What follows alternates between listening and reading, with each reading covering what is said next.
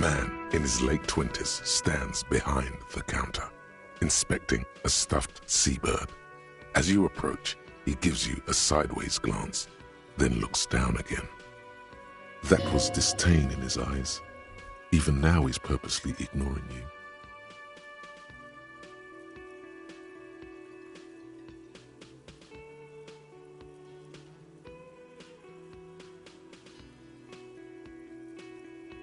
Oh no, you're a hero. A real hero cop.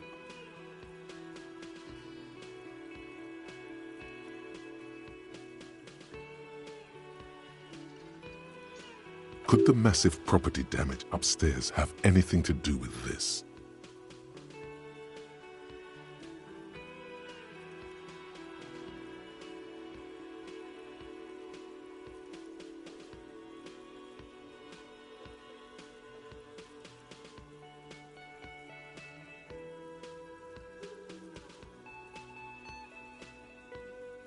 Am I?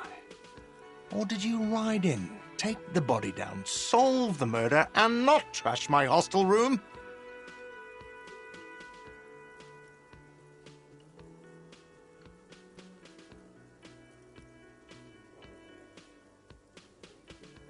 No, you see, actually, you didn't. You haven't done anything even remotely useful since you got here. No, I haven't seen you around. I'm not always here.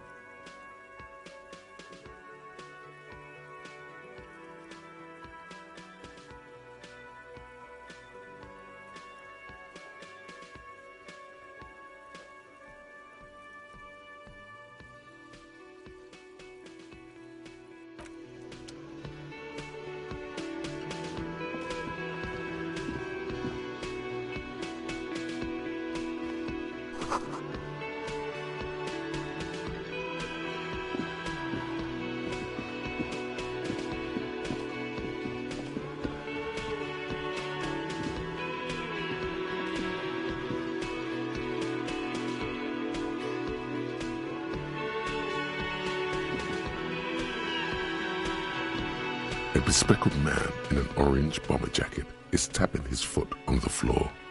Looks like he's waiting for someone. As you approach, he narrows his eyes and extends his hand in greeting. If an assault were launched on this building right now, if the windows came crashing down and the whole world descended upon you, this man would hurl himself in death's way to save you. You are sure of this, but why?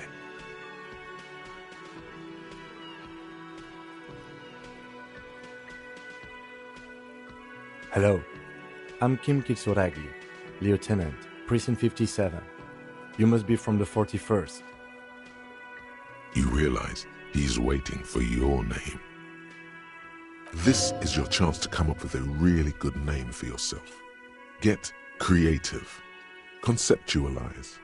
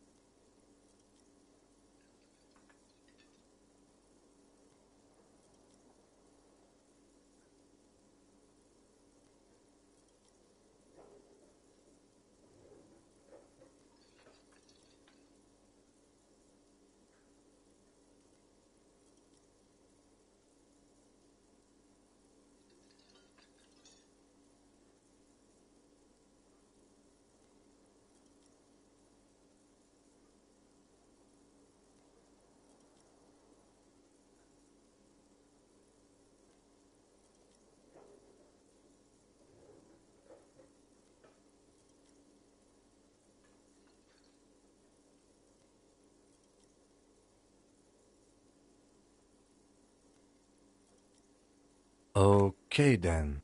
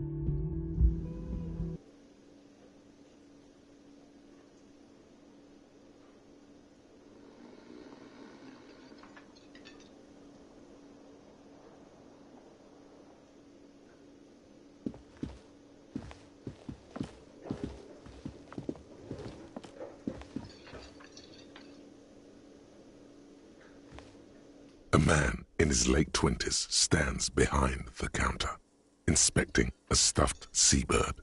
As you approach, he gives you a sideways glance, then looks down again. That was disdain in his eyes. Even now he's purposely ignoring you. Oh no, you're a hero. A real hero cop. Could the massive property damage upstairs have anything to do with this?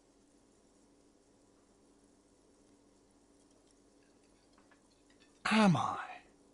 Or did you ride in, take the body down, solve the murder, and not trash my hostel room?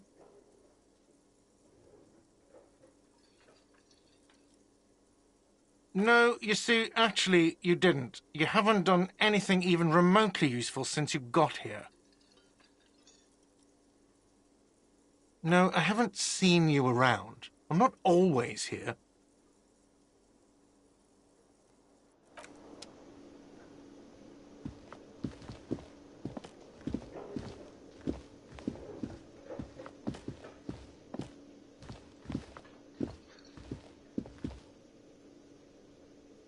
A bespectacled man in an orange bomber jacket is tapping his foot on the floor. Looks like he's waiting for someone. You. As you approach, he narrows his eyes and extends his hand in greeting. If an assault were launched on this building right now, if the windows came crashing down and the whole world descended upon you, this man would hurl himself in death's way to save you. You are sure of this, but why? Hello, I'm Kim Kitsuragi, Lieutenant, Precinct 57. You must be from the 41st.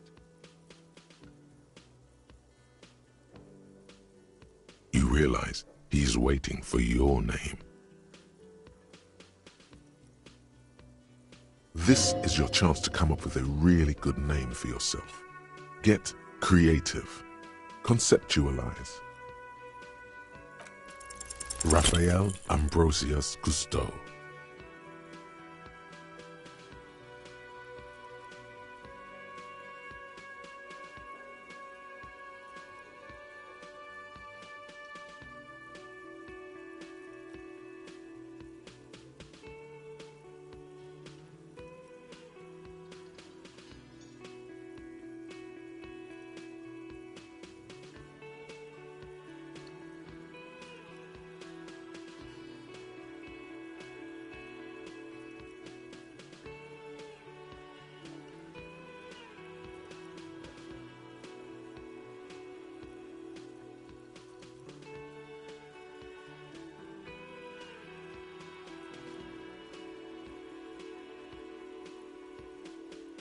Yes, well.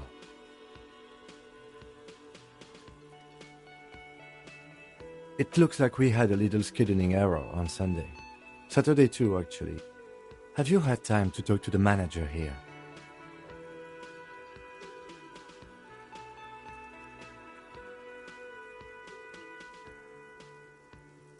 If you don't mind, we should talk to him again.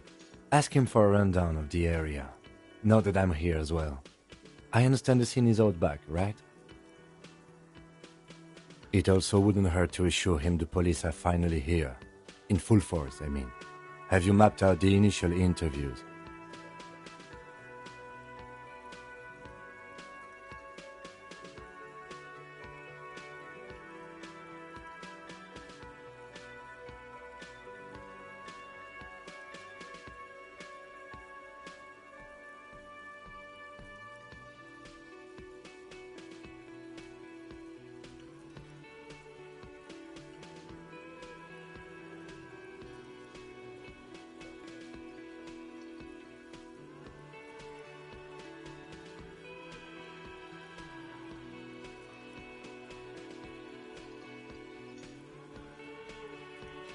Okay, we'll have time for that after we take a look at the coroner's case.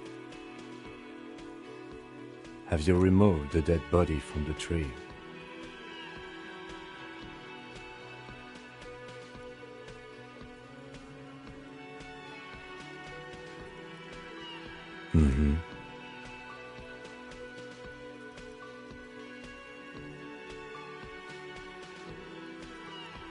So, the body is still in the tree. This is the first time you detect a weariness in the lieutenant's voice. It is obvious he would have preferred for the body to no longer be in the tree. Where it has been hanging for 7 days straight. We should go there as soon as we are done talking to the owner.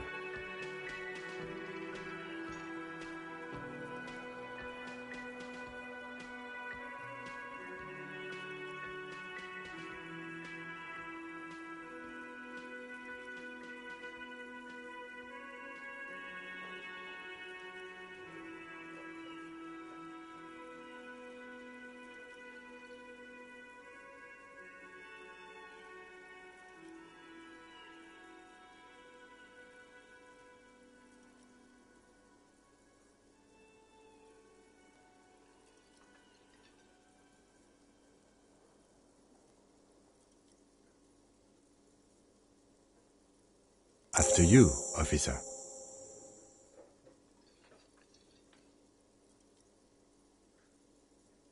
If you're about to embark on an investigation, shouldn't you have a badge?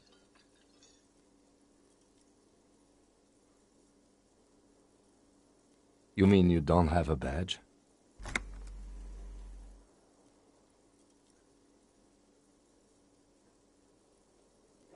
Losing your identification card is a serious matter. My vehicle has a shortwave. You can use it to report your badge missing. I advise you to try to locate it as quickly as possible, but getting the body down should still take precedence. Lieutenant Kitsuragi is now in your party. You can talk to him whenever by interacting with him.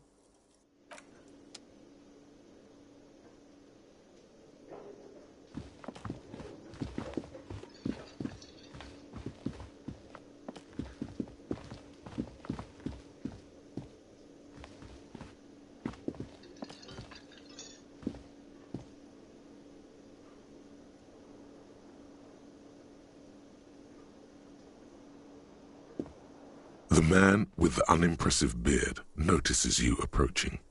He drops the ledger he was holding and turns to the lieutenant. Mr. Gart, right? You run this place. Yes. I am Kim Kitsuragi from Precinct 57. This is an inter-district investigation, so joining me from Precinct 41...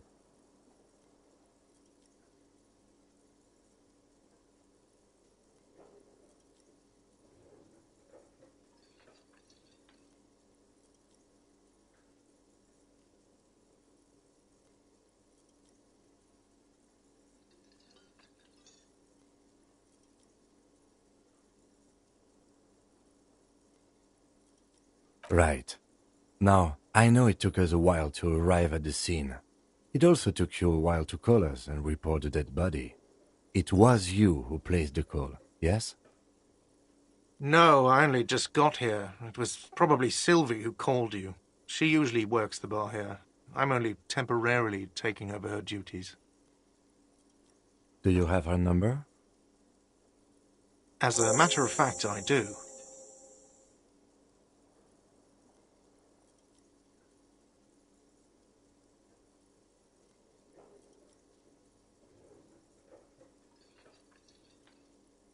You said you just got here. From where? Are you a local? What, of Martinez? No, I live in Jamrock.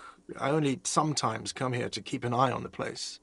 This is just one of the many, many cafeterias I manage. But you still know your way around, yes? In case we need directions.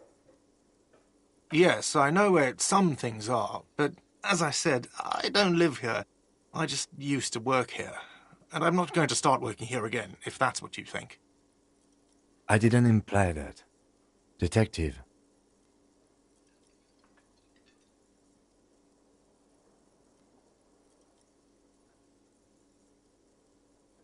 I have everything.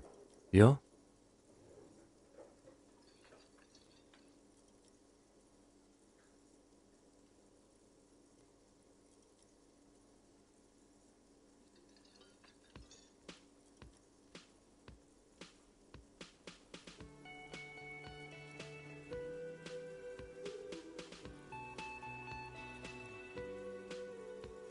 The body was behind the building, right?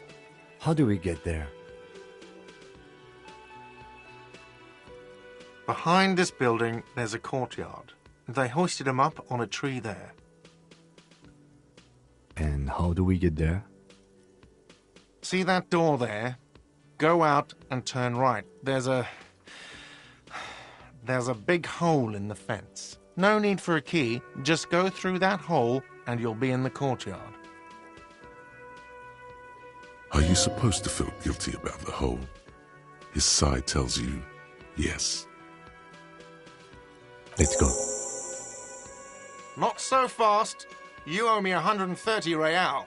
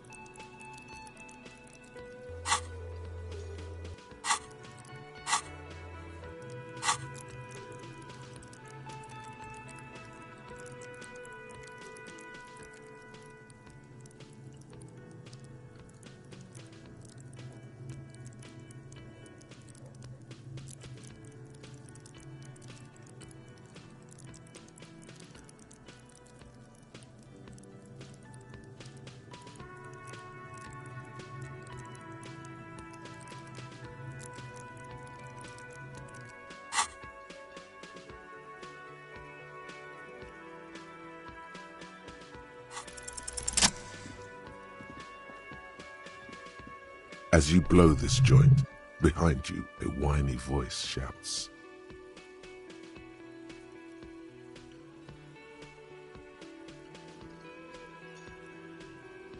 Real mature, man. Real mature.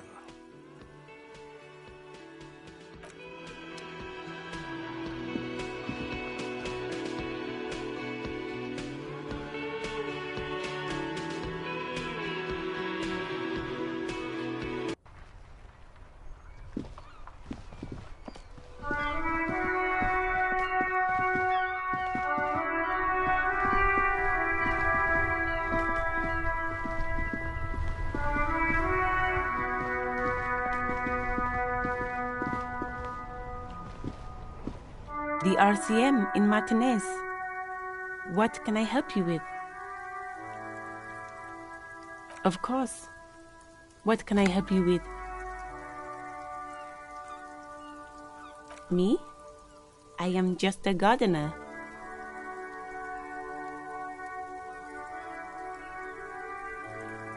I am working. I have a greenhouse in the yard there. I've been trying to get some work done. There's discomfort. She stops mid-sentence.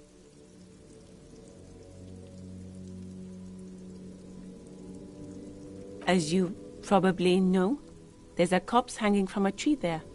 It smells pretty bad, so I have to take breaks. Don't worry, miss. We are here to clean it up. You can get to work soon. Thank you. My head is about to explode from all the salts I've had to inhale.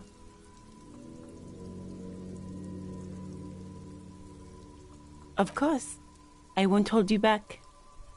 Her gloves. You get the feeling that you need them. You have a dead body to deal with after all.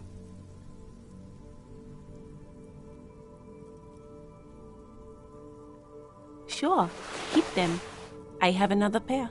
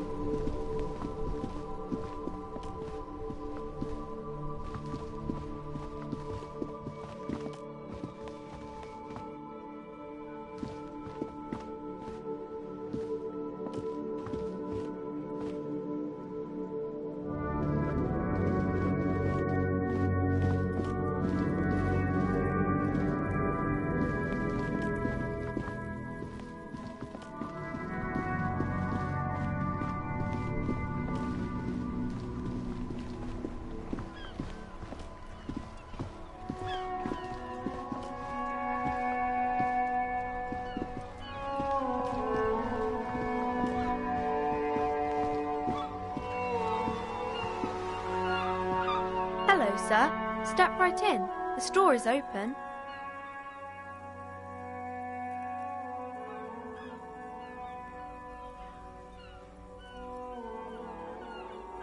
Are you interested in a new and exciting book?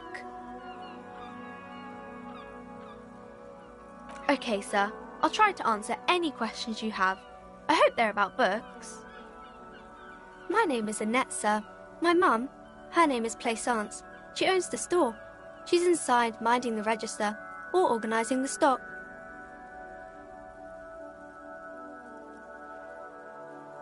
Feel free to step in and browse our wares.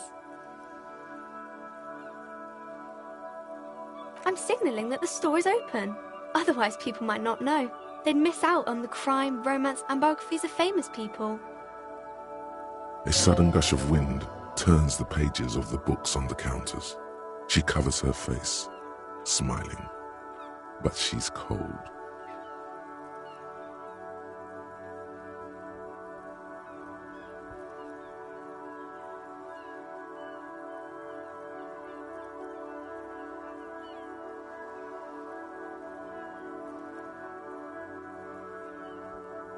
Kind of you to offer, sir. What could you do to help her anyway?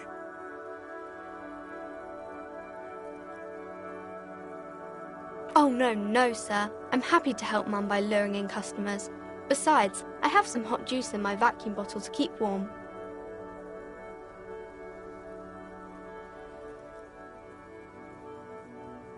I do my studies at home at the moment. I have to help Mum keep this place running.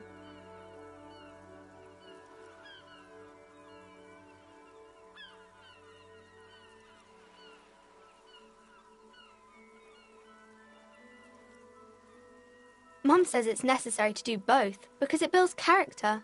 Mum says a proper worker is dutiful. That's how you get ahead in life. You succeed.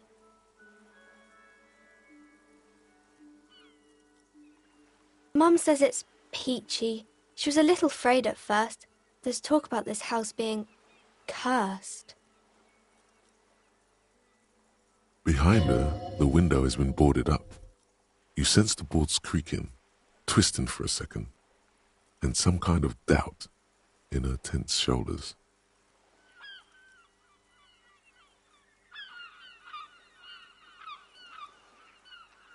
Cursed in the way that makes them say that no business has ever really thrived here, sir. That they all go...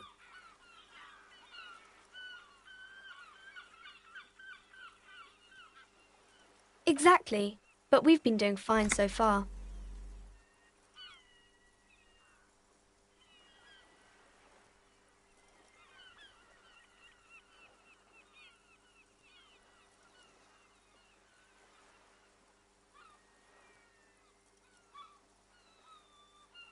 They shouldn't be, but they seem real. Anyhow, they say that these grounds are doomed for businesses.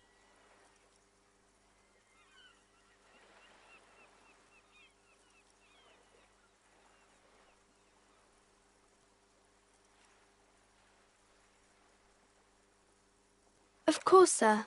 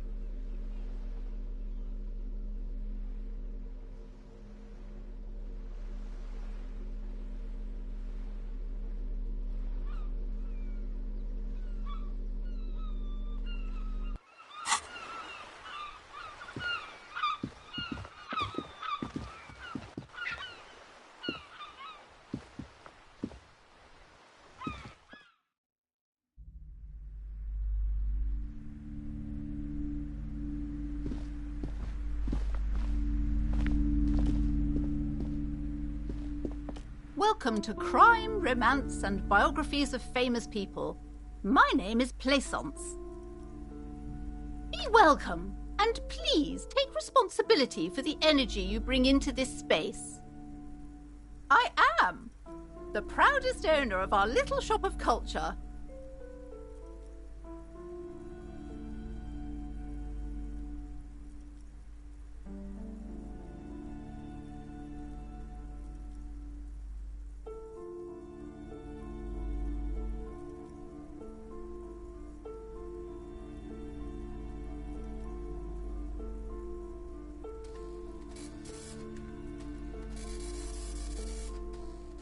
Then why are you talking to me?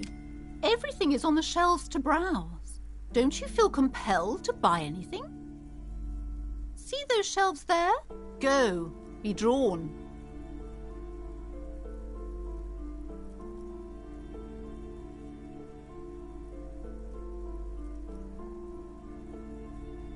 Everything is on the shelves. Take a look yourself. The shelves compel you, don't they? She's attempting to mentally direct you towards the shelves. She only wants you to buy the goods. She doesn't care about the books.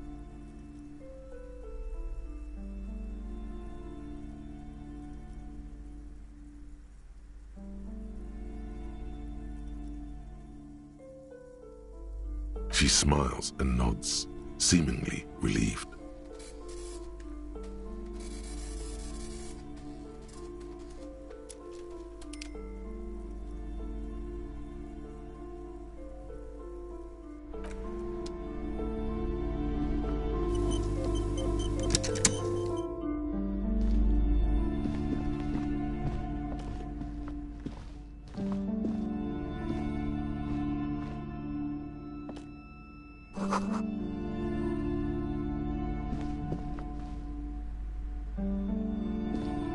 The display rack is brimming with worn paperbacks featuring an extremely muscular, sword-wielding barbarian on the cover. Nearly all the titles contain the word Heimdall somewhere.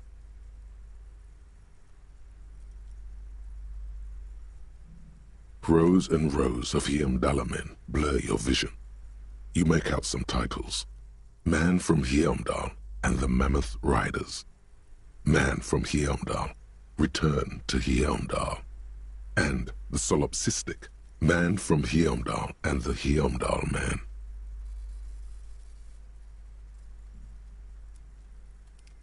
Maybe 100. Man from Heimdall and the sages at the end of the world. Man from Heimdall and the false god.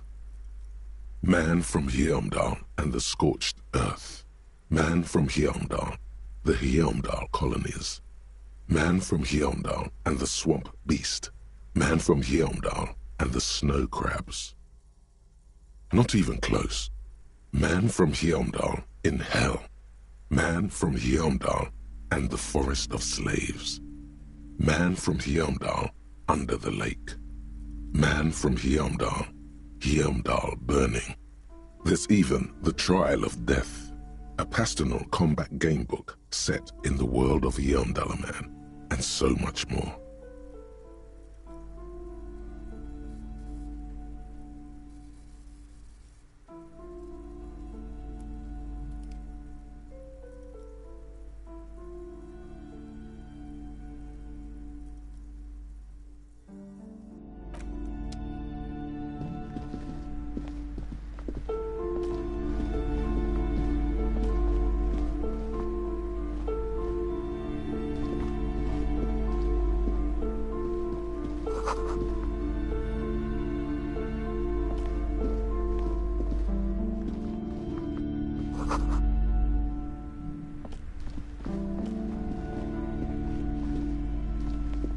A small mountain of colorful board game boxes. There are numerous types of games for all ages. A lot of shelf space seems to be taken up by Wirral-related merchandise. An endless variety of source books, lore books, and codices litter the table. The topmost book is titled Welkin Compendium, 2nd edition. There's also a large hardbound tome with intricate cover art, The Hunters of Katawak, Boreal Creature Compendium, and a pick-your-path adventure game book titled Tales of Wirral, Cavern of Velkrag. Books in a board game section? Who wants to read books?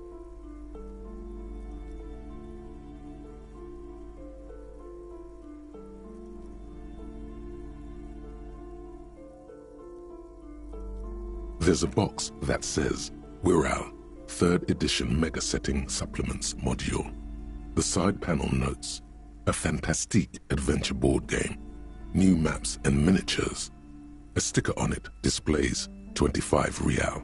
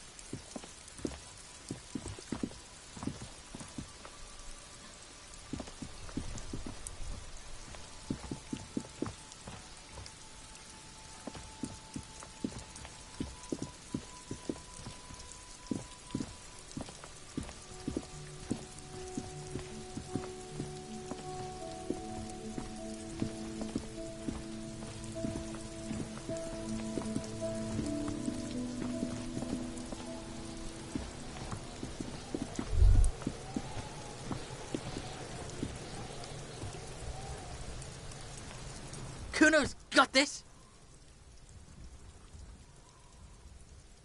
If there ever was such a thing as an ugly kid, then this is it. He's almost exquisite in his ugliness, like a gremlin. Oh yeah, nappa gumpy, Kuno!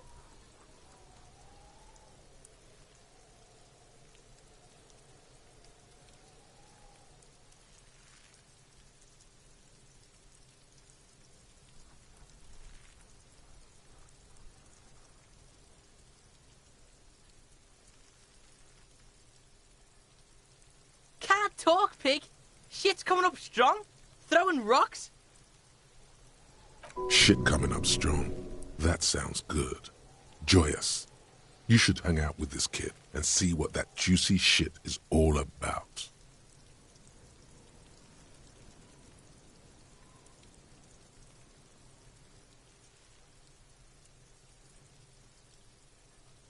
I mean drugs. The kid's on drugs.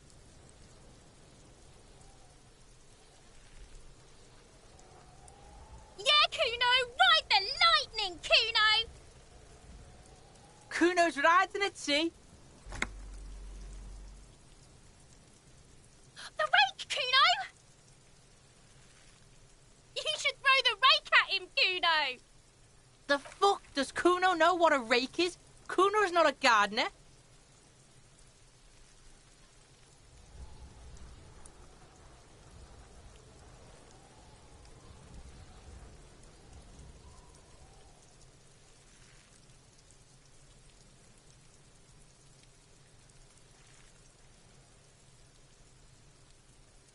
The fuck are you talking about?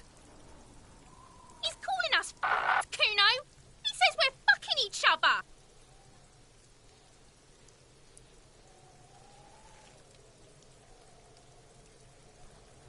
We shouldn't do anything.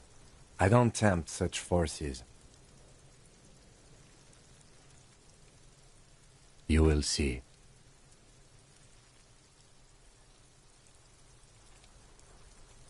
Alright, entertain the Kuno. Show me what you got. What you got there? What you got, huh? Show me what you got.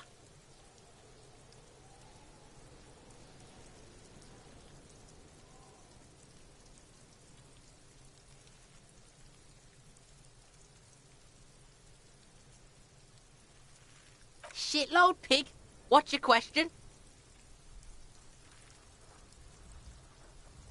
Don't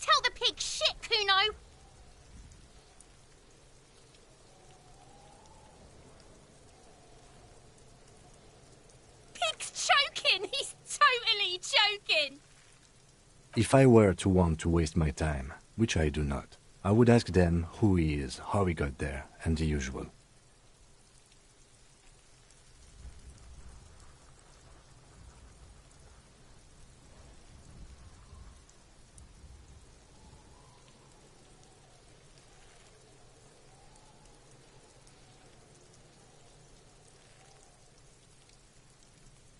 Kuno's fuck gimp.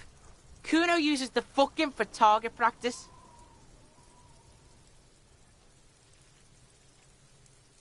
Probably climbed.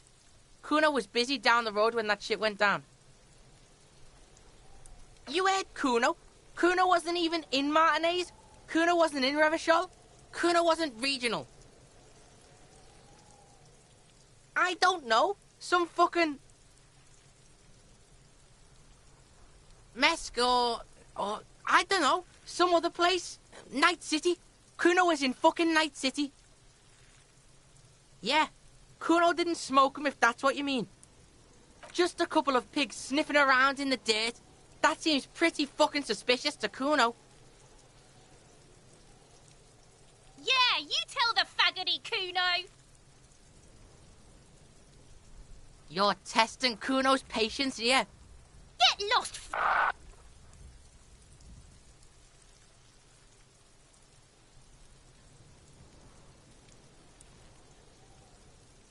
Right, pig. This is where Kuno plays with his little wooden choo-choo. What do you want with it?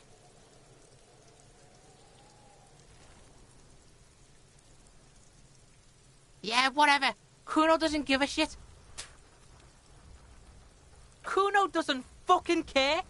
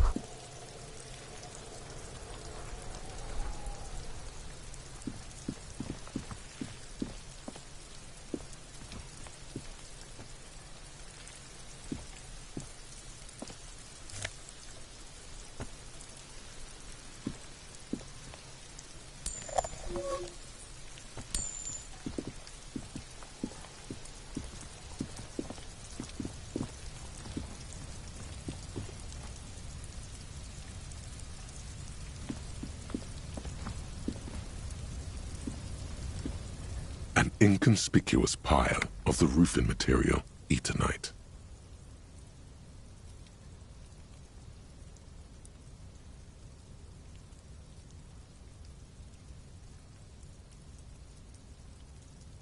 It's nothing. Someone just left some roofing material slanted against an old shack.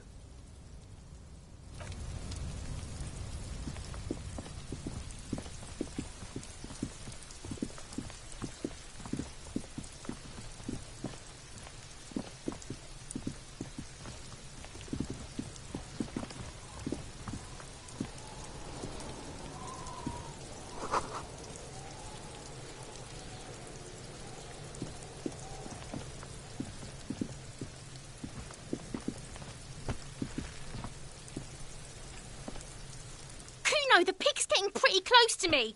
Come to snuff my shit out, I think.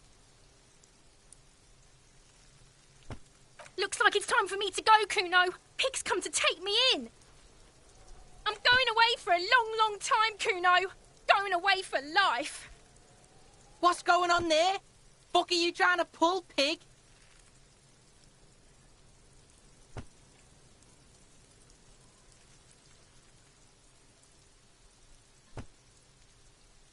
I come from the woods, Gutta Vittu.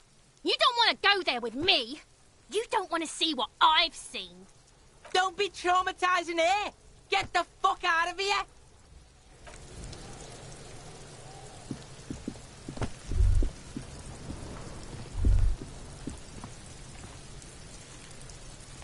The corpse looks at you with bulging white eyes. The face around them does not look human. It's swollen and ready to burst. His lips are fish-like and his tongue like a ball gag in his mouth. You seem to be holding your breath.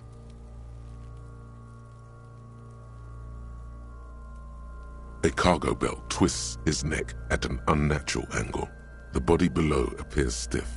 It's letting out an ungodly rot. The smell seeps in even through your clenched nostrils.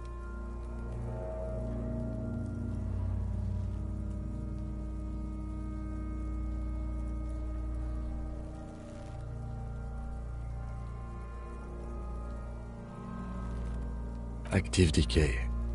It's okay to throw up, officer. No one is judging. He's about to blow! Cop's gonna blow, Kuno!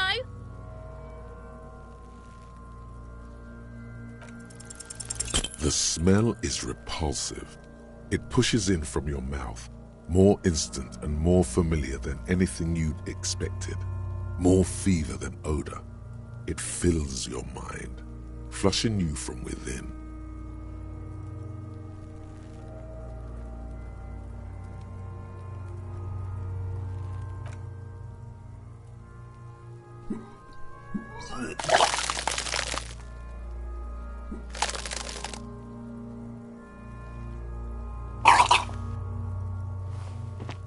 You feel a great force ringing from your stomach. Your body curls and pushes it out, burst by burst, until a pool of vomit lies under your feet and your throat stings from the stomach acid.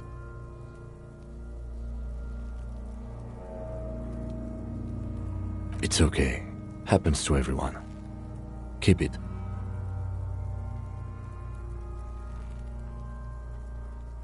The hangover is clearly making this worse for you. You could use some ammonia to clear your head.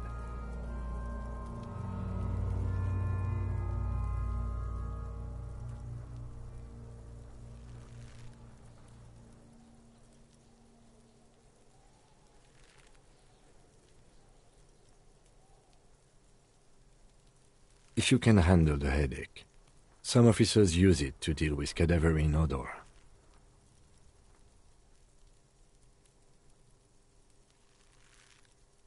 I can't handle the headache. It's more likely he can handle the smell, unlike you.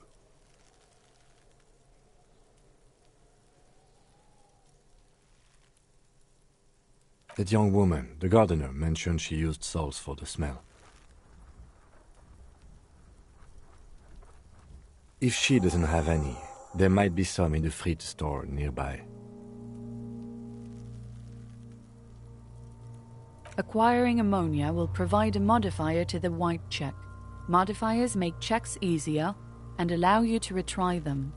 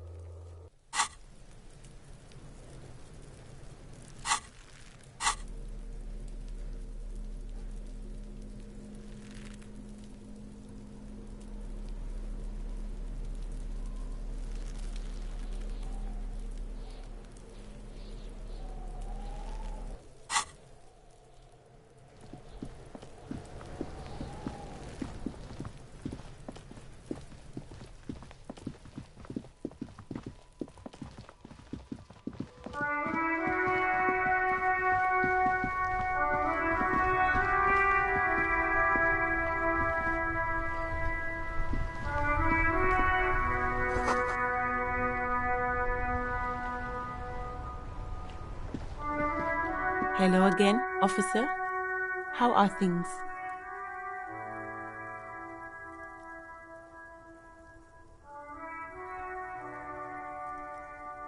Sure, I'm done with them. Go easy on that stuff. It gave me a terrible headache.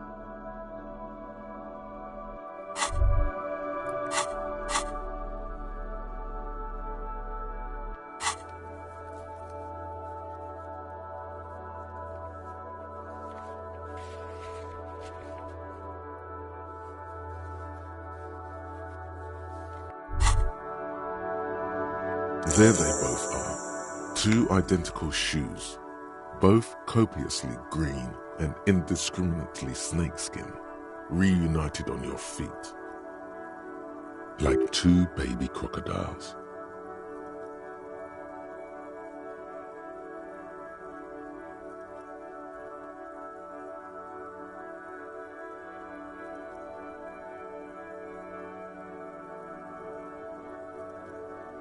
Go ahead, just as long as you don't discard those crocodile babies.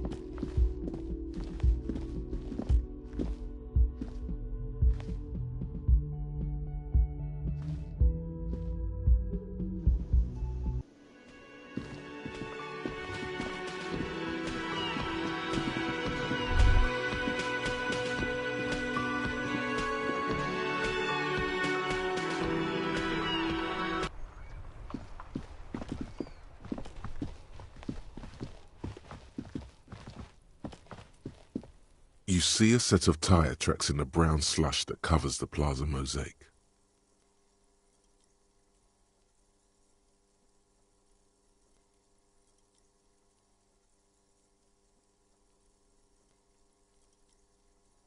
Hard to say. Your vision is blurred and you're having difficulty concentrating thanks to your relentless hangover. The tire tracks were left here by an unknown event that took place some days ago. It's a message, written in the language of burnt rubber. Some of that rubber stuck to the tiles right in front of the whirling in rags. This is point A. The driver started there.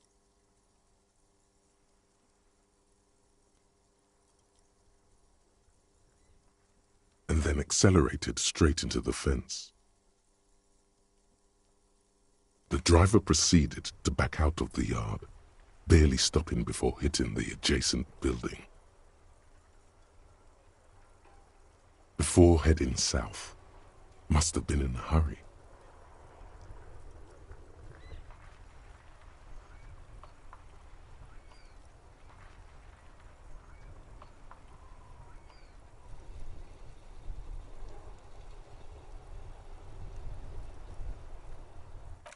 You are correct. This is a rather motor carriage-friendly city.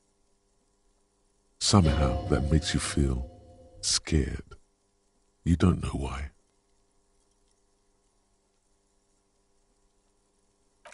I'm not sure. There are plenty of traffic accidents waiting to happen in Martinez. With the jam right here on the roundabout, I would keep them separate. You could follow the track south. There seems to be a canal there. See where they went, if you find the time.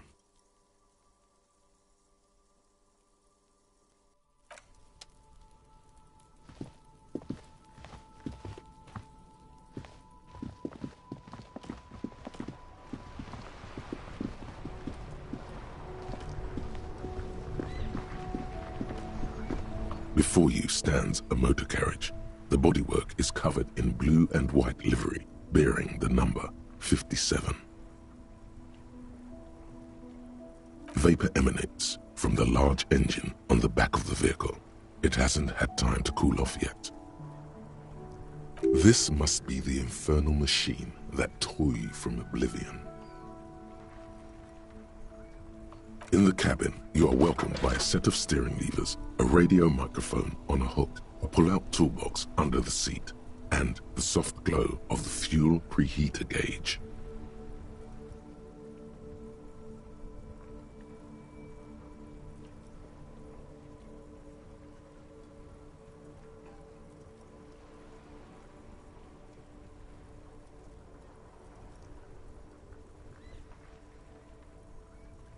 A metallic drawer slides out from under the seat and clicks into place. The tools inside are neatly organized. Take what you need, officer. It's going to be a long case.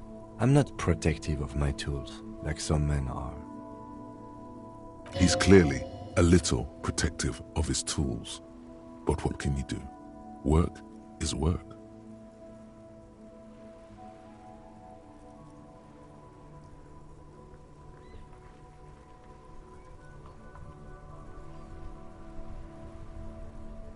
It's robust, weatherproof, and well-made. Police issue, blue. Lets you see things in the dark you would otherwise miss.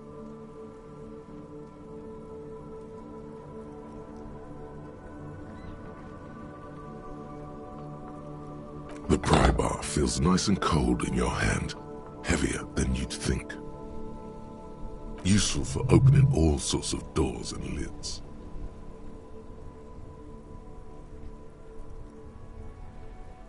The handles are long and sleek. Snap, snap, go the cutters in your hand. The pull-out toolbox slides back into its nest. Preheater gauge casts a warm glow on the steering levers and the radio on its hook. The frequency tableau lights up and the green button labeled Prime Line glows like a feline eye. And then you hear something. The soft purr of electrical kittens. Radio waves cast far and wide over the metropolis. A woman's voice greets you through the static. This is Precinct 57. Hello, Lieutenant. How may I assist you? Hello, Alice. Please assist our colleague from the 41st Precinct here. I'm putting him on. Operating the radio is easy. Just be confident. You've probably done it 1,000 times.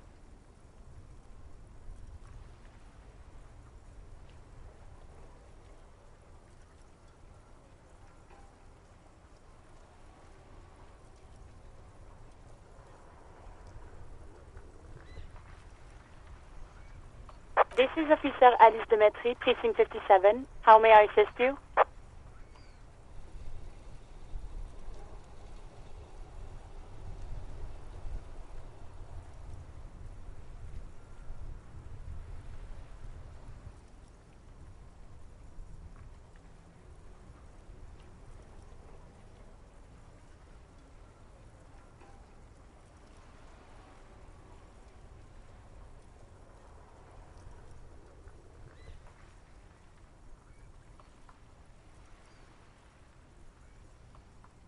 Of course. What is the number, officer?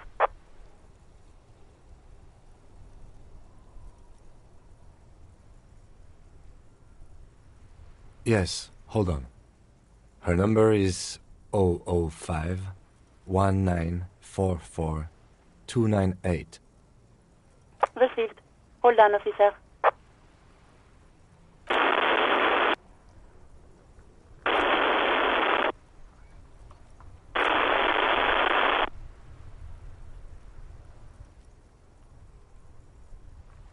Lieutenant Kitsuragi slowly begins to tap a little rhythm with his right foot. Quite a lot of time has passed.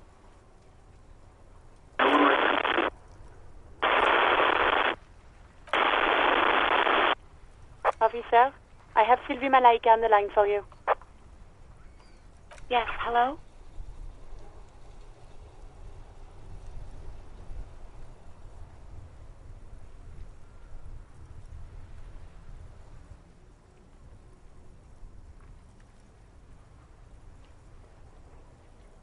Oh, right.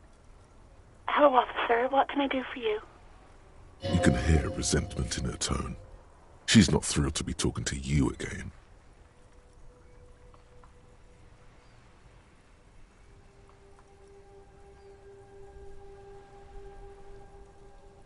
No, not me.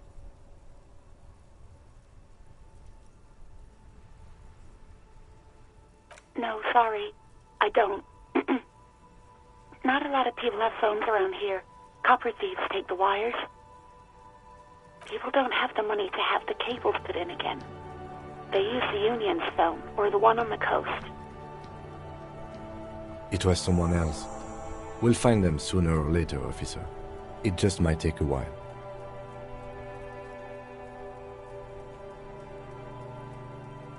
What? Of course it bothered me. But I thought the Union already knew about the corpse.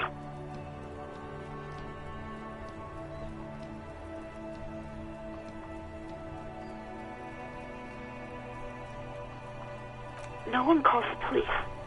The Union would get angry.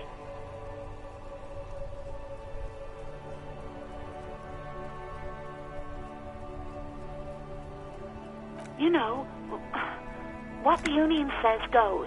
People listen to them and they take care of their own, which is like everyone here. Garbage.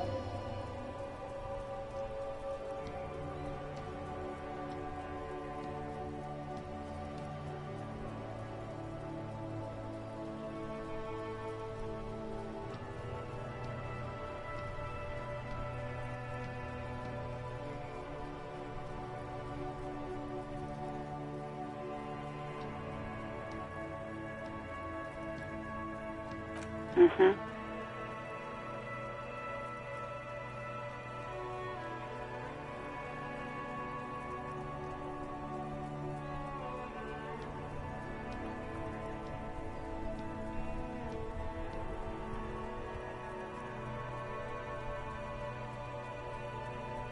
I don't know what to tell you, officer. I didn't call you because I didn't want to get in trouble with the others, with the Union. I'm sorry about that. Yeah, go on.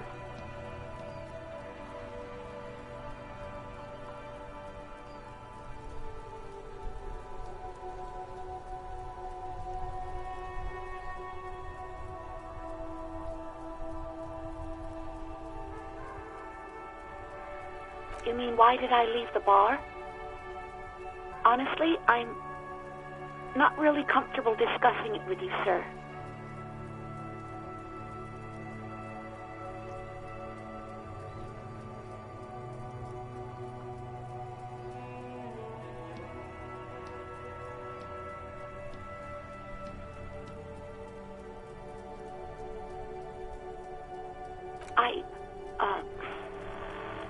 Let's just say I left because I needed to get away from someone. You know whom? You think you hear a sliver of accusation in her words. Don't be paranoid. She's obviously talking about someone else, not you.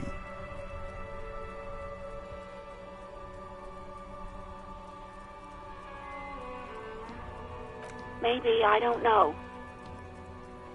I just know I have to take some time off right now.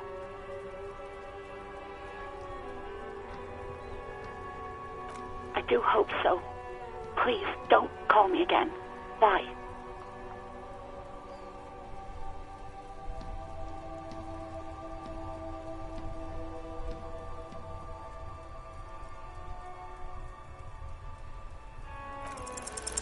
Yes, you have obviously done something to upset her at the Whirling in Rags when she was still working there.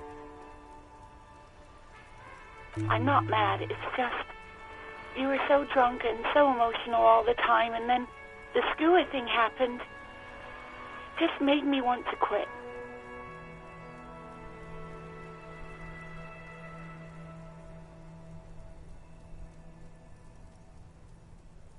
The stuffed bird, the great skua. You threw it against the wall while screaming, "Fuck that bird," and laughing like a maniac. I think you said it had been giving you shit ever since you got there.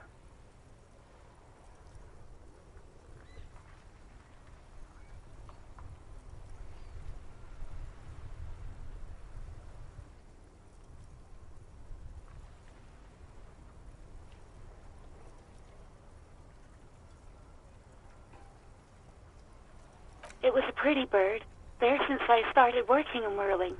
I really liked her. We call her Scotty. There's genuine sadness in her voice.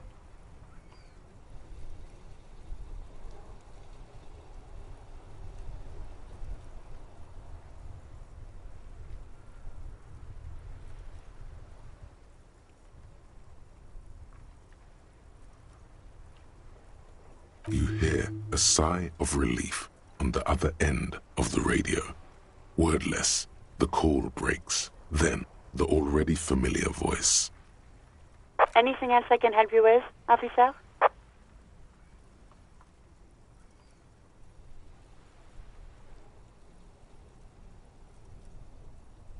57th, over and out.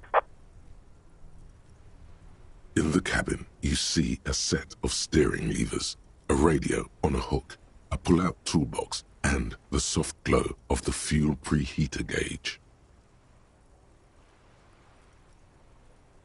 The white suede feels luxurious under the touch, and the metal clutch handle so very familiar in your palm. As you tap on the gauge, the indicator pin jerks as if startled. It's in the large orange sector, indicating the engine is warm. Next to the gauge is a red switch labeled heat.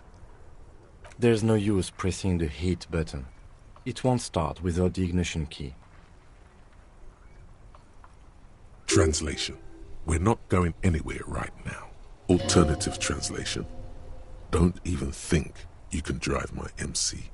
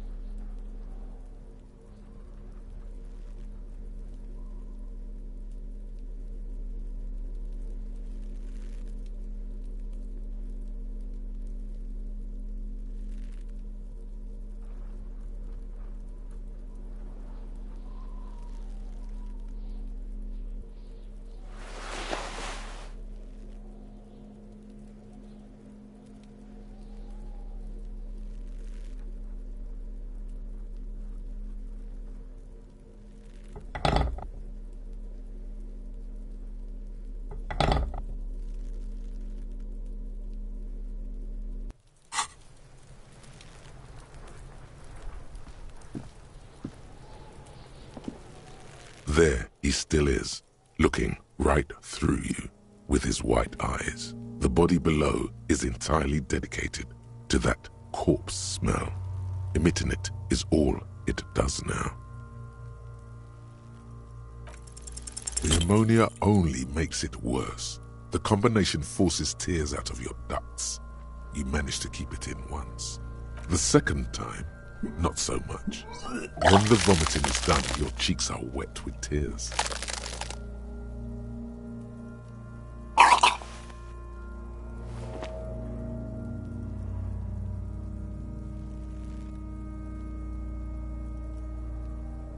Nor does the wind right now.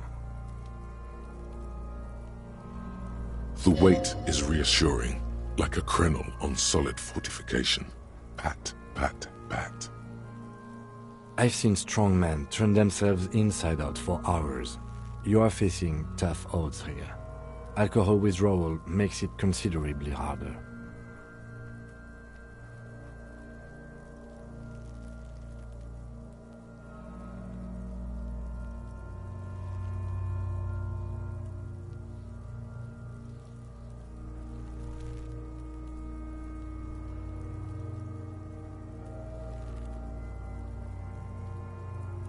I've seen captains puke their guts out. It never gets easier. You never get used to the smell. Every Monday is cadaver day. Throw up, investigate. Throw up, initial autopsy. Throw up, bag it. Then drive to the station. Maybe throw up on the way there if you didn't bag the thing tight enough. I think I've lost my sense of smell. Not being hungover helps too.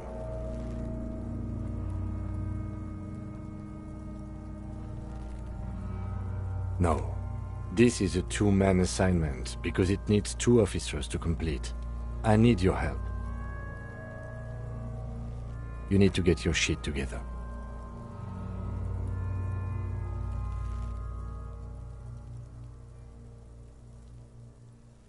We should go talk to the locals. Find something else to do while the wind changes.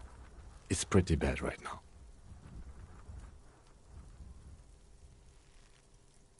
You've gained a thought. When this dialogue is over, go to your thought cabinet and internalize it for special bonuses and effects. Give it half an hour.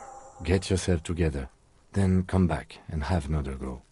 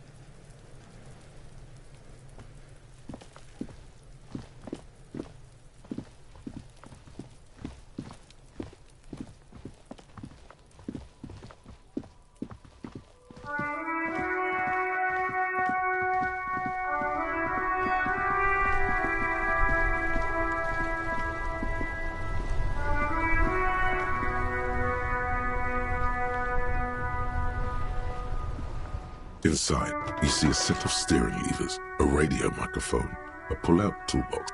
This is Precinct 57. How may I assist you? Just a second, officer.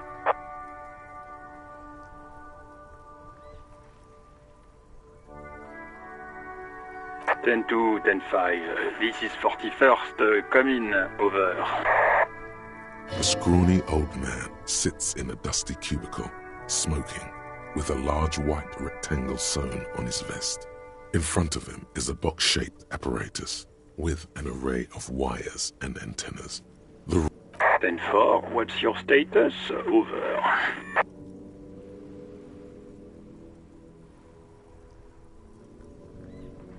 Ten 18, 10-20, over.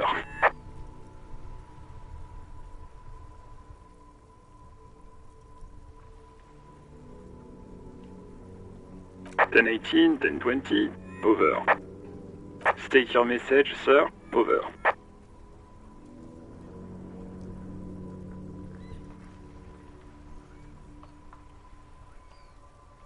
10-9, repeat message, over. 10-4, message received. This is a very serious situation. I need to 10-22 the captain. Over. Is it him? What does he want? Says he lost his badge and needs to report it. He what? He lost his badge? Who lost his badge? Dick fucking Mullen. Who do you think? It's Officer Dick Mullen from the bestseller Dick Mullen and the Lost Identity.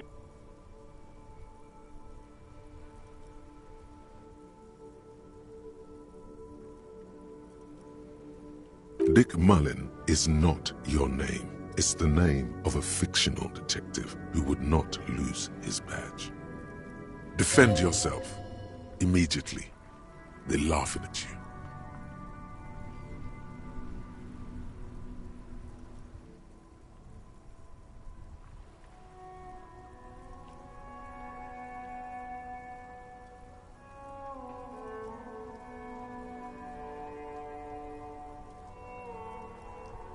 He's asking you to stop, says this is serious. Of course it's serious. He lost his fucking badge. Satellite Officer Vic concurs, losing your badge is serious. Over.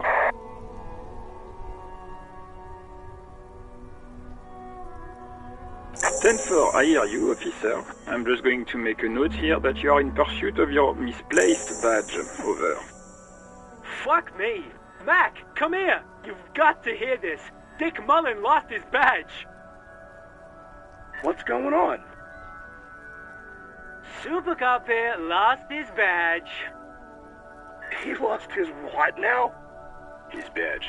He lost his goddamn fucking badge.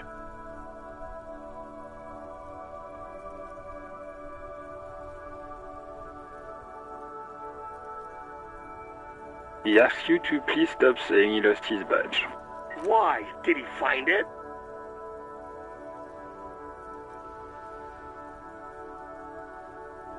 Sergeant Orson was wondering if you found your badge yet. Over. You don't have a comeback. Sorry. It's hard to think like this. He's not replying. Looks like he's still looking for it. 10-9, come again. I didn't get that. Over. New heights even for Captain Sober. Ask him. Ask him if he's lost his gun, too.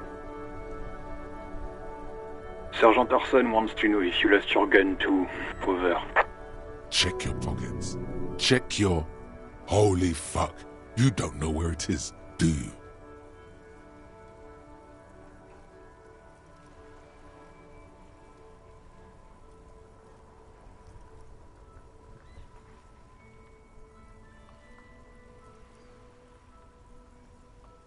No.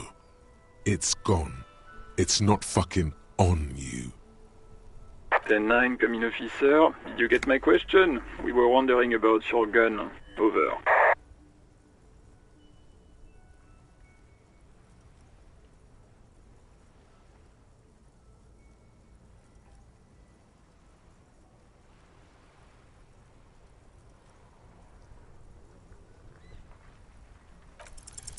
Lying over the phone, it's easy.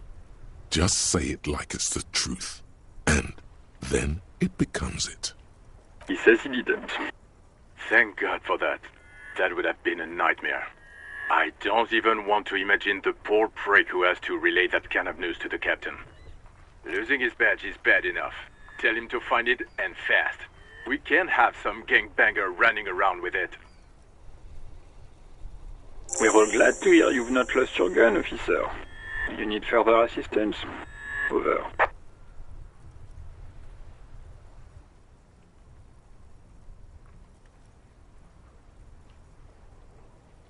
Roger that. 10-10. Over and out.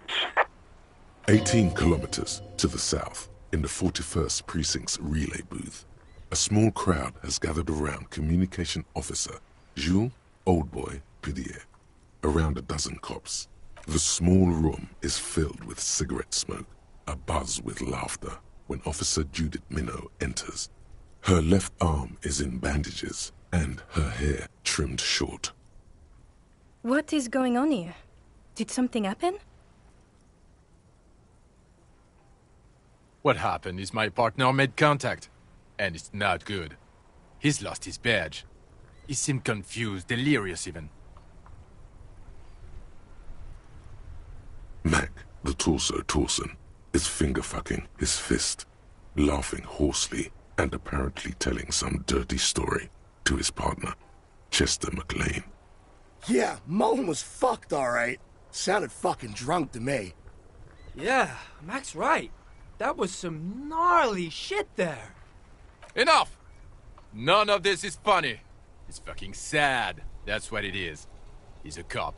He's one of us, goddamn this. We must help him.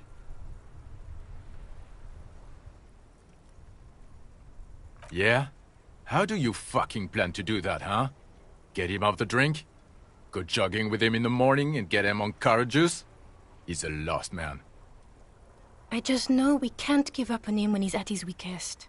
He wouldn't. Mac, man the door. You know what he told me? I don't want to get better. I want to get worse. Those were his words. This shit does not leave this room. Not a word of this to the captain. Or anyone else. We'll give him a couple of days to pull his shit together. I guess I can hold off the report for a few days.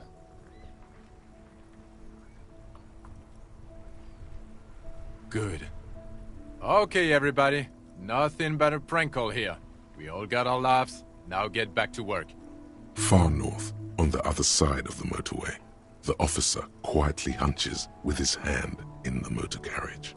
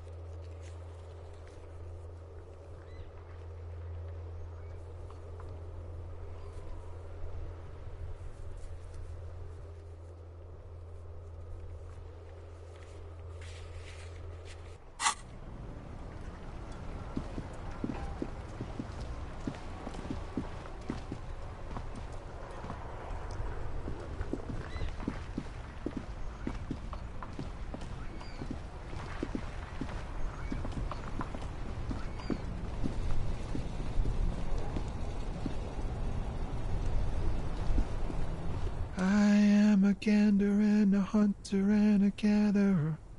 Feel like a traveler. A simple little cadence. He seems to be making it up as he goes.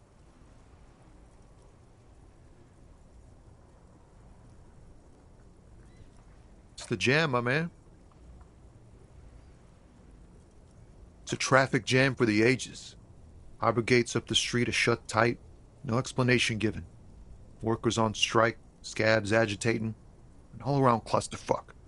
Meanwhile, we're all stuck here in long-haul limbo for days upon days upon days. Upon days. Feels like forever. Like I was born on this here roundabout and this was all I ever knew. Just me and the metal and the tires, the oil and the fumes of mazout.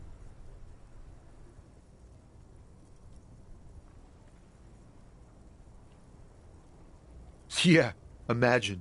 It's been a whole week already. Behind the laugh, however, a touch of sorrow. So tell me, what do you need?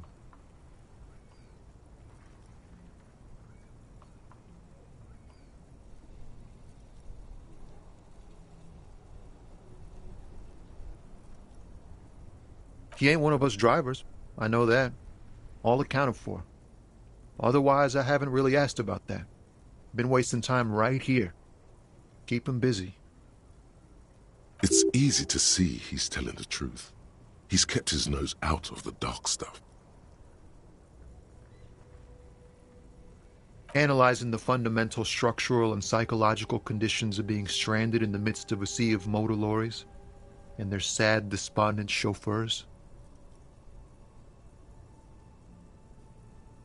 A sense of surprise there ain't more bodies hanging from more trees.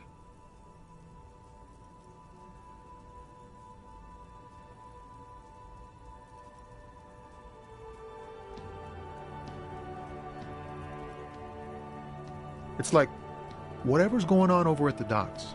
Workers got a blockade set up, making demands, no way in or out.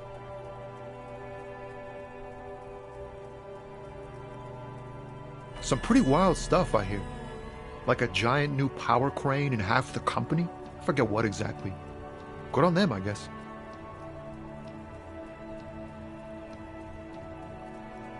I've heard talk there's a company rep in town, too. Like a strike negotiator type. They'd know what's up. Precise demands and so on. Ah, yes, from the Wild Pines. We'll meet her soon enough, I'm sure.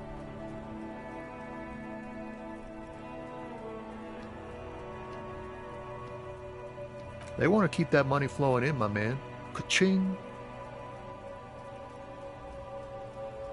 Anything else? Yeah, this ain't really my area of expertise. I just do my job and get paid. I have things to do and places to be. All of us do. Us lorry drivers. Camionneurs. You still hang around here waiting for this mess to end. Most have scurried off somewhere to get drunk or high. Or laid. Not that I blame them, really.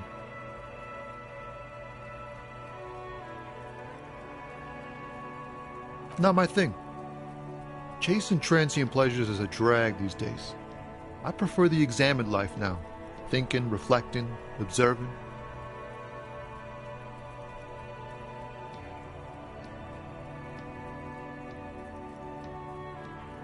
He tries his best to look nonchalant, but there's a rigidity in him, as if trying to conceal something warm and deep beneath a cool exterior.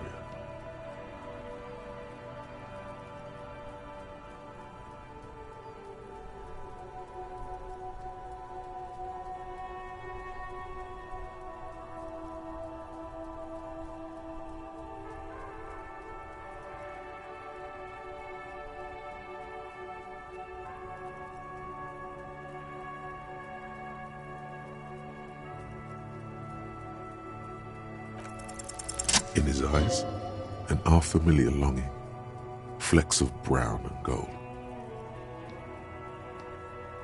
It's hard to say. His gaze wanders southwest, down the street that goes beyond the horizon. Excuse me? A flinch jolts his frame. The question has touched a nerve.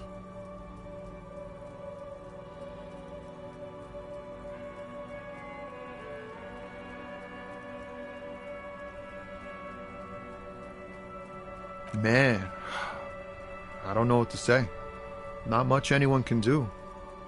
There's no helping in absence, you know. I miss my family. They're all I have. My wife, second kid on the way, waiting all the way in Diora. And here I am stuck in this shit, so far from home.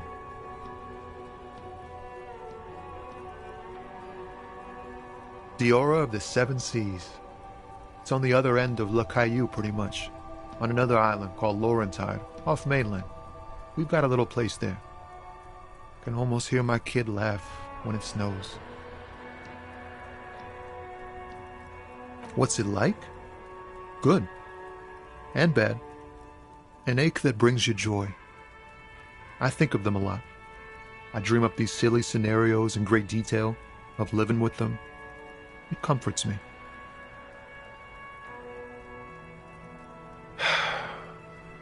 What about you, Cop Man? You missing someone? Is that what it is? This feeling? No, it's scarier than that. You're pursued by a hunter, smelling of apricots and sorrow, and the past.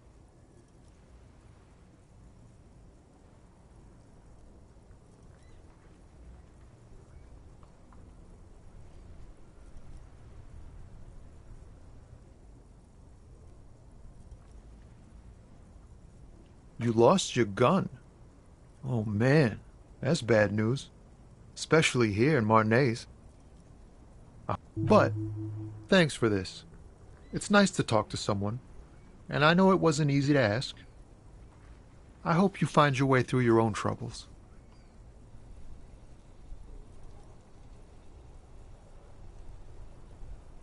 Oh, high-grade narcotics, illegal firearms, stuff like that. Time to arrest him.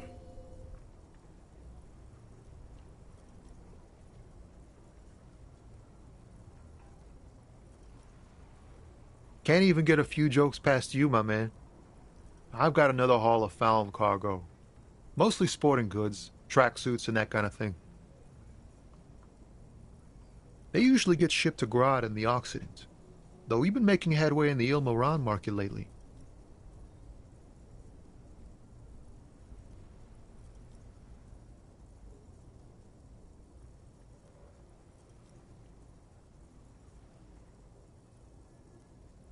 Not unless they've illegalized sports equipment while I was on the road.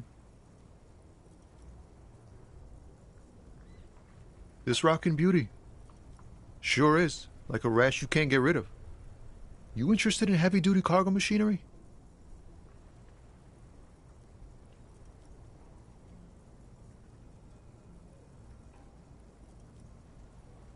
Yeah, it must be.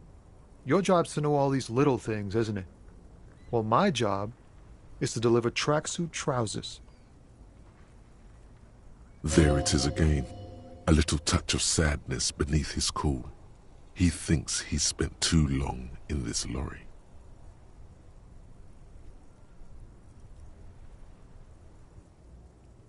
The man taps his fingers rhythmically against his arm. Don't be a stranger.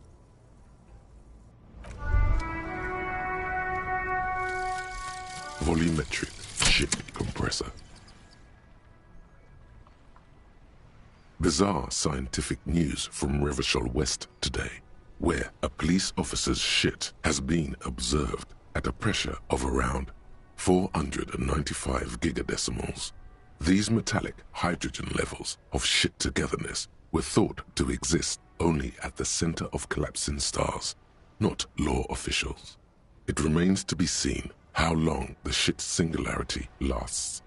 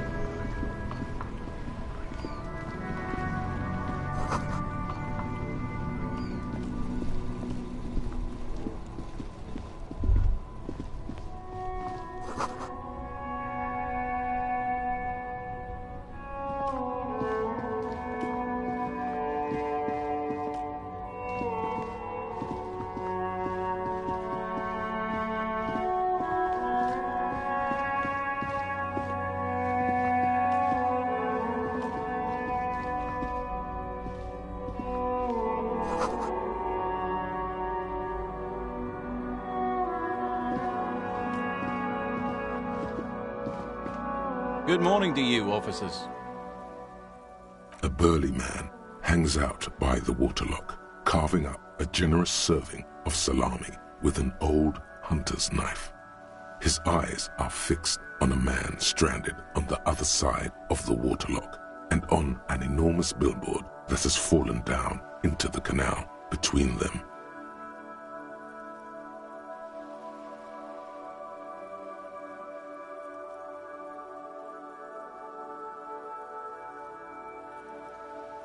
I wasn't here to witness it, but those look like tire tracks on that sign. Weird, huh? Then again, plenty of daredevil drivers in Revachol. The words daredevil driver sound ominous to you. Too bad it also takes a year and a day to repair anything around here, especially a waterlock. The rest of the coast is closed off till then.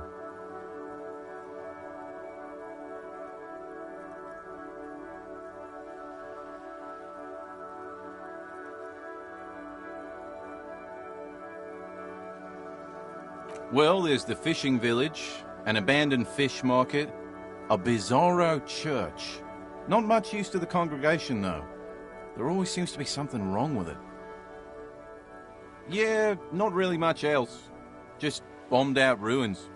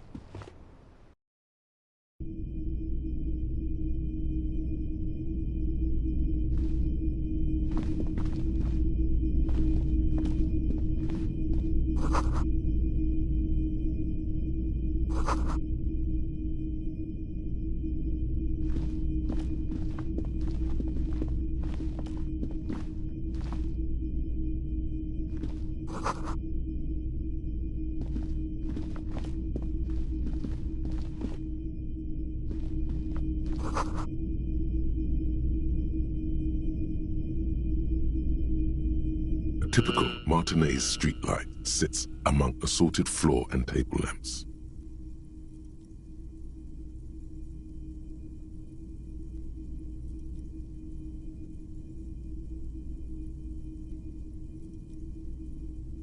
light pole has been carefully cut, and the wiring has been redone and attached to a standard indoor plug. The light buzzes faintly, but persistently. This would make quite a statement in your living room.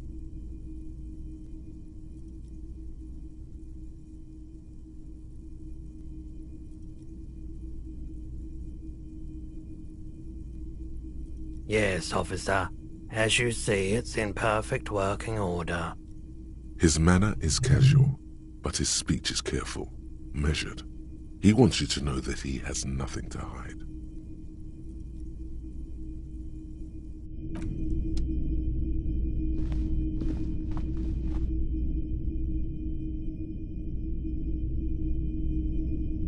It's not often that I see officers from the RCM in my pawn shop. What can I do for you? His courtesy is not insincere, but he prefers being alone with his projector, just watching the movement of light across the walls of the shop.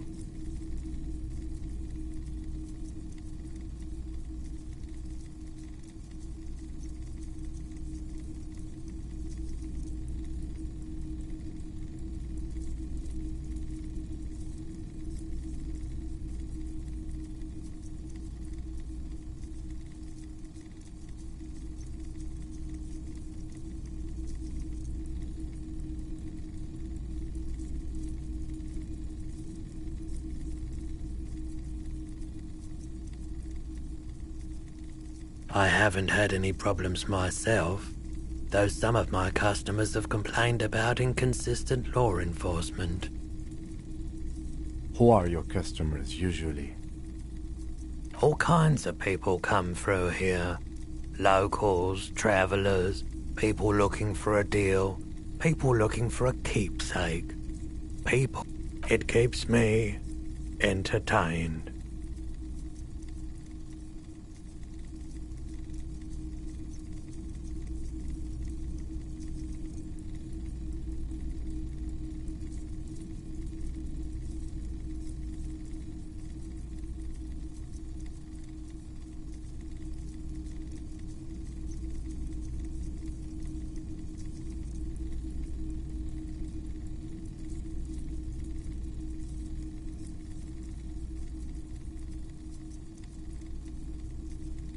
I doubt it, but I can try and answer any questions you may have. I do my best to keep my distance from all manner of butchery. Bad for business, bad for everyone. The pawnbroker's gaze is already fixed on the dancing colors. Someone else came here earlier today asking the same question.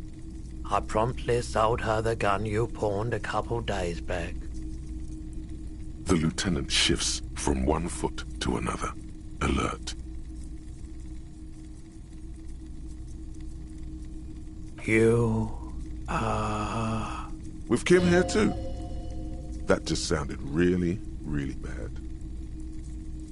You were adamant about getting rid of it, officer. Said you were undeserving of a service weapon of the Revachol Citizens Militia. And I don't like keeping guns around the shop for long. Off-the-charts photon emissions. The unhealthy kind. He's not telling you the whole story. It seems he's trying to spare you. You weren't quite yourself, officer. You were very distraught.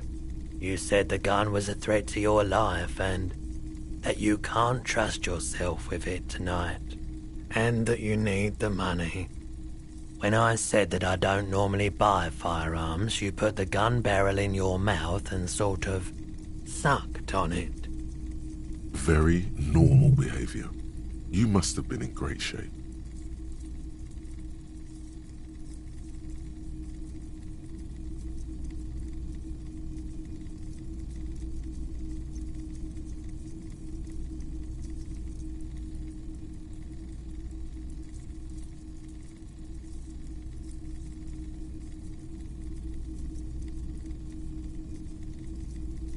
It certainly does, especially in Rivershoal.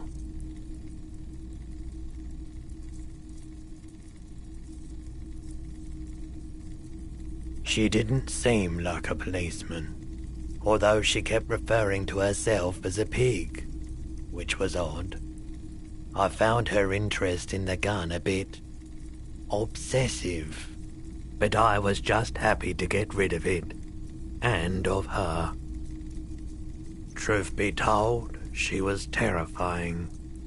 Right, so let me get this right. You sold your sidearm, issued by the citizens' militia, and now a civilian is running around the streets of Martinez with it? Miraculously, his face does not reveal what's happening inside.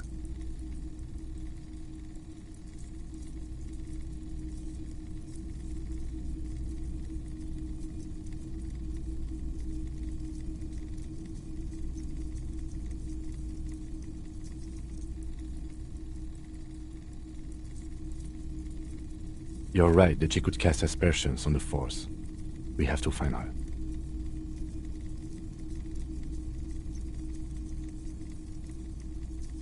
My apologies, officer, but I have no idea where she was coming from or where she went. A needle in a haystack.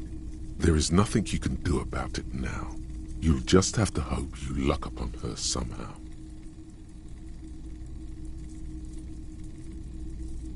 Of course.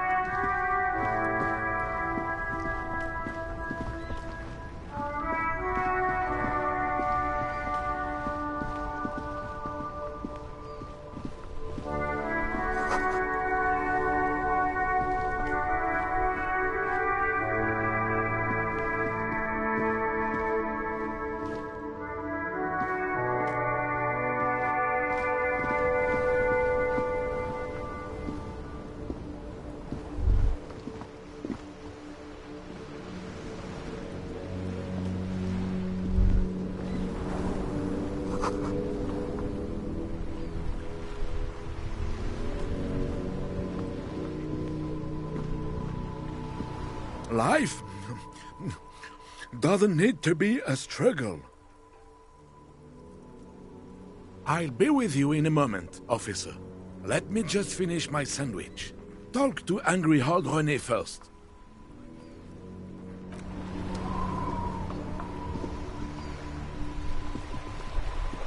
Have you no shame? Whining about your back every time you bring out the measuring tape. René, you're a man with a fork in a world of soup. Please, let's just try to enjoy the game, all right? I'm trying to, but you keep breaking my concentration. You're old. I can see that. We're both old. Now stop grabbing your ass like it's a girl. These manly men are playing balls. This is a ball game. Grab a ball and play it. Don't ask questions. Shoot first. Ask questions never. No, you got this. There's the ball. You're the game.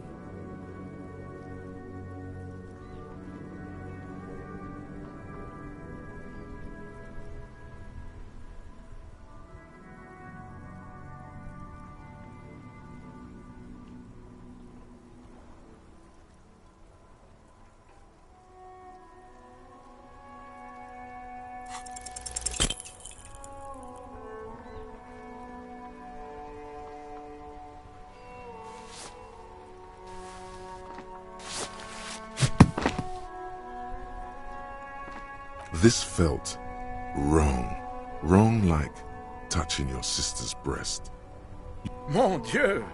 Good job, officer. That was an excellent throw.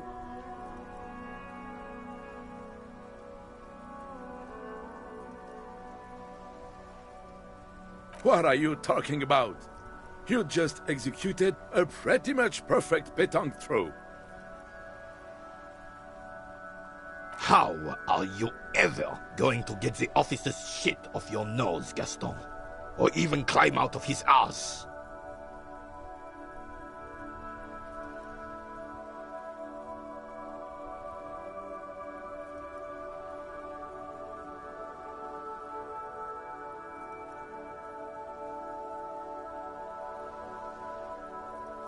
Probably because those rooster pants are squeezing you senseless. Whatever happened to practical, durable, Revachol made?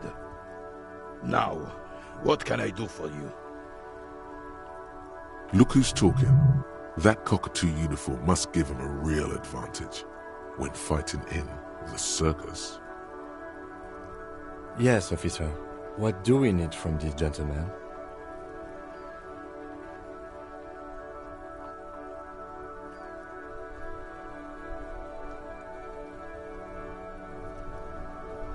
Unfortunately, I don't.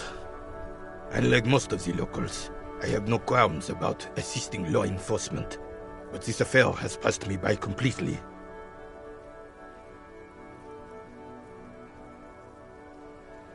In Martinez, the union is the law, so can you really blame them?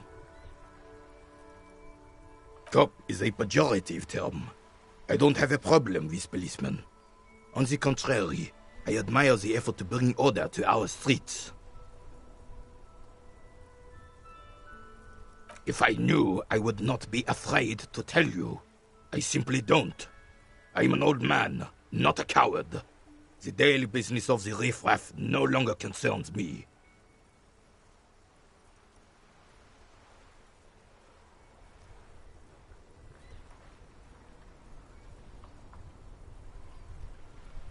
Yes. The terrain here provides an interesting variety to a familiar game. I do. Fire from heavy artillery. Why what? Because that's what happens when communards hijack your country, execute your supreme leadership, and turn your capital into a slaughterhouse. You use heavy ordnance to clean up your home.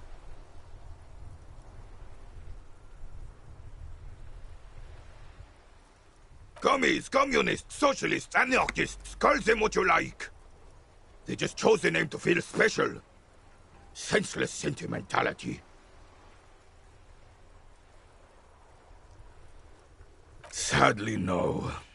It was the foreigners who brought them to their knees. We fought valiantly.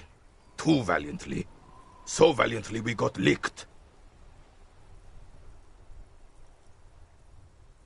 Should have fought dirty, like they did with their suicide sex cult propaganda and mad anarchist women strapped to shrapnel bombs.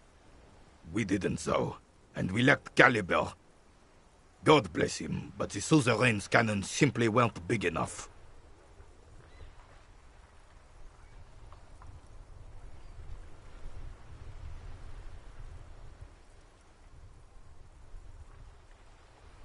Because this place is a damn beachhead. Had to soften the commies up first.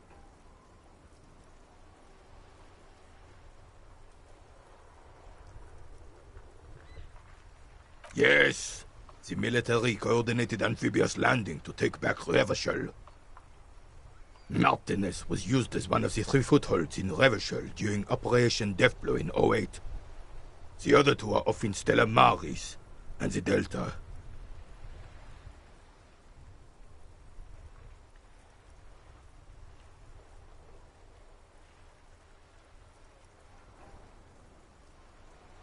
This here is Blood Ground, where Coalition boots first made landfall and cleaned those rabid dogs out. Most likely, we're playing pétanque on their mangled corpses. Blood Ground. You got old René going there. Like he isn't hungry enough already.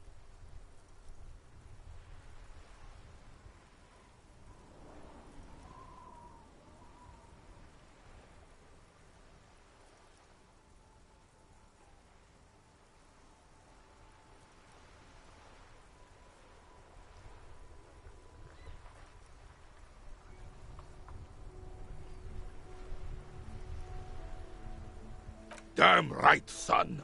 They laid the fire of hell on the city before they stormed it. And it worked, too.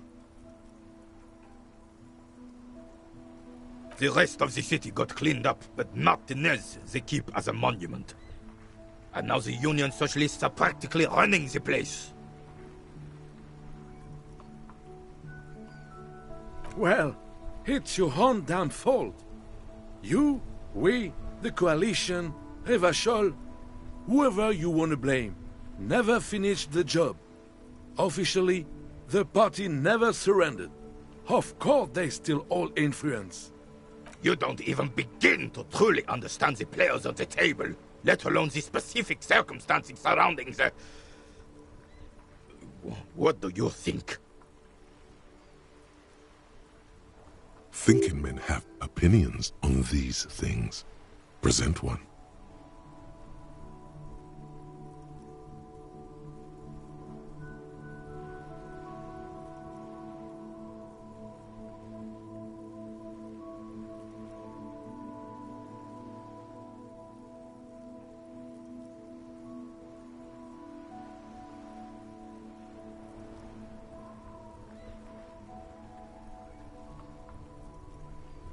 I'm sorry it had to be them.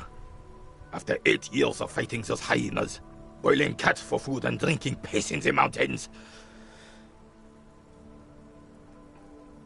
I would have preferred if the Right Honorable King Guillaume returned through Revachol, or even if that damn clan Frisel had risen from the grave and led us. Sadly, that was not the case. This royal failure weighs heavily on him. Instead, all that is just, holy, and beautiful in the world was wiped away, and now it's neon signs with toothpaste ads everywhere. Foreign influence peddling garbage and stupid music on the radio.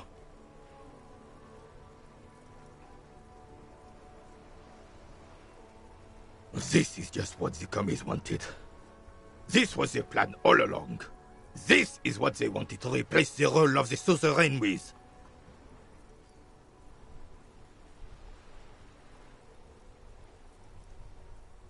Damn Frisel. He was the king we couldn't protect. The Carabineers failed him, and the crown. He died in the hands of the Hyperlay, in a very public execution. He slouches as he says that. It makes him smaller, admitting they left the king to the mob.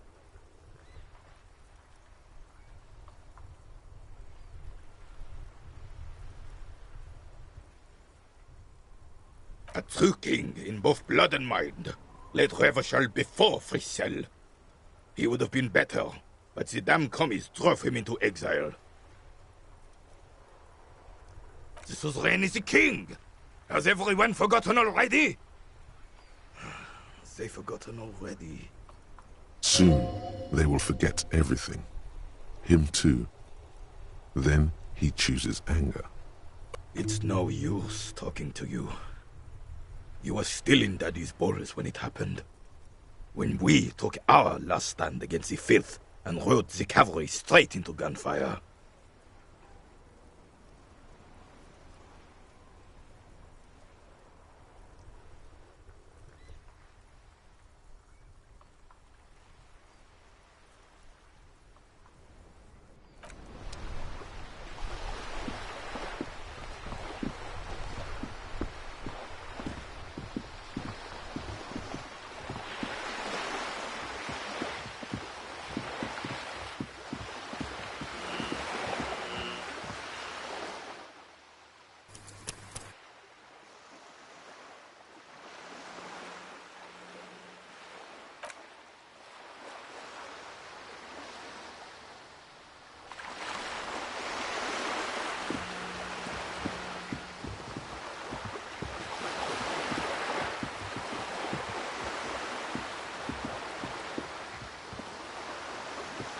This coin-operated viewer is facing south.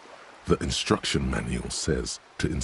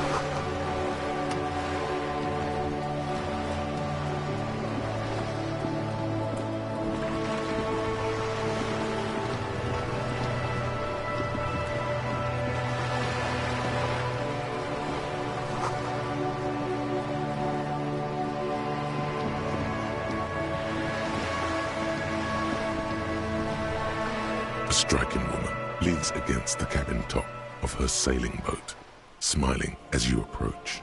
Her green raincoat glistens with droplets. A silk scarf is tied around her throat. Good morning, officers. I'm Joyce.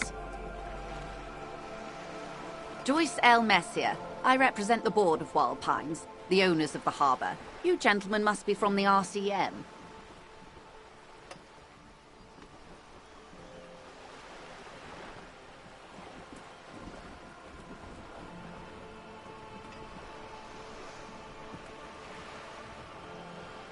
I'm glad to see you here.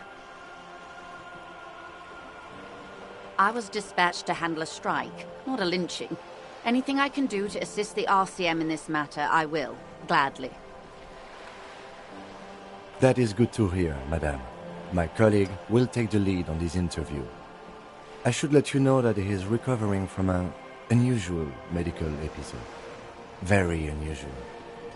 But I can assure you of his ultimate competency.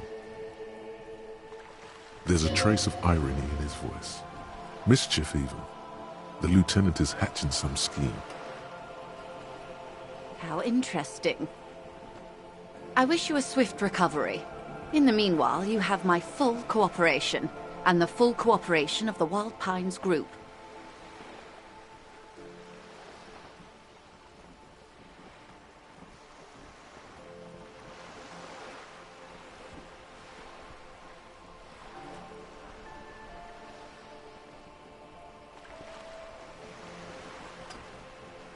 Everything. Right up to, but not including, trade secrets.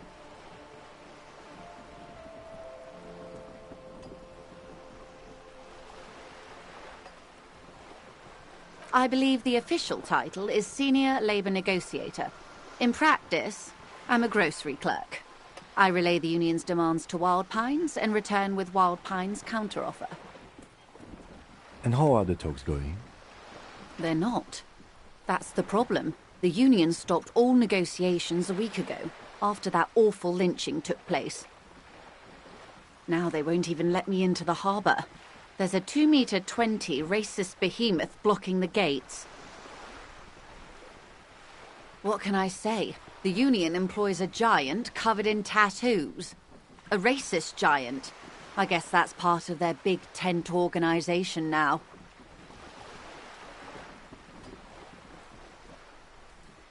Let's say I was not making the kind of progress I'd hoped for when I first arrived. And when did you first arrive? I arrived 3 weeks ago. Yes, in the middle of February. The bay was still partially frozen then. I prefer to do these things on site, like the RCM. But the strike began in December. I wasn't the original negotiator here. I took over after Mr. Gaumont hit a wall with Mr. Clare, the union boss. Mr. Clare refused to speak with Gaumont despite concessions he'd granted the union in prior negotiations.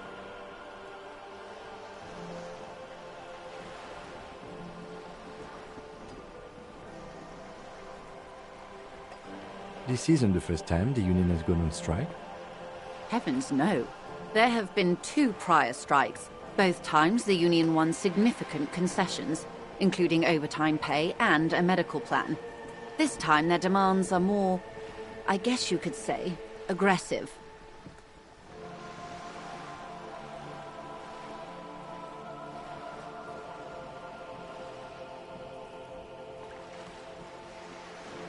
Mr. Clare told him to... how did he put it? Fuck off, midget. Gaumont is short of stature, you see.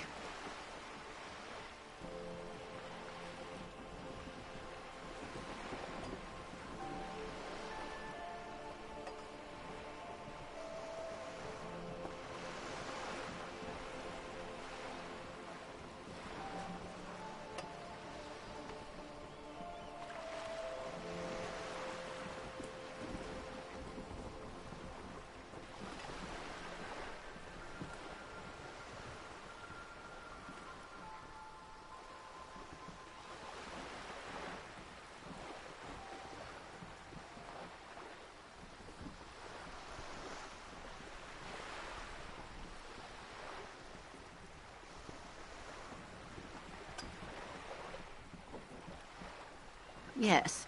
Keep in mind, this is a negotiator Mr. Clare has worked with before, and who was more than fair with him and the union. Sounds like usual aggressive posturing.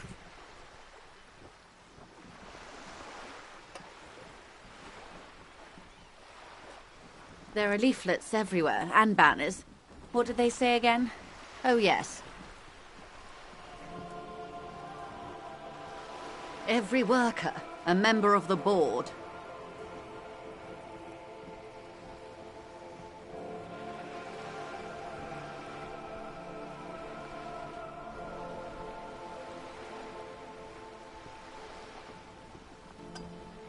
In its defense, another said, demand democracy. Pretty tame stuff compared to every worker, a member of the board.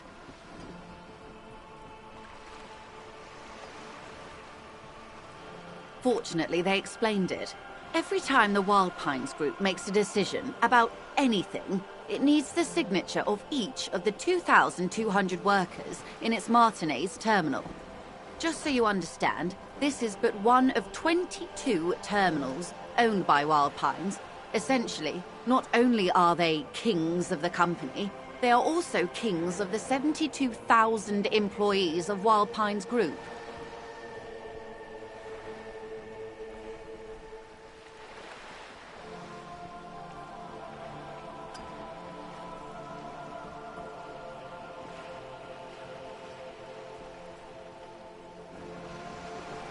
They're having a blast. But how can they afford it? After 4 months, my assumption was they would prefer a more practical solution. I'm not sure. Naturally, I assume that was just their opening position, a hard-nosed tactic with a side of mockery. But there's been no follow-up, just the same nonsensical slogan repeated over and over again.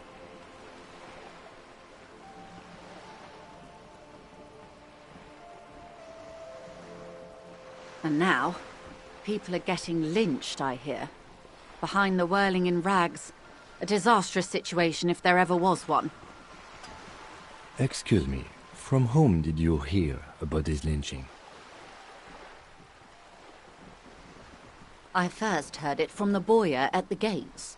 The one whose very name advertises his aversion to work. I think he said it was, "Call me mañana."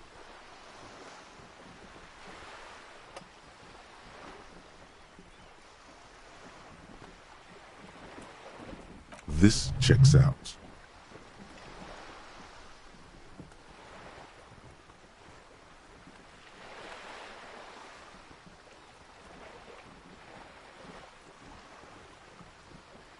Everard Clare is a man of the utmost integrity. If you can say one thing about him, it's that he always puts the interests of the workers first. Of course not. Everard is fantastically corrupt. I imagine he has a thick, viscous goo where you and I have blood.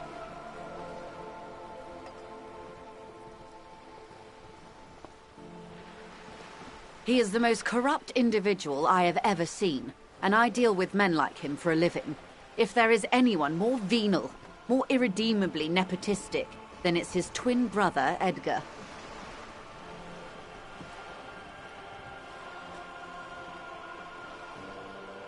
Yes, Edgar looks exactly like his brother, except for that lazy eye. He also talks exactly like Everard does, and when one's term as foreman is up, the other takes over.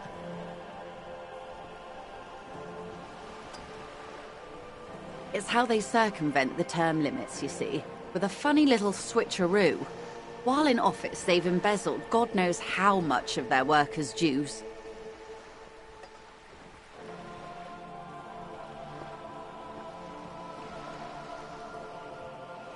The Débardeurs Union was once a perfectly normal institution. 20 years ago, anyway. It must not have been easy to establish under the Emergency Act, but they did it. I can respect that.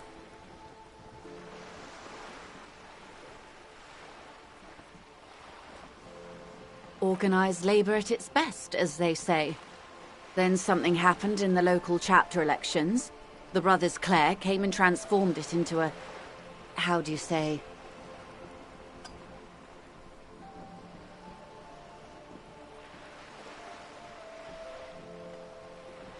a mob. The Débardeurs are a crime syndicate. Sad as it may be, I suspect we'll be forced to cooperate with them. Refreshingly honest, officer. The company has tried appeasing in the past, but I'm afraid our concessions have only emboldened Everard and his brother. And your opinion, Detective, if I may ask? I'm a curious and talkative person, you see. Would you say the Débardeurs Union is...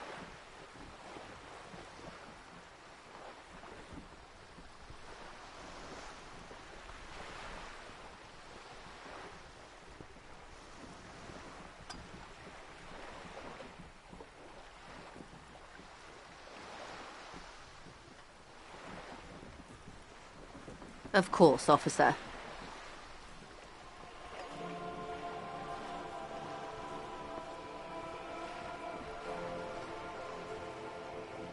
I'm glad you asked. There was a woman, the previous forewoman of the Union. She disappeared. Disappeared? Yes. On the last day of the local chapter elections, her daughter phoned in and said she wasn't running anymore. Or coming to work. Ever. End of story. Downright haunting, if you ask me. The Wild Pines suspected foul play, but what could they do? The point of the presentation is, these kinds of things happen around the Clares. Watch out when you're dealing with him. Thank you for your concern, ma'am. We'll be just fine. Of course. How else can I help?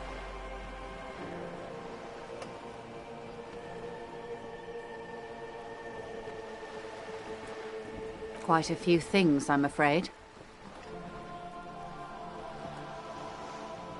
The information I'm to share with you includes sensitive trade secrets. For the sake of my employer, I have to ask for your names and badge numbers.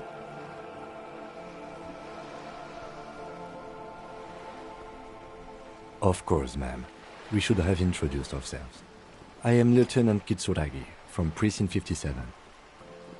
And this is my colleague from Precinct 41. I'm afraid he doesn't have his badge at the moment. I hope mine will suffice.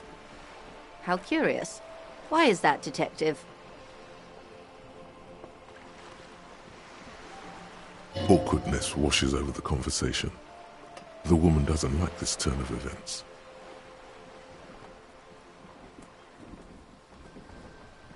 I see. So, are you saying you lost your badge during the course of this episode?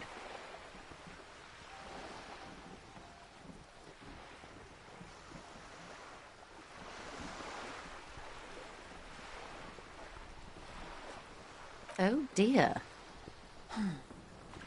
Some kind of encephalopathic amnesia. I don't even know how to respond. I do believe you, naive as that may sound.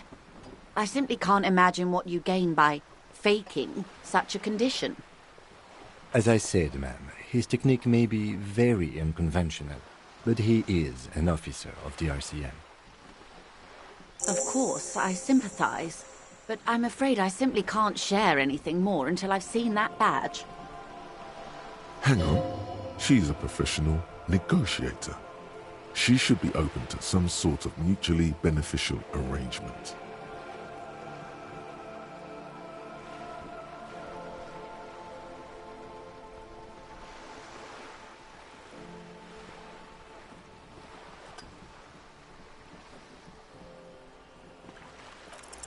Feelings will guide the way.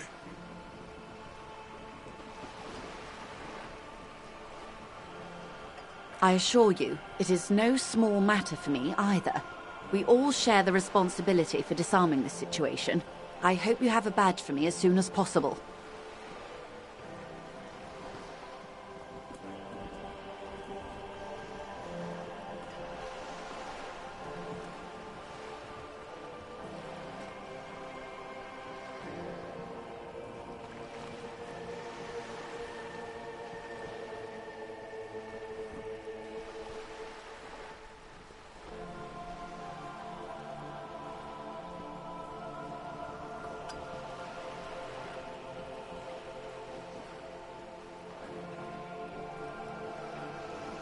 Trust me, officer, I am fully committed to resolving this impasse. This isn't some side gig for me. She's silent. The wind flaps the sail above her.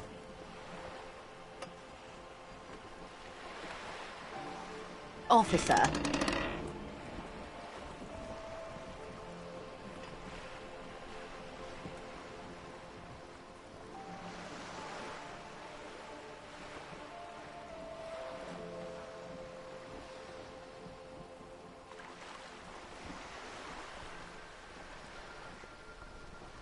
You know, I don't mean to sound cold, but if you want something, you have to give something back.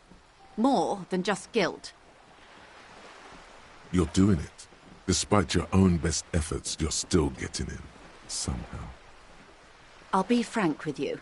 If I'm going to break protocol, I need to be able to justify it to my superiors. They're going to want to see something tangible. The Union is conducting drug trade out of the harbour. It's an open secret in Martinez. Surely it must not come as a complete surprise to the RCM either. Perhaps it's time to look into it. Or you can find your badge, which honestly seems like a lost cause. Detective, a word in private before we continue.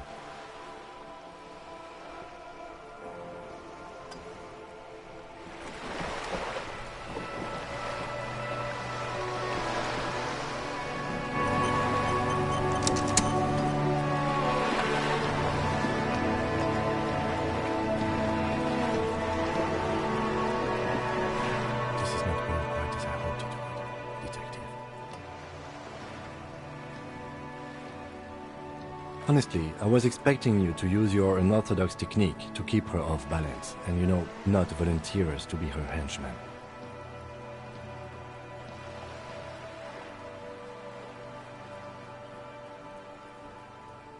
This woman is running circles around us. She might have known about your misplaced badge all along, or she's simply an adept improviser. Either way, we've played straight into her hands. He doesn't let it show, but there is a limit to how much the consequences of your unprofessional behavior can cost the investigation.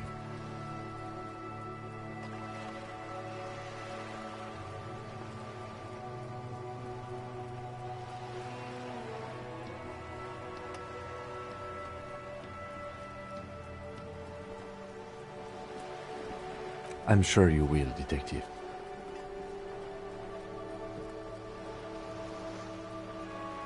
No. If there is reasonable suspicion, we must investigate. Otherwise, she could claim we are siding with the Union, or that we are on their take. We'd never hear the end of it. What I propose is, we ask her, then we investigate, briefly. But do not share the outcome of this investigation with her. We tell her it's done and demand for her information on the lynching.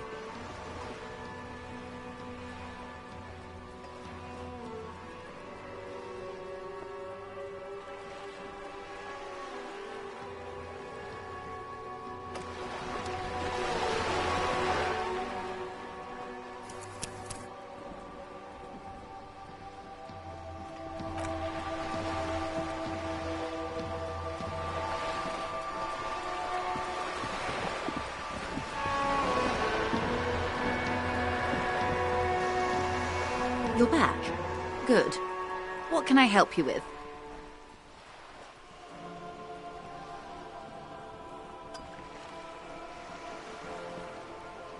It's quite straightforward. Someone is using Terminal B to smuggle raw ingredients from the Samar and Isola into Revachol with the Union's blessing. Wild Pines has suspected it for years.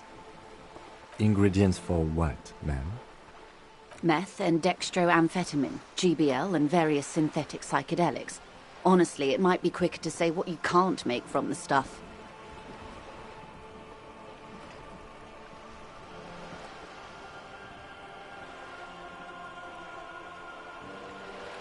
Yes. After they clear the terminal, we lose track.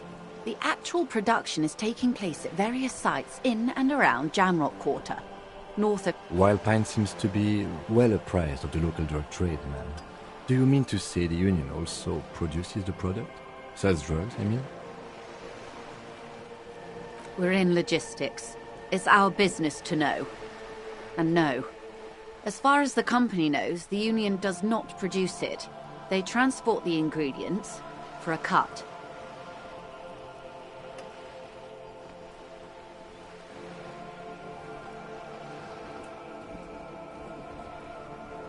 Yes, but you won't get anything out of Evrat and the Dockworkers Union. Still, every chain has its weak link.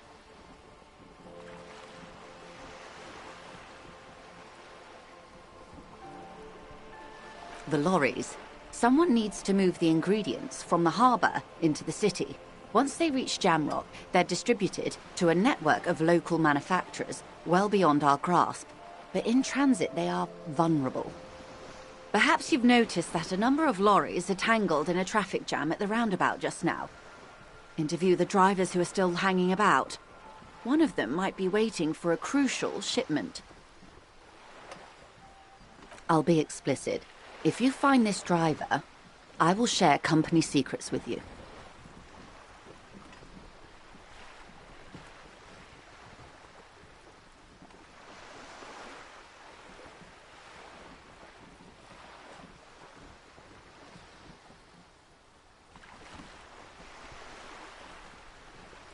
No.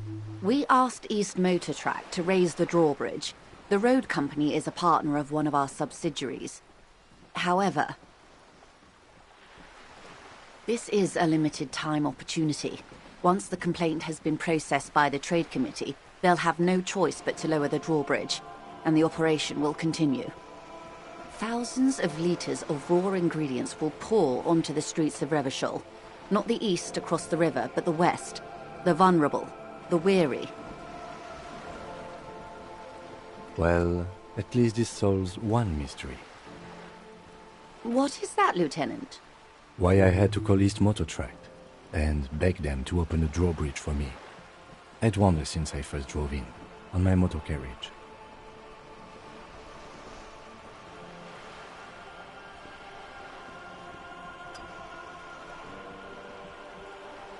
I am sorry for the inconvenience, Lieutenant Kisaragi, but we need them trapped here. This is a unique opportunity. I'm sure you understand.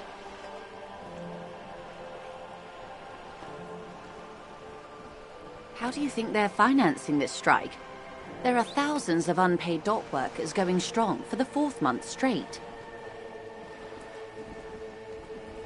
There was a shakedown of local businesses preceding the strike. Many were squeezed to bankruptcy to fund it. With all due respect to these desert cacti, the contents of a few cash registers cannot provide for 2,000 men. The local businesses can scarcely provide for themselves.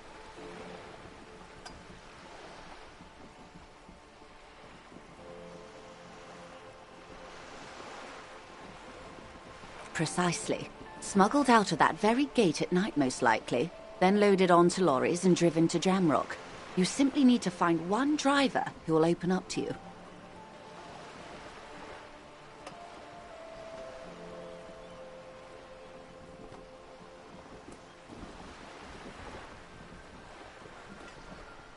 We did, on more than one occasion. Apparently, there's some sort of inter-precinct disagreement about whose jurisdiction this area falls under. We know the company has launched its own probe into the union's alleged involvement. We also know it's come up empty. It's not just the RCM. No one's been able to find any hard evidence. Well, here's your chance, officers.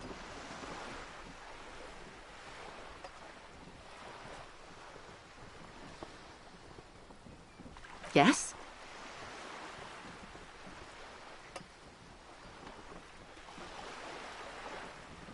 Excellent.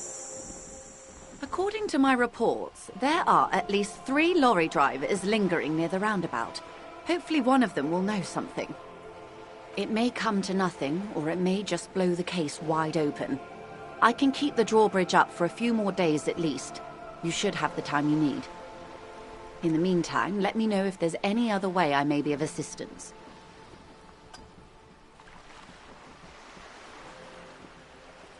What we do?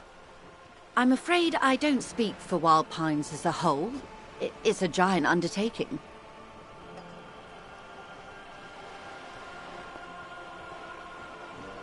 The Pines' core competency is logistics. Container shipping, freight, that sort of thing. See those airships there, blinking? Those are the shipping side of things. And that is the terminal.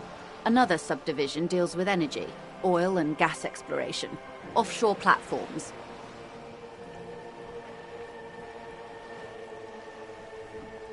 She nods. Of course, Detective. Take care.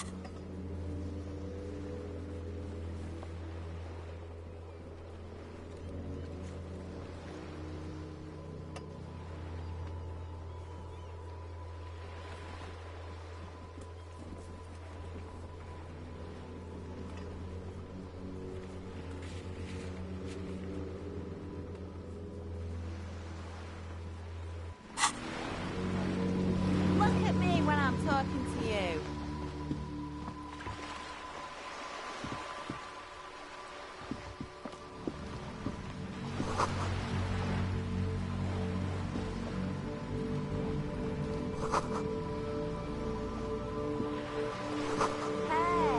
up here, Piggo.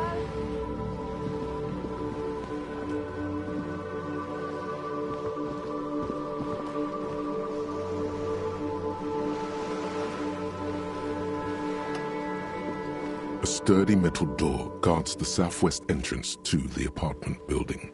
It's locked. The door rattles against your knuckles, but there's no response. The door rattles again, but this time you hear an elderly woman's voice calling out from inside. Stop banging on the door! I'm not letting any more strangers inside.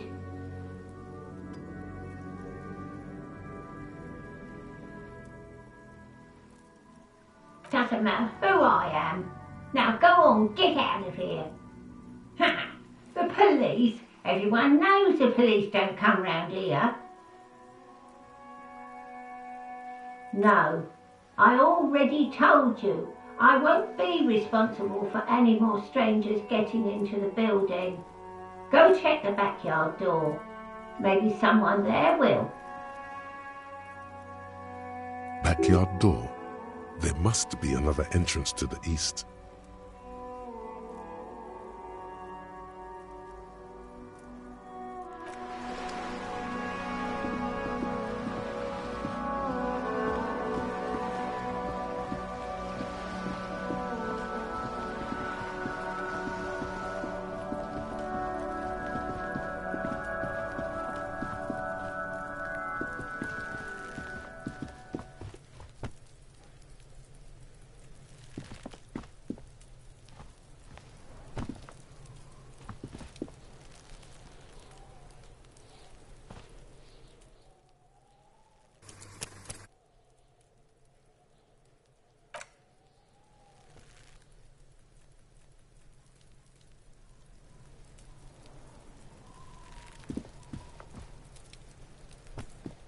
Trying to sneak up on me? Come to slit my throat in my sleep? Pigs come to take me out? Trying to snuff me out?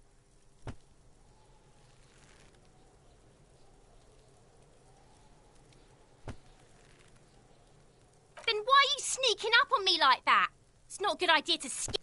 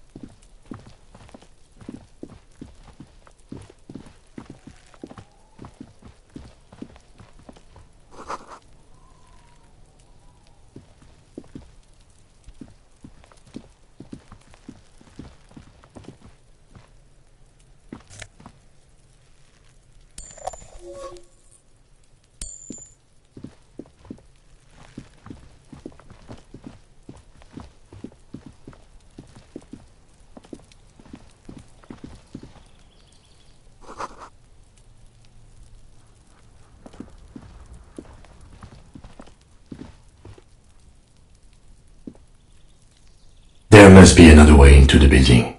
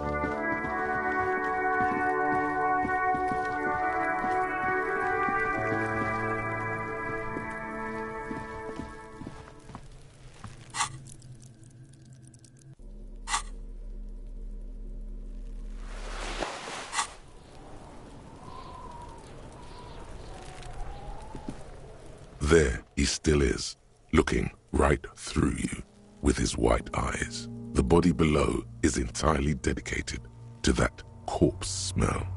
Emitting it is all it does now.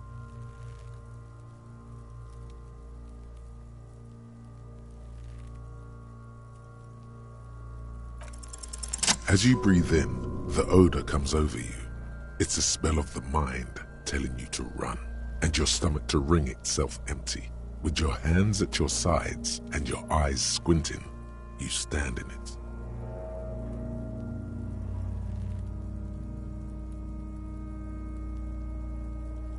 They do after 7 days, yes. We are deep in decomposition here. The man before you is naked, but for a pair of underpants and enamel boots. His skin is greenish, marbled with decaying veins, and blotched by lividity. A fading web of tattoos covers his chest and shoulders. The cargo belt used to fasten him to the branch above appears industrial in strength. The material appears to be ceramic. Its clean white stands in stark contrast to the decaying flesh above the knee. The man wore thick polymer socks, probably for padding. A fine array of interlocking plates covers them. Delicate and fragile, they feel alien to the world around you, out of place somehow.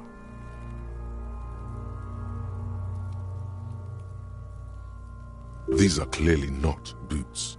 They're armor, possibly part of a larger set. Indeed. Technically speaking, these are sabatons, not boots.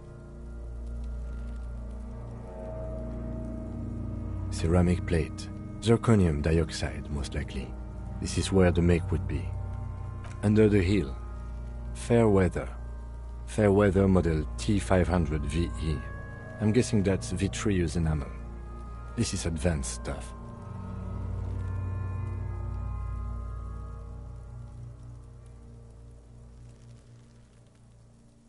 It is. It's expensive. We've requested similar material for our tactical units for years now. The constabularies deemed it too costly. In that time, we've lost 6 men to semi-automatics.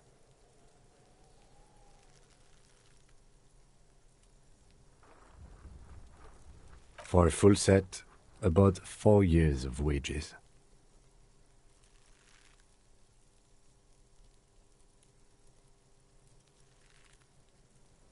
By catching, do you mean, let's not log them as evidence? Let's steal them?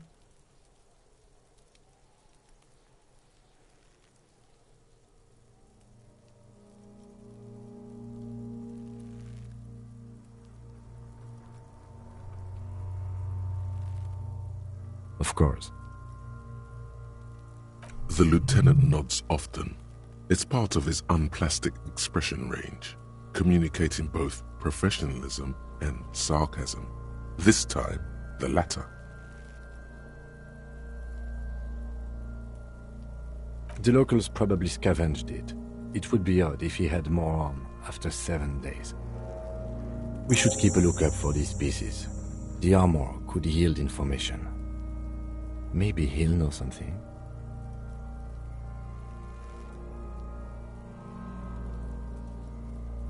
No, he must have worn something precious underneath his clothes. They've removed all his clothes to get to it. They did not just strip him for the putrid rags.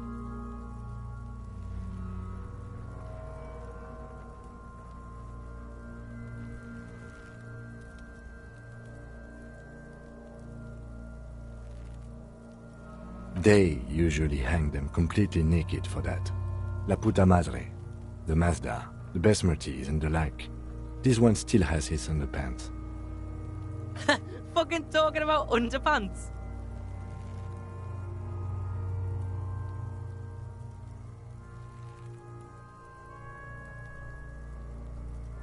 The locals probably scavenged it. It would be odd if he had more. We should keep a lookout for these pieces. The armor could... The sabatons dangle off the man's decaying form, ageless and synthetic. That's for us to find out. My initial report on the area suggests he was a security guard for the harbor company, but that's just hearsay.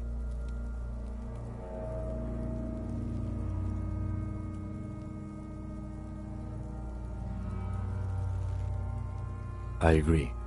This equipment is way beyond what a guard can afford.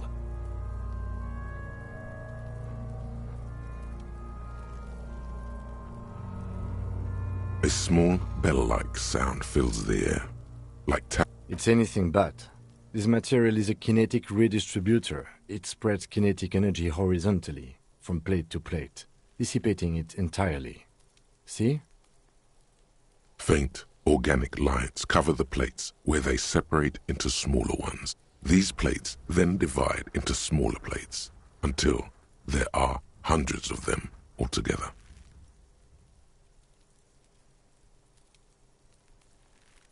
Like whirls of floorboards, the design looks organic, influenced by highly resistant wood materials, like lignum vitae and ebony perhaps.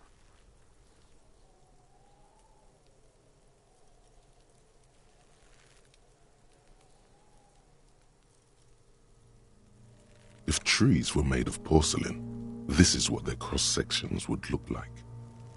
The smooth, glossy surface fractures into ever more intricate interconnections, peaking on the right sabaton, where you notice. The whirls are in the shape of a letter and number combination, E50, 100, 1000. Good. Can you read it to me? We have a make and a number. That's something. We can use the radio in my kinema when we're done. Either station can chase it for us.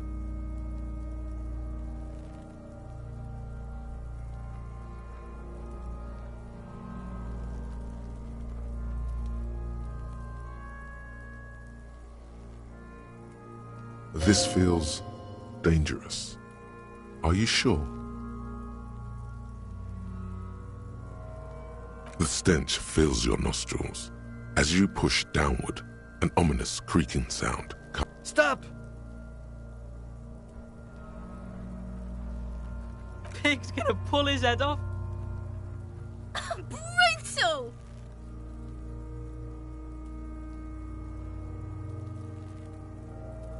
What's wrong with you, asshole? Where's he letting go, Kuno? I don't know, baby. I don't know why he's such a... Officer, if I may ask, what were you trying to achieve by pulling on the deceased foot?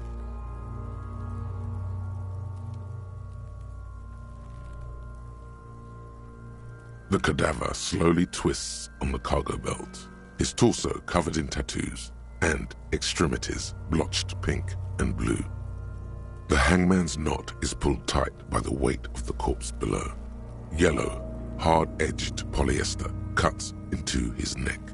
Above, a sliding buckle ties the belt to the branch. Industrial strength, the kind used for tying cargo to lorries.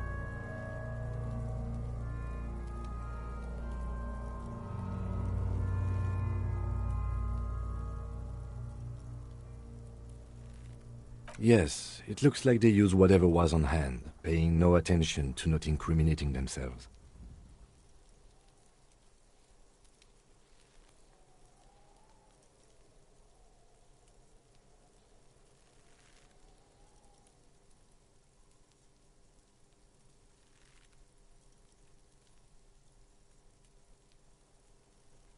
It's not merely polyester, it's steel reinforced. See these lines? This is where the wires run. I see rabbits for more than 20 strands. This makes getting him down much more problematic than I had assumed.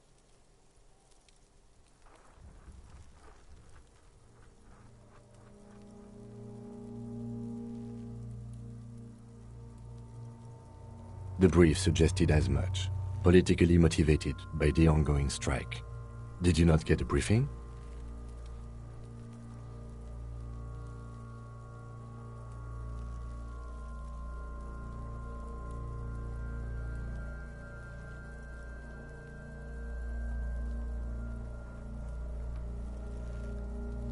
Then you should ask me the first moment we get.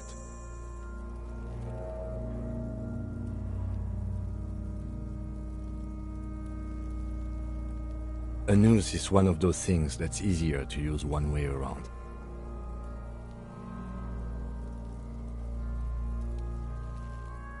That ladder can't carry a grown man. I didn't see any splintering either, did you? I think they lassoed the branch, then pulled on the belt to close the buckle.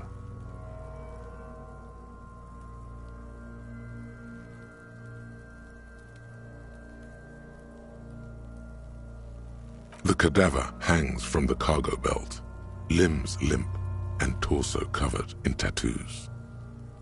An intricate web of blue lines stretches across the torso, from the right shoulder to the solar plexus. Each time they intersect, a small white star is formed in their crossing. Hundreds of fading asterisks riddle his skin. Their concentration is highest around his heart. His corpse is marked by stars.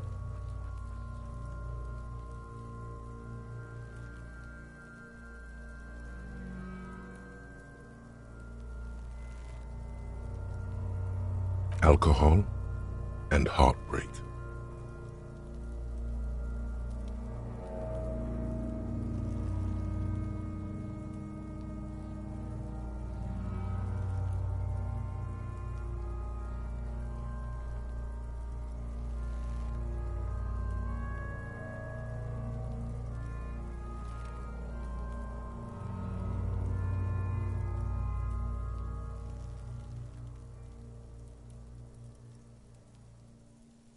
Of no nation that I know of. If anything, it reminds me of religious illumination, last or penultimate century. Men who live harsh lives often turn to innocentic worship. But which one? I see no trace of a humanoid figure. I agree.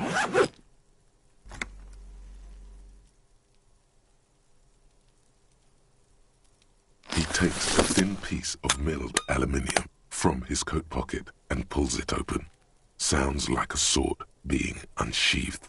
A small lens appears, some sort of camera.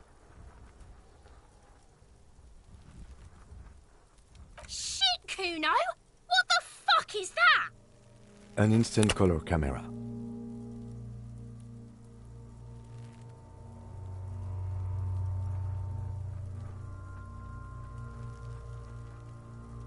I have only 2 ampoules, so nobody move. I don't want to waste one.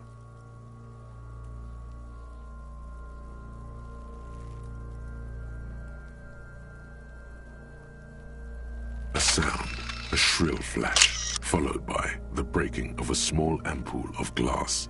You see streams of color pour onto the thick, glossy piece of paper, rolling out. In case we need it.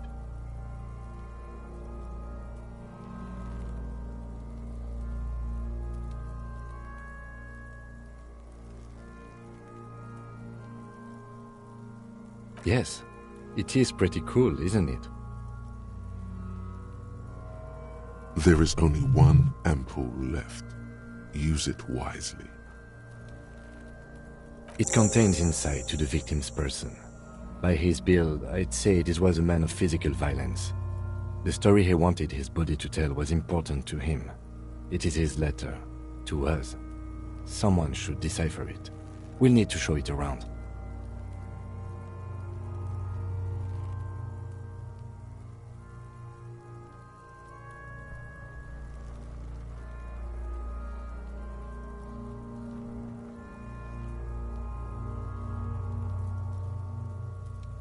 Sure.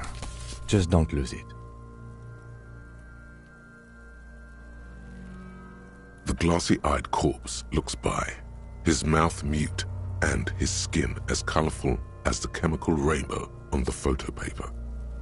You've acquired an interactable item. Investigate this item further by going to the Interact tab in your inventory.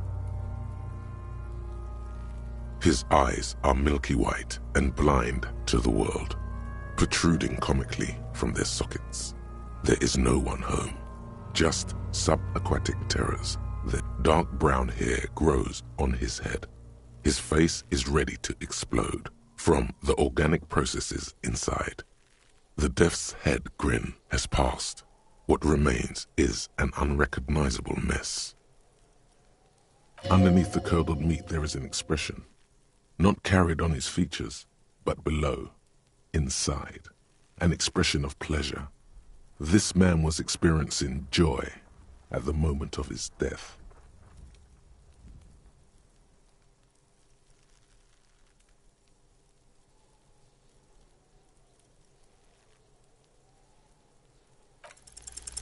The corpse is dead silent.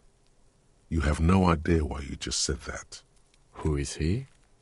He is male, 40 to 50, with an athletic build.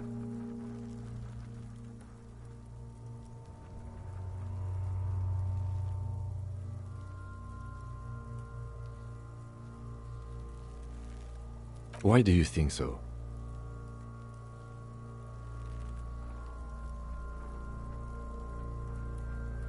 Okay.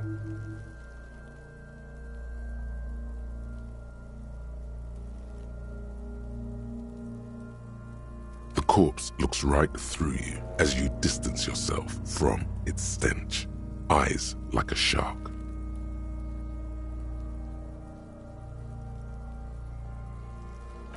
As you narrow your eyes, the monster before you blurs into a violent mess of green and pink.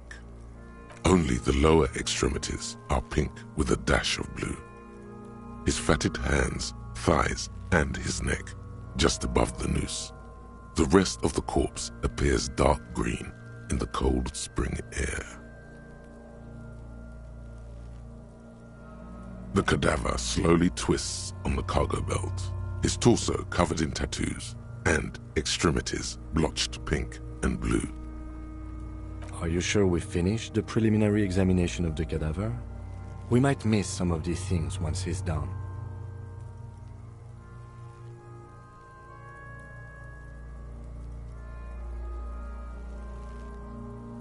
The cadaver slowly twists on the cargo belt, his torso covered in tattoos, and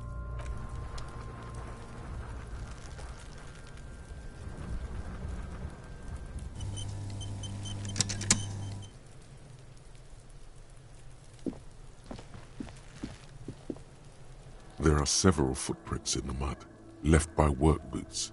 Anywhere from 6 to 12 pairs have walked here.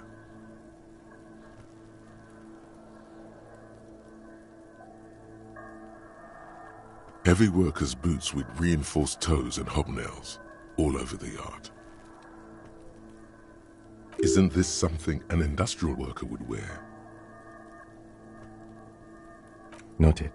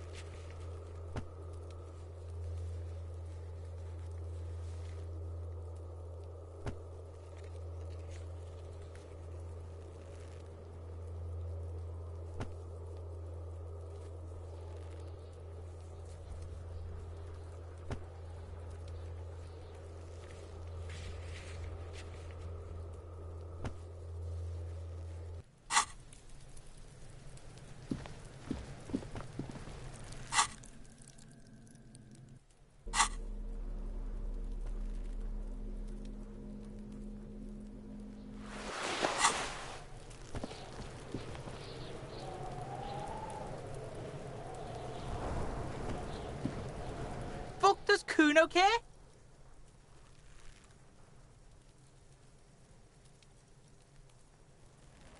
Yeah? The kingdom of Kuno? The fuck do you want with it?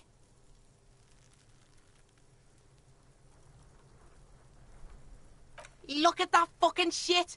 You're trying to get Kuno killed! Fuck does Kuno know? Kuno's not a fucking acrobat. The lieutenant takes a quick note in his notebook. It's a trap, Kuno! Don't climb it, Kuno!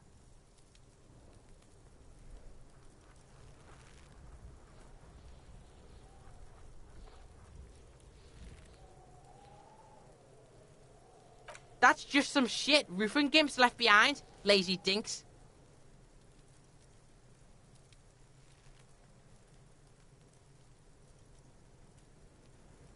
Dunno. Kiptas gardener used to work there.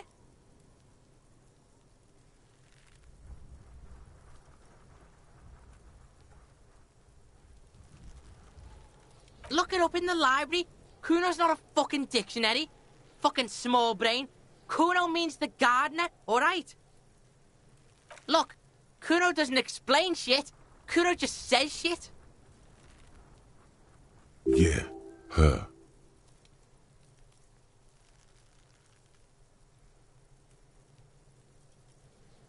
Yeah, whatever. Kuno doesn't give a shit. The fuck about it? Kuno doesn't give a shit about the armor. Kuno's fuck gimp's got one big thing wrong with him. He's a fucking mutant. Look at him. Fucking growth hormone shit. He's a giant. The armor's too big for any man.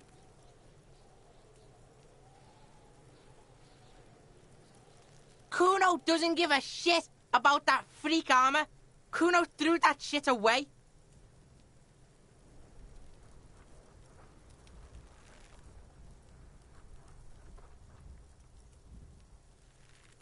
Kuno tried to get the helmet on. It was too big. Kuno kicked that shit in the sea, rugby style. That shit means nothing to Kuno.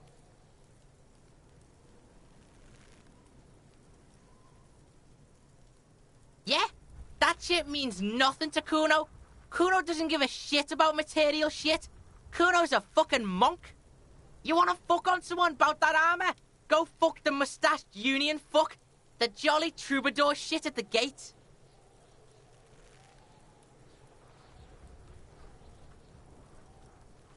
Yeah, cocking boot. You know that jolly union cow fucker? Came around talking about cows or some shit? Came around pretending like he cares about cows? So yeah, he's the one you want to talk to. He's fucking crazy about that armor shit. Coming here pretending like he likes cows. Trying to catch a peep at Kuno's armor.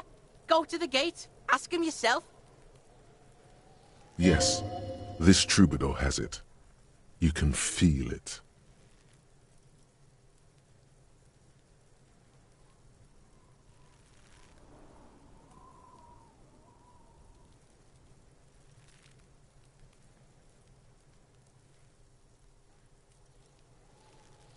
Kuno's fuck gimp. Kuno uses the fuck gimp for target practice.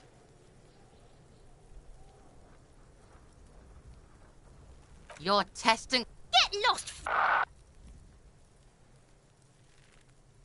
Kuno doesn't fucking.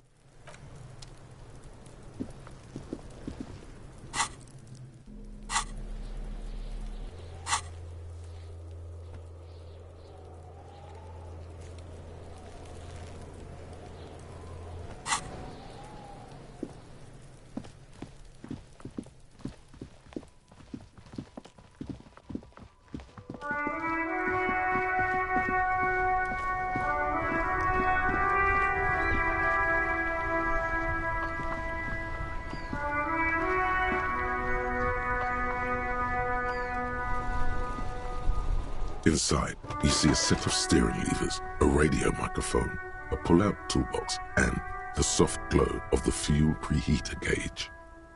This is Precinct 57. How may I assist you?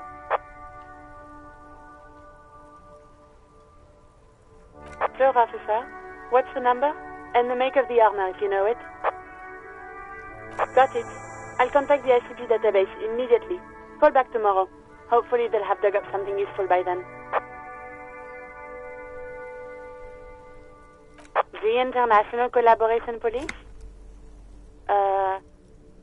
They keep detailed records of all military technology produced by licensed manufacturers. That's one of the reasons the Moralintern spearheaded the creation of the ICP in the first place. Was there anything else?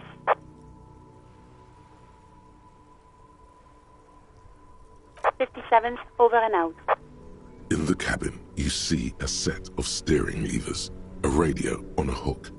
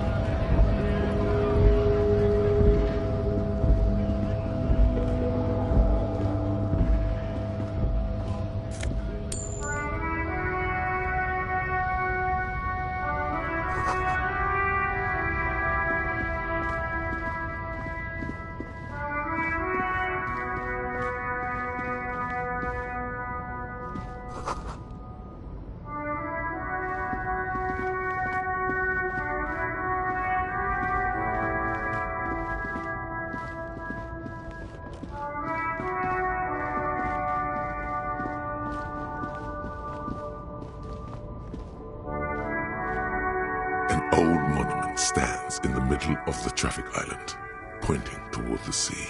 It looks as if it's been reassembled piece by piece, secured and mounted in the air with the aid of numerous ropes and rods. A silver plaque on the statue's pedestal reads, "I am Philip III, the Squanderer, the greatest of the Philippian kings of Revachol, son of Philip II, the opulent, father of Philip IV, the insane."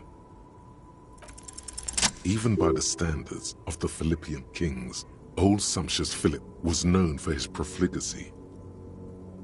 Well, he blew through the whole national treasury, starting the decline of one of the penultimate century's greatest superpowers, the suzerain of Revachol. His own maladministration foreshadowed the fall of the monarchy. During the anti-centennial revolution, an end to his family line and the monarchy on the Insulindian Isola.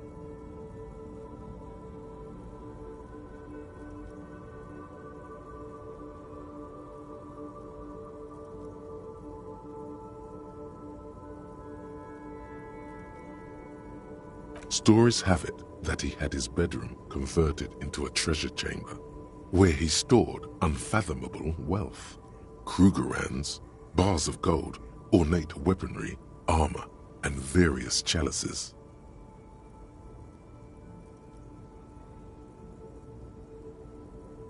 He called it the Sol Aurum. It was obscene. There were whispers he slept on a huge pile of gold-dipped feathers, like some obese dragon, instead of a bed like a normal person.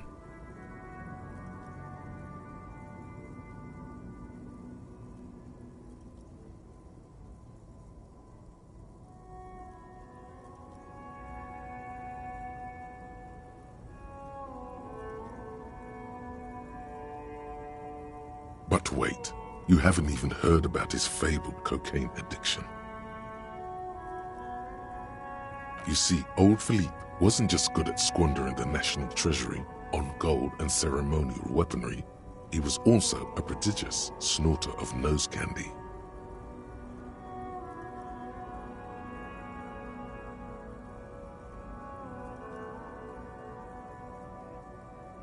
That's what the revolutionaries said 150 years later, right before they emptied out the royal mausoleum and dumped His Majesty's mortal remains in the Insulindian Bay.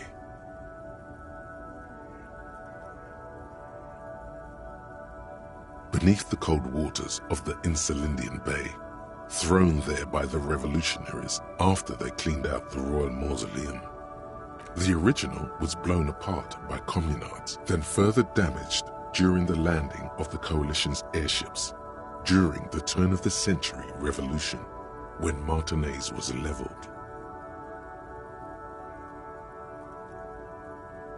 Some years ago, a group of liberal, artistically inclined individuals, designers mostly, thought it would be ironic to restore the statue of the most wasteful ruler of Revachol in the poorest part of the city. The statue is supposed to capture the moment it was blown apart, like an instant frozen in time, a rare butterfly trapped in amber, floating on a sea of shit.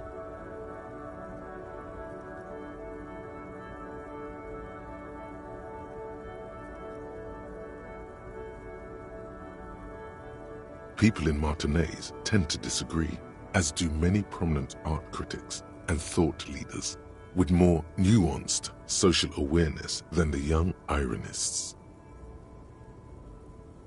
Philip III, the squanderer, however, with his bronze face up in the air, doesn't seem concerned about what the hoi polloi think of him in death.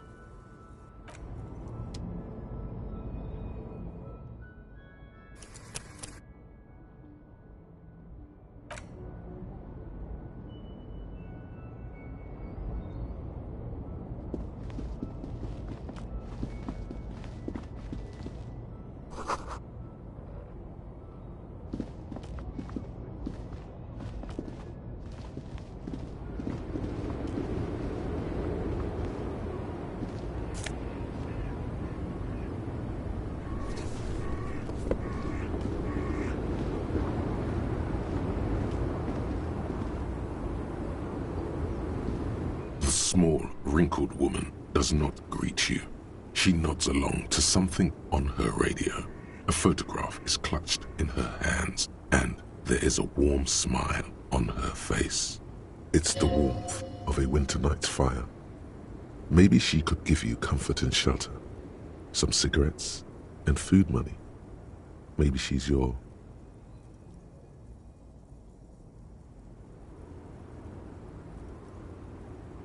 No response. Wherever this woman is, your words fail to reach her.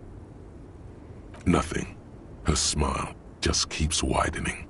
Her hair is gray like lead. If you want her attention, you may need to be more forceful. Where am I? Who are you? The smile on her face has disappeared, replaced by the wary aspect of a cornered beast.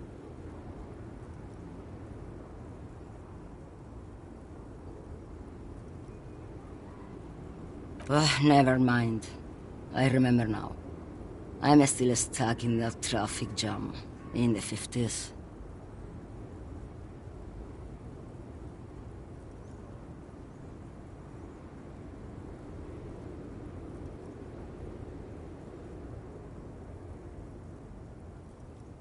Back in Mefka, during the time of the revolution, the sidewalks and cafes are filled with young people.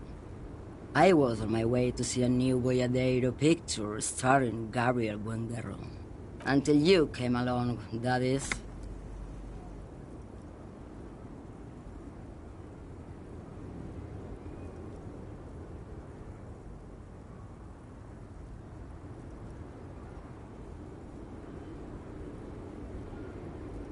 Someone was.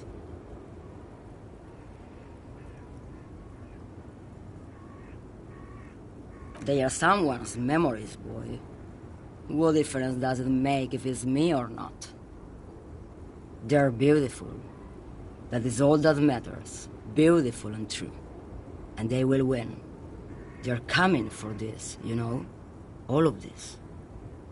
She seems to derive some bitter pleasure from this strange thought, as if the past will one day wipe the present away, like a tidal wave approaching.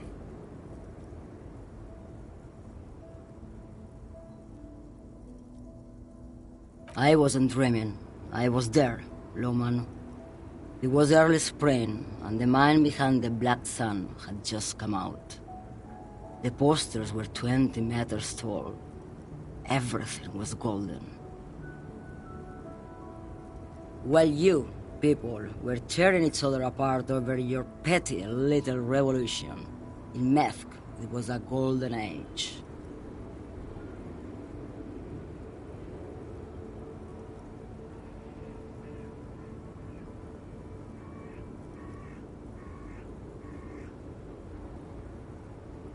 This is Gabriel Buenguerro.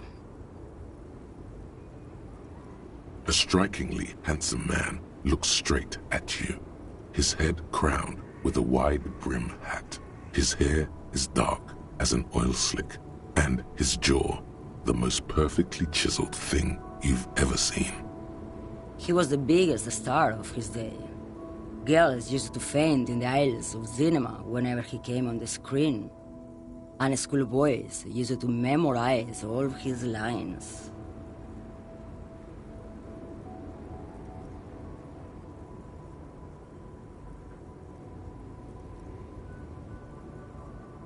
Why not, Harife? It's not like I have anything better to do in this hellhole.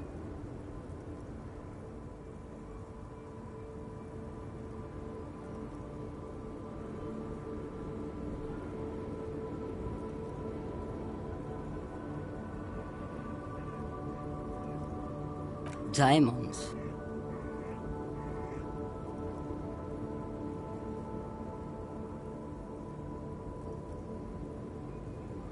Of course not. But wouldn't it be marvelous if I was? Whatever stupid things they put in the lorry, I imagine.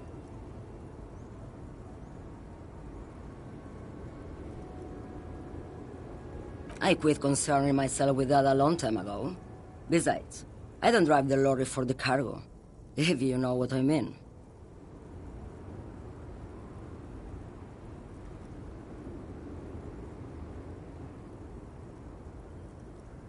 Then it's contraband, Loman. What? Do you want to take an old woman in? Be my guest. Lock me away like Bad Hand Hermenegildo. Bad Hand? Hermenegildos's bad hand strangled 300 people. What can I say? Some people just really like strangling people.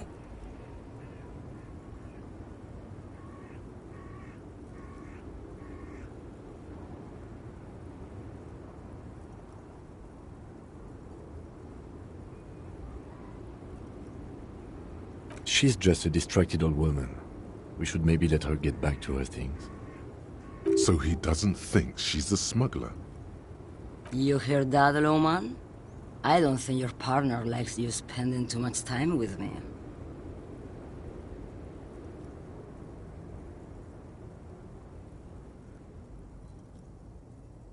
Oh, don't worry about me.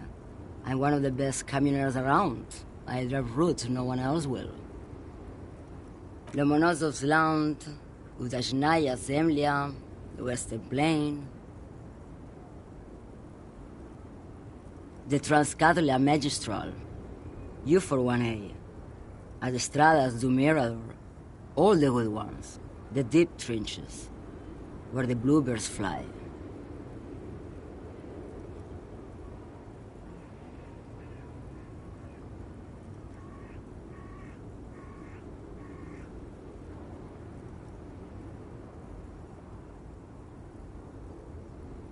You go right ahead, Loman. Let me know when you find them. I can't wait to read their reports. Is that all you woke me up to say? Yes, go. Enough jamboree. I need to get back to Mesky.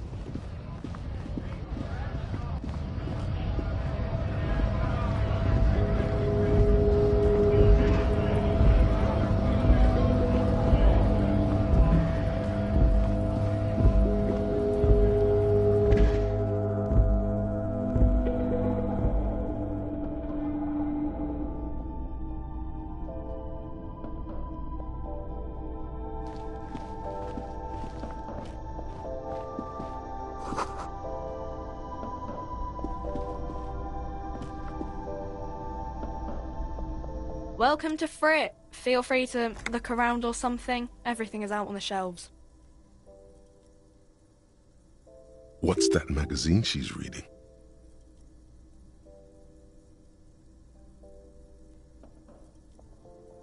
You mean this?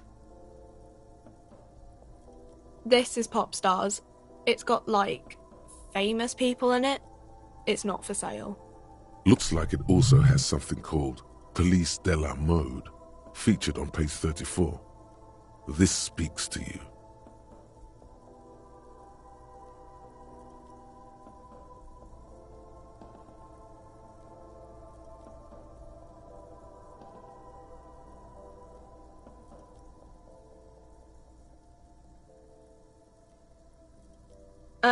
It's where they rate different outfits famous people wear. It's kind of funny. They're kind of mean. It's about who's the most stylish.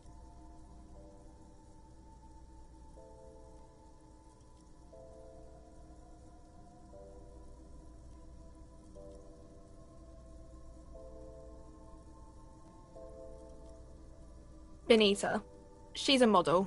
Usually it's a model. Or a singer-songwriter. Or a model. We are not the fashion police. We're the real police.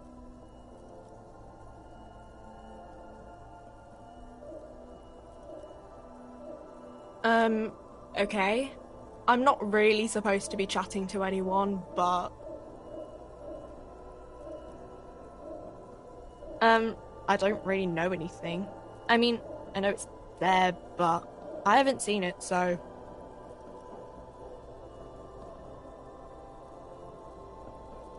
Not really. No. I didn't know him at all. I don't know, really long. I don't know. No need to worry. It's just standard procedure for us to ask around. If you hear anything, let us know, okay? Okay. Uh-huh.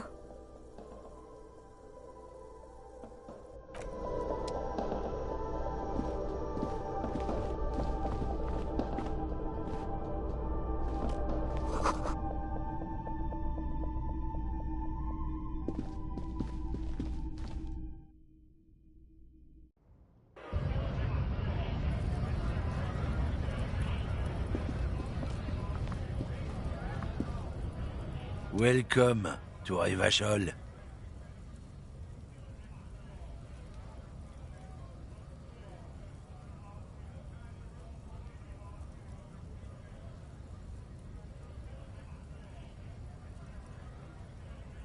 Don't you welcome to Revachol me. My grandfather came here from a 3,000-year-old racist isolationist culture, while your ancestors came to this island a mere 300 years ago.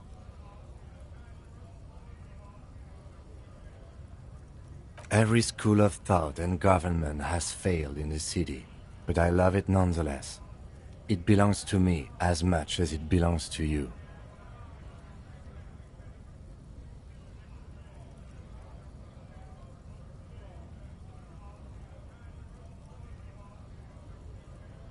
It's men like you who keep Revachol divided, making it that much harder for everyone to climb out of this post-war limbo.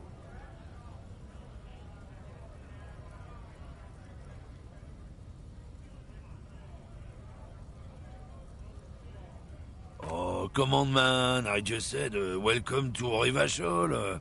It's a lorry driver thing.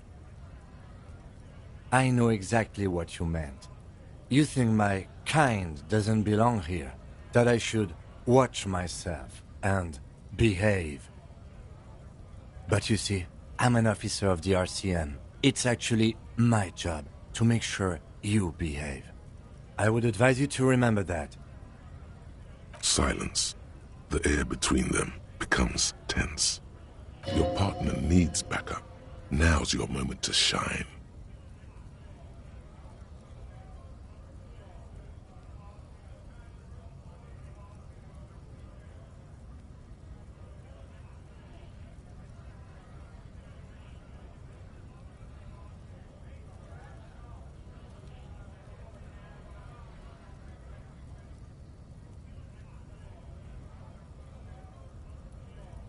You two make a cute couple. You know that?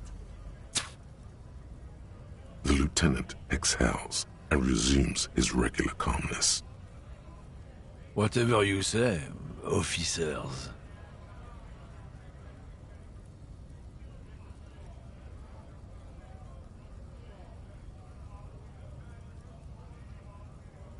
Oh, not much anymore. I'm here to pick up some cargo, but the dock workers are on strike, so it's a sit and wait on your ass situation.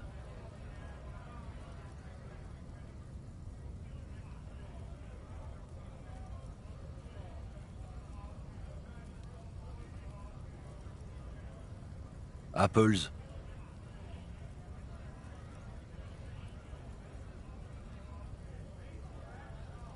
Yeah, apples. I take it you had other questions? He's given you the runaround. Let's be honest, you were bested.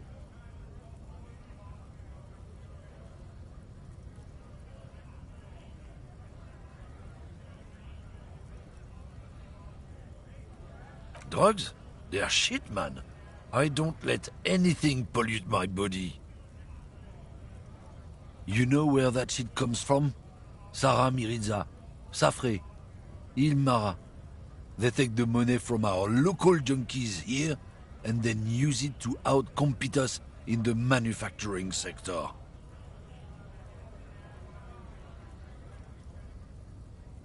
They know they can't beat us in a fair fight, so they have to get us to weaken ourselves somehow. It's racial sabotage, racial economic sabotage.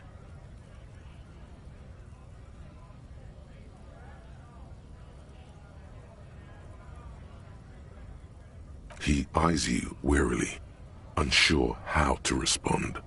This goes on for about 2 seconds. Then... I don't know shit. And if I did, I wouldn't tell you.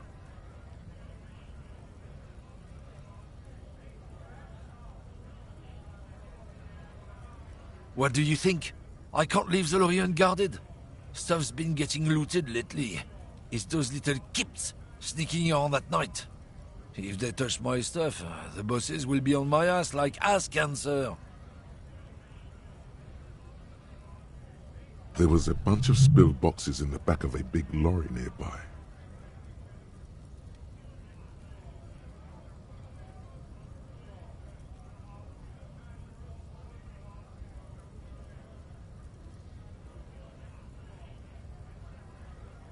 Yeah, I knew that guy. He was an honest driver who loved his country. We were having a good debate about genetics at the Wheeling in Rags when some kip boys smashed his lock and took damn near everything. Lost his fucking job over it.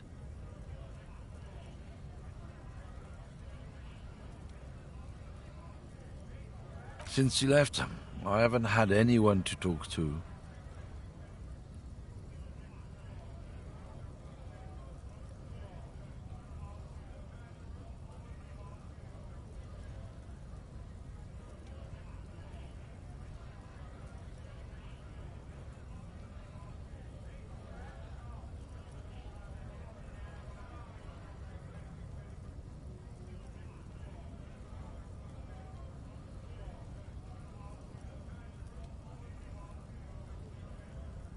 It's a fucking travesty, is what it is.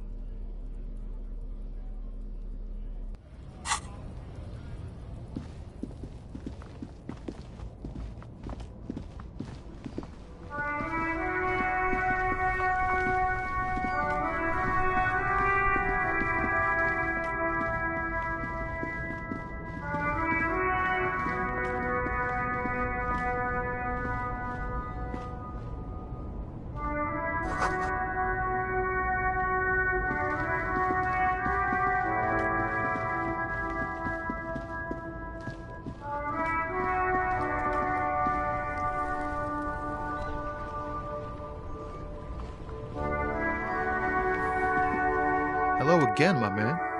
What's on your mind?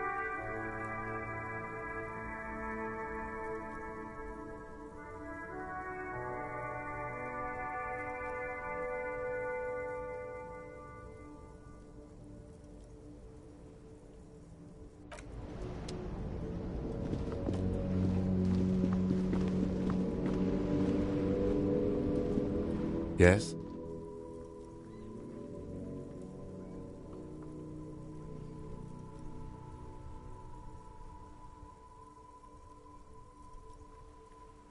What do you want to know?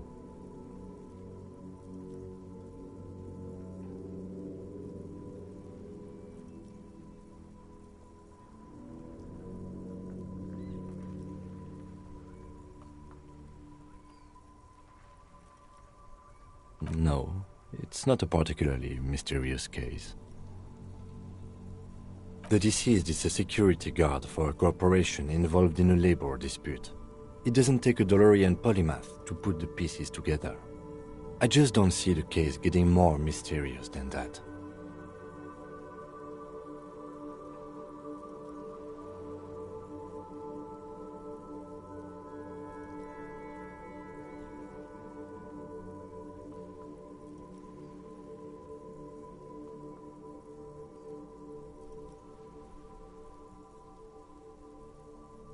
Then you are in luck, because we are in the midst of a major strike by the dock workers union. Maybe more than that. The union clearly wants a piece, not just of the industrial harbor, but the Wild Pines Corporation itself. Is this a strike then? Or the first shots in a workers' coup? I expect the case itself to be less challenging than navigating these community matters. This district isn't used to the RCM's presence, and the union rarely overplays its hand, as it appears to have done in this case.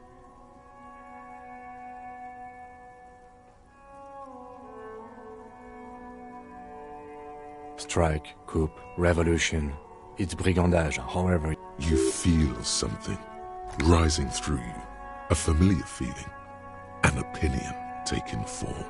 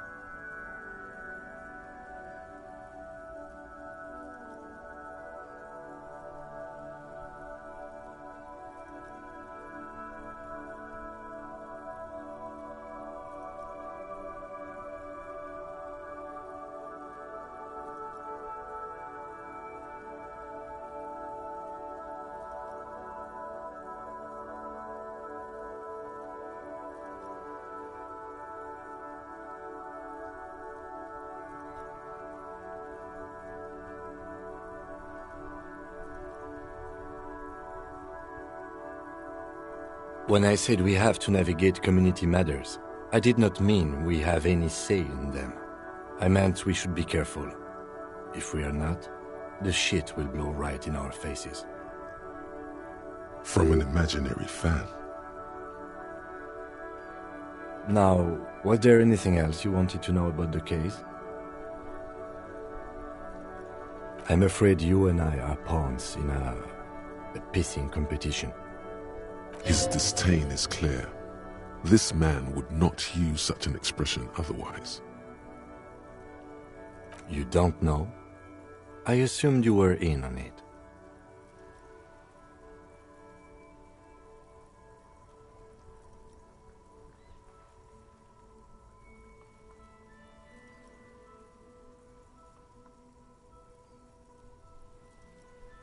It's just stupidity. We shouldn't waste any more time on it. If you want my take, ask me after we've inspected the victim. Was there anything else you wanted to know about the... Good.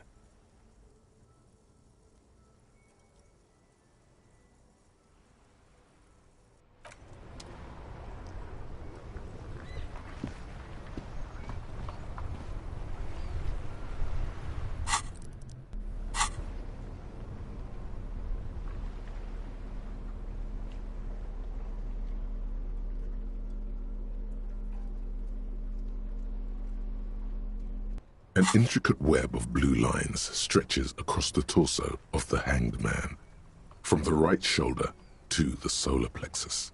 Each time the lines intersect, a small white star is formed in their crossing. The pattern still kind of has an ethnic feel to it, but nothing familiar. For you to discover, you've gotten as far as you will without assistance. Gone.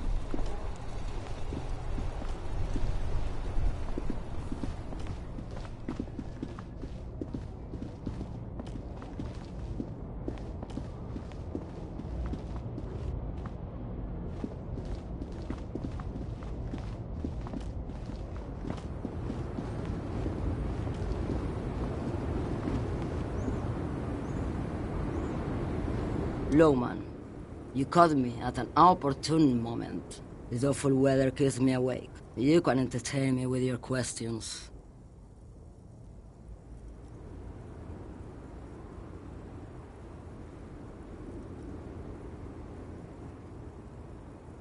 What do I need drugs for, Lowman?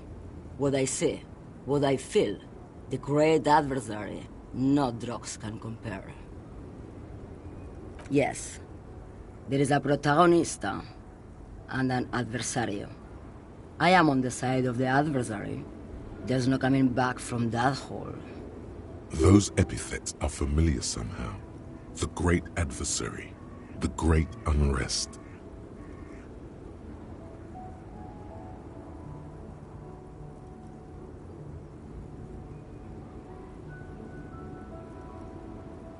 If you don't know,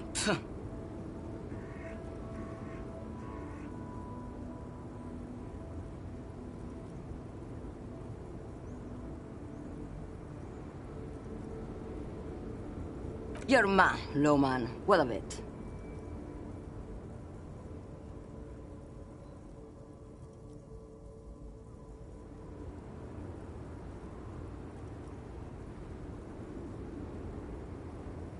Good. I don't care about drugs. Little molecules, they are nothing.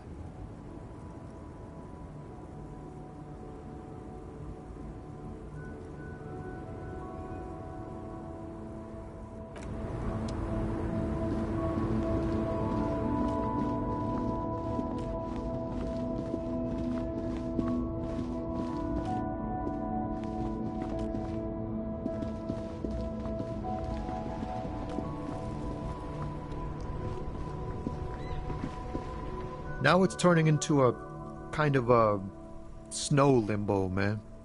What's on your mind?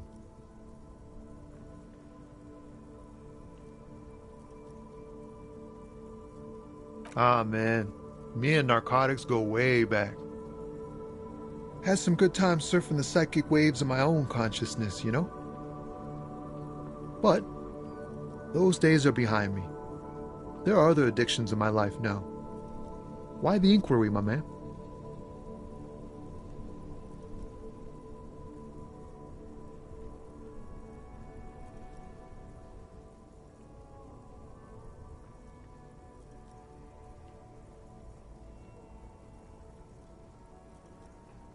Hey, man, that's serious criminal talk. Are you trying to pull some sort of an entrapment thing on me? Entrapment is where a law officer gets a person to commit a criminal offense they otherwise wouldn't commit, often through some trickery or fraud.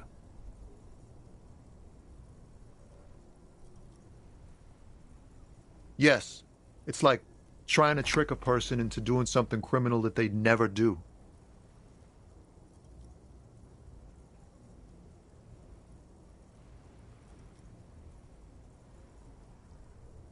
So you do realize entrapment doesn't work if you announce you're going to do it in advance? We have a credible lead, sir. Someone on this roundabout is waiting for a bulk shipment from the harbor to load it on their lorry and drive it to Jamrock.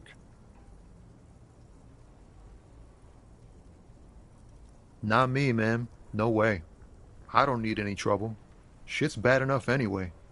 This jam's got folks up in arms, and I'm afraid it's headed toward a conflagration.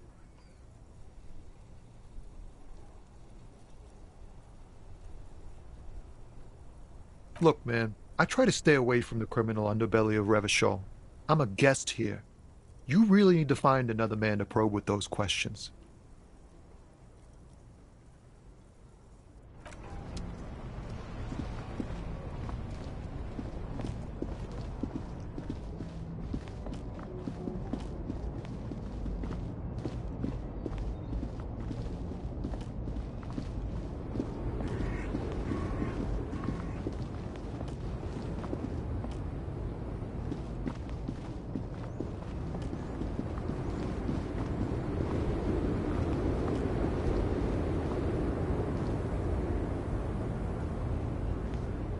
The woman is still hunched over the railing, her head swaying to the music.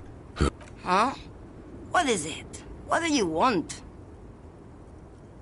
What do I need drugs for, lawman? What I see, what I feel, the great adversary, no drugs can compare.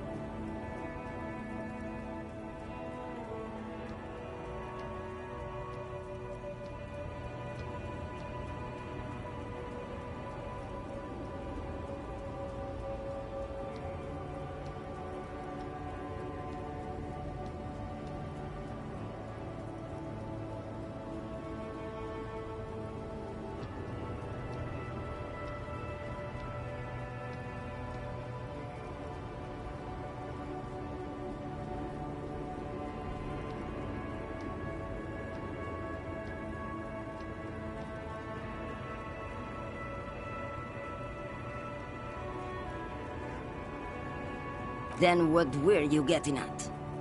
This line of questioning is going nowhere. Try harder.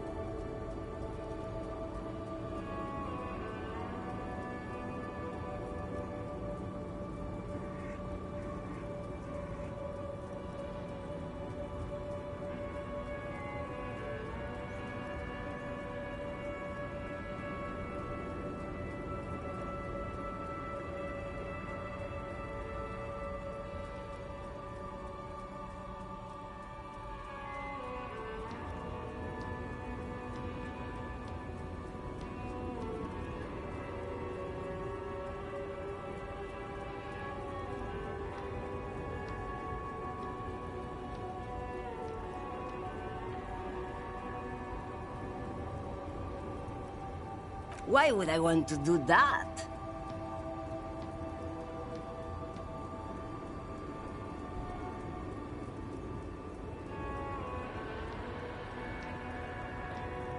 Loman, what in the name of God are you talking about? Maybe. Probably not. Makes no difference to me either way.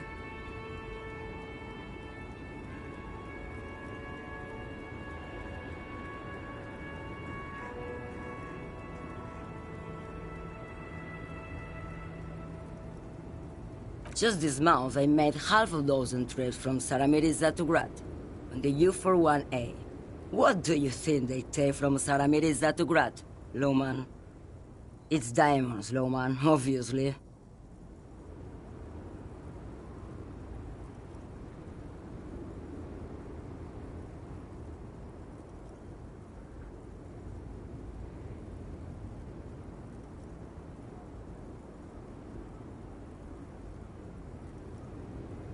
Easy.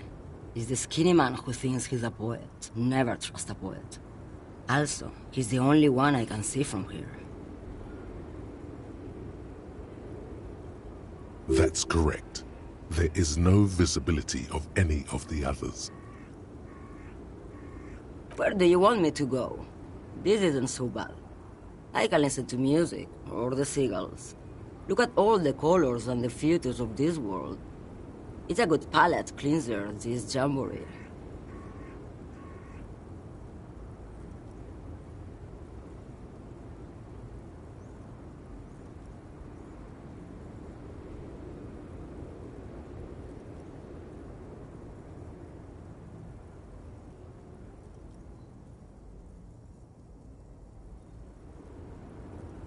Or I can just relax and let my mind carry me back where it will, to the Great Plains. I think we're done here, no?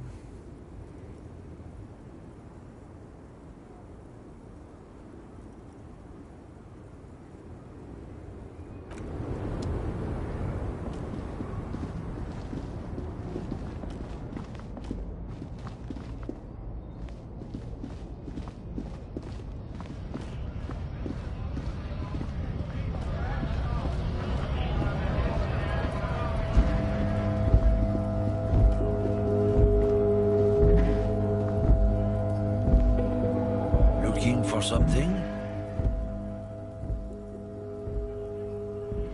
Isn't it obvious?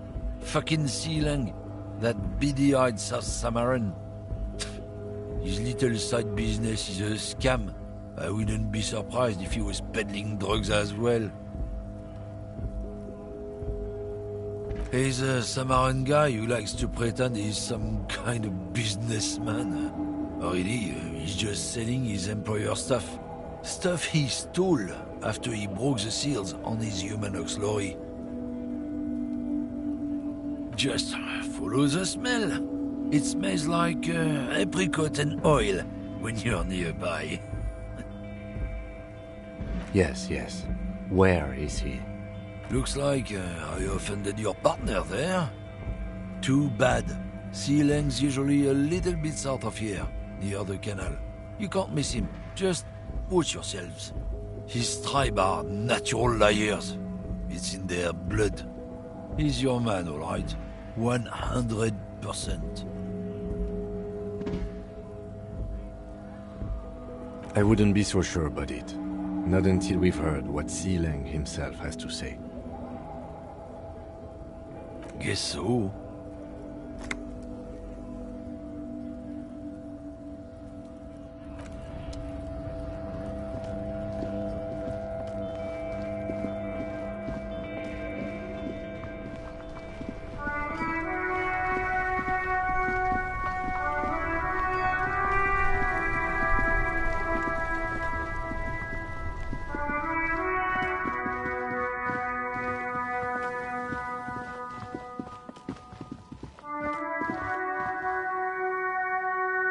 G'day to you, officers.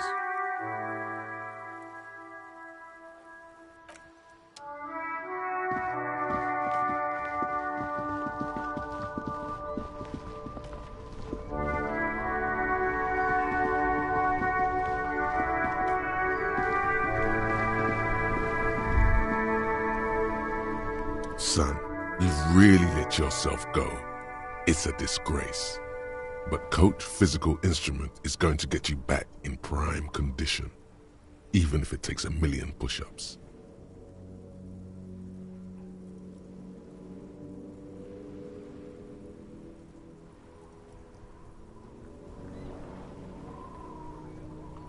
It's going to take blood, sweat, piss, and tears.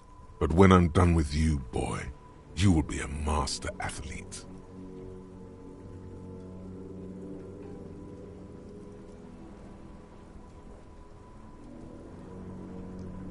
When a man sets his mind and body on something and gives his 110%, he is sometimes going to piss himself. It just happens. No. Behold, world. Here walks a sportsman, hands choked and hair kept back with a bandana. The whole...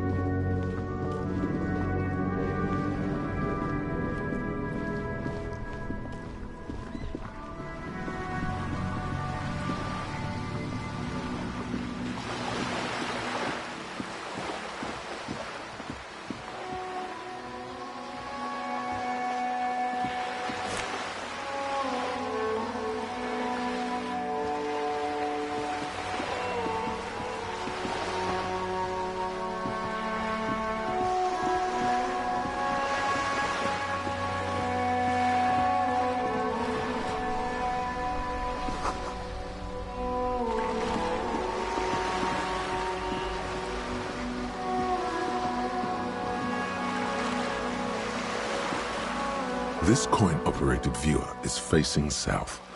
Your money disappears into the coin slot, a clunk, the ring of metal. The curtains on the display open. You lean in to catch the view. It's blurry, different blues and greens. In the middle of the shimmer stands a drab grey shape, like a ghost. The lenses shift. The ghost sharpens into an islet in the bay. In the ruins, a man-made structure is visible. A half-sunken sea fort. Its concrete almost reconquered by nature.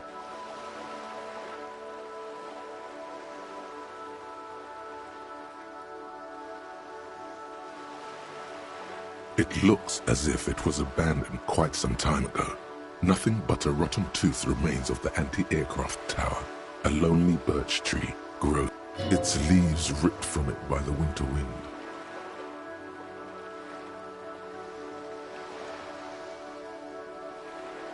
Really?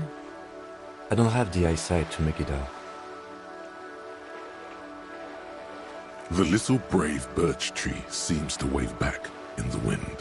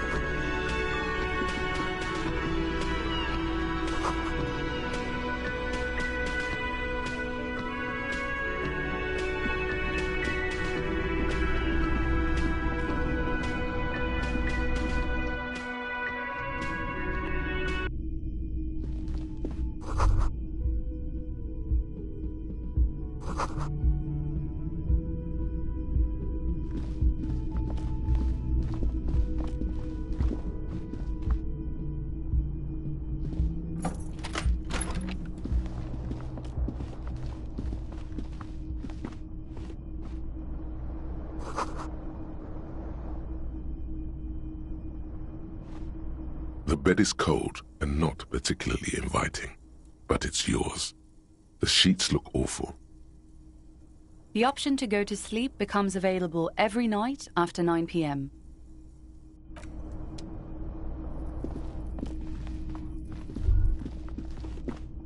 Kim also tries not to look at the pile of taped viscera on the carpet, or the weird suitcase on the hat rack, or the potted plant dying in the corner. But it's all just too morbid to ignore.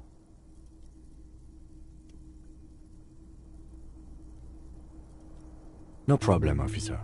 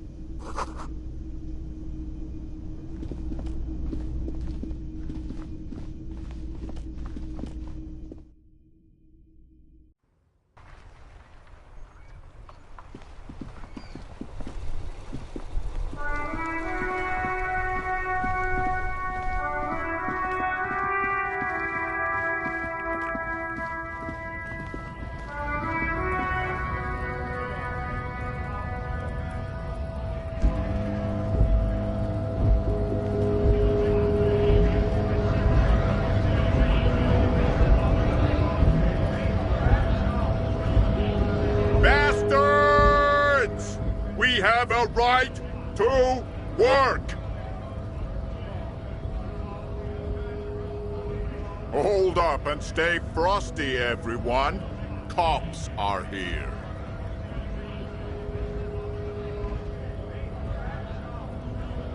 You here to fuck with us? Beat the honest worker down.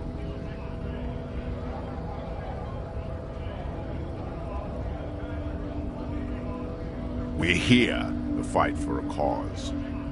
Stripes usually have problems with people who have causes. Good.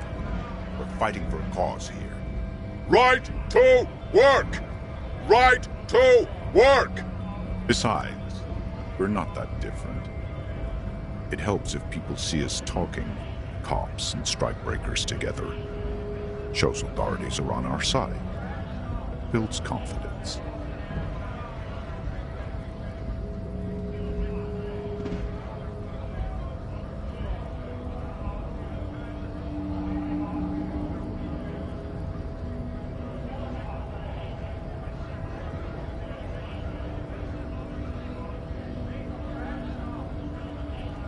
Rights of people, rights of workers, to have gainful employment, to make a salary, and feed their families.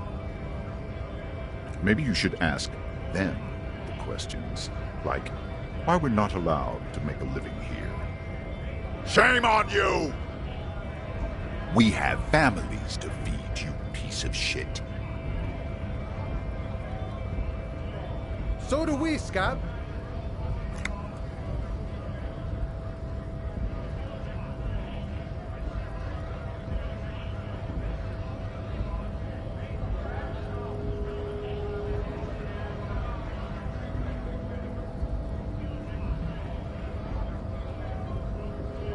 Honest men and women with rights to work, to be useful, not toys for corporate interests.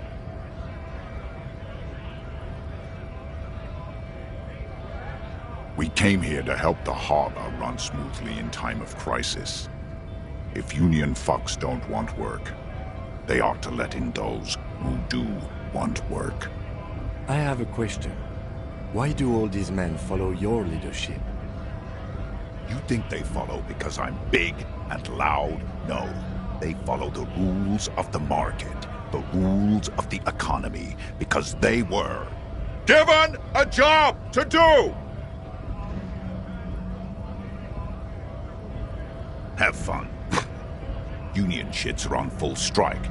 Don't think they're going to let you through the gates. I'm trying to meet their fat boss.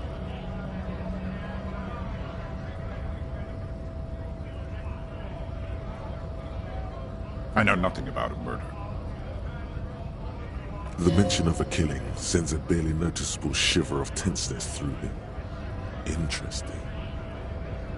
Wouldn't put it past these harbor bugs. They'd do anything to stay alive. Right to work! It's shameful. Cops doing nothing.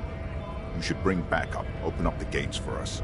Blockading gainful employment for workers is a crime. We are not picking a side in this just yet, sir. Pity.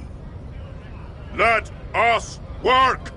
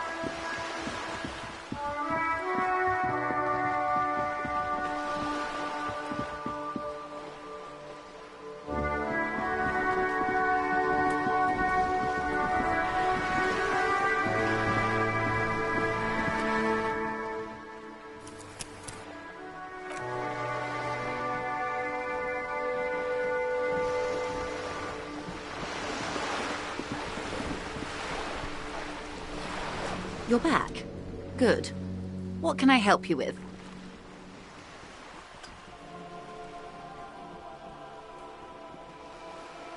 On the contrary, officer.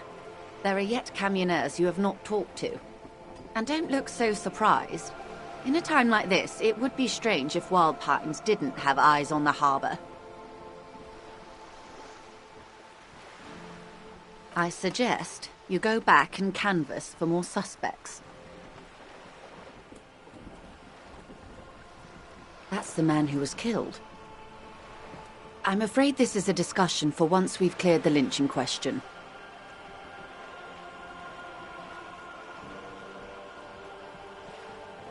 Better not tie the forestay to the backstay on this. I hope there is something else I can help you with. She wants to answer the question. Protocol keeps her from it.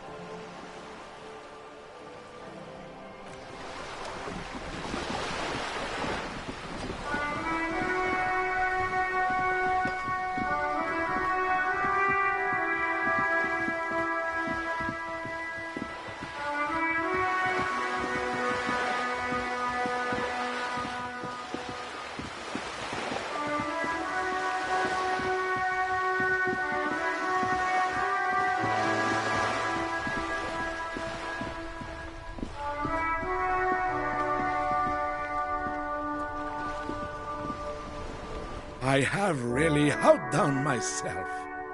This is divine. Yes, that's what you need, Gaston. More padding on that fat ass of yours. I hope your heart gives out. René, it's a little pleasures. Life doesn't need to be a struggle. Hello, officer. How might I be of assistance on this fine day?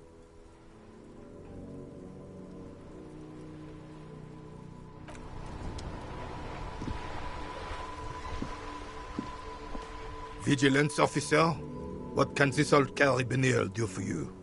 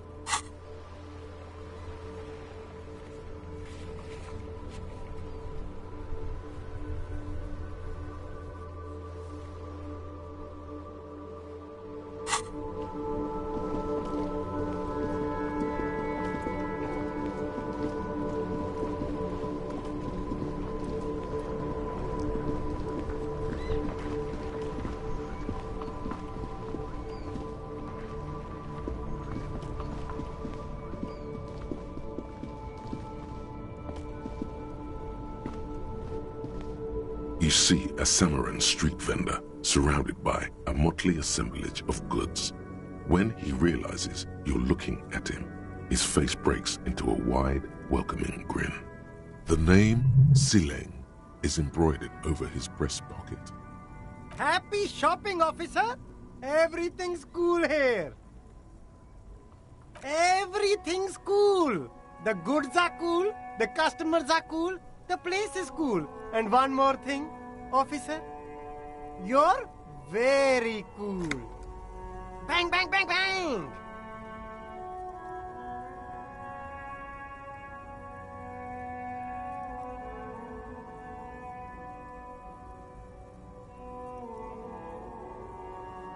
You're right, officer.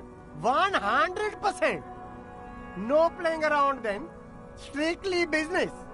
Maybe I can interest you in some premium menswear instead.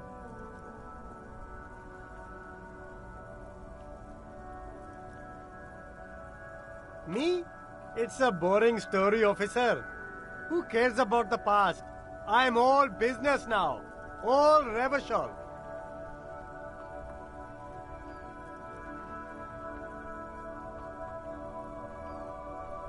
Very sharp, officer.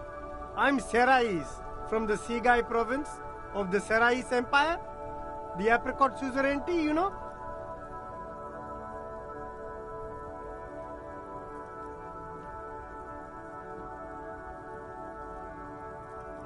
The apricot suzerainty is what the Seaguy archipelago is commonly known as in Revachol.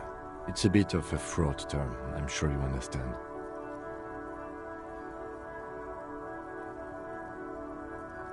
No, apricots come from Seaguy. My grandma used to grow them. But Seaguy is a shithole. That's why I came to Revachol. Here's much better for an independent entrepreneur. Less laws. Speaking of, why not support an independent local entrepreneur? I send half my profits back to my grandma in Seaguy. Well, if it's for his grandma, you should buy a lot of things.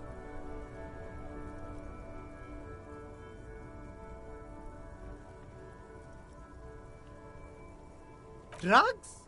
I don't go in for that, officer. Drugs ruin lives. Unless you're into drugs, of course. In which case, drugs are excellent. Mwah! Tasty, tasty drugs.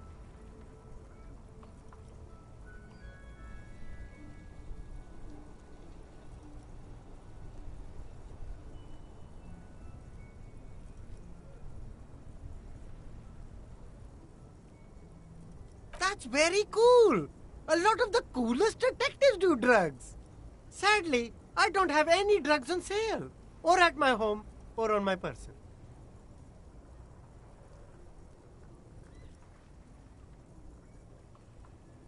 That's even cooler. You investigating that and all. But I am not a lorry driver. I'm just a street vendor. I don't know anything about that. Who said that? It's the fat racist, right? I bet it's him. He has an agenda against me because I'm an immigrant who works harder than he does. He's a hater. So you admit you're a lorry driver? No, I just said I work harder and he's an asshole. Realizing he can't get out of it. Smart man. Okay, maybe I'm a lorry driver too. A little. But that's not the most important thing about me. That's my day job. This is my dream.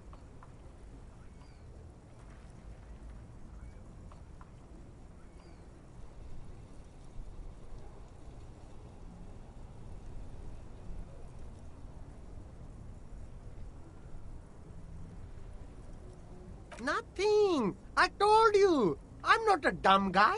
I don't get involved with that crowd. And what crowd is that? Crowd. You know, the drug crowd. He doesn't want to talk about them. He's afraid.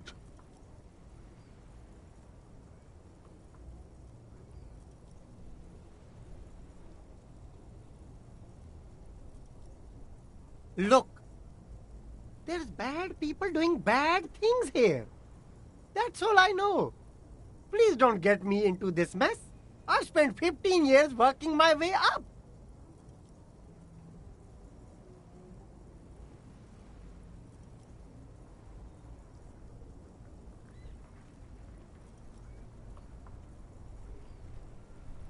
It's a she, okay? The other drivers call her the lady driver. You're better off staying away from her. The way they talk about her, she's no lady.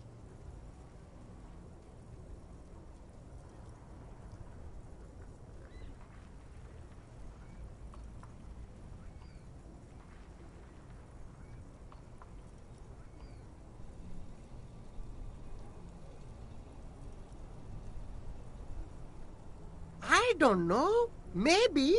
If she is, I haven't gone near her. I don't get involved. It could be. She was strange. All of them. I don't know. I told you all I know. Are we cool now? I really want us to be cool now. Who exactly is talking about this lady driver of yours? The racist or the other one with the tattoos? All of them. Even the ones who've left. I don't hang out with them. I don't remember who has tattoos. All right. I scored. Let's cap this off with a purchase. You can walk away from here with funky sunglasses, detectives. Both of you. You deserve it.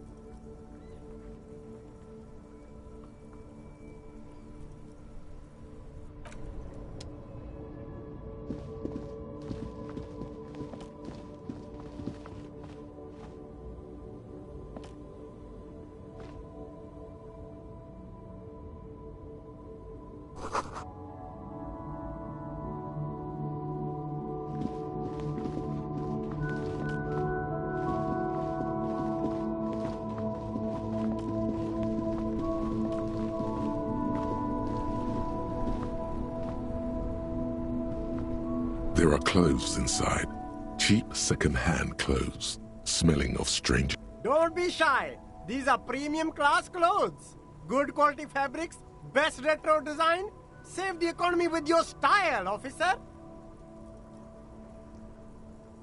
You find your hands deep in tattered and faded garments made from weird polyester blends that make your body itch and sweat in all the wrong places.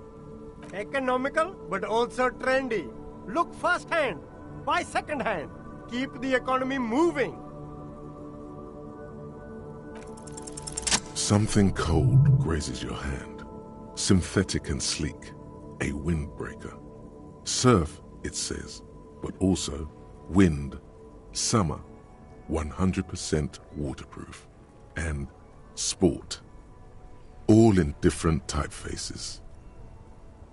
Good choice, officer. Mega sporty. And it's only $4.50 for you, sir.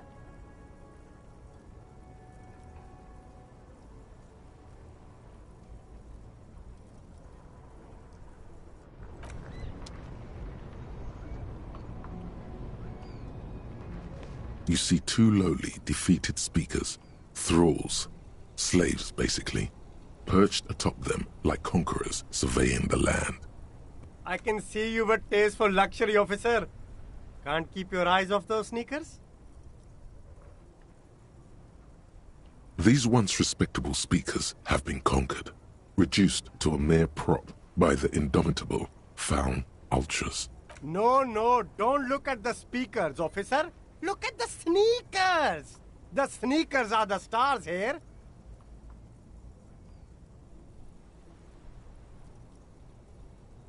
These, officer? These speakers are Samaran garbage. I'm ashamed to even use them for props.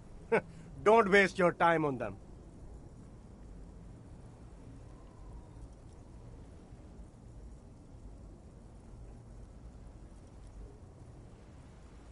A pair of Faun Ultras. The design is impossibly sleek and simple. A futuristic silhouette with a sleek monochrome colorway, a jet black upper, and a silver-lined midsole.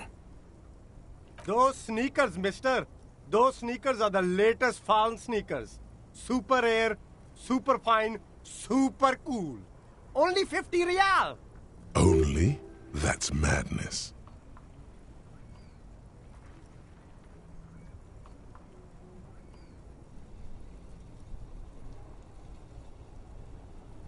No way, officer. These aren't for sale. They're bad speakers. Low-fi socialist junk.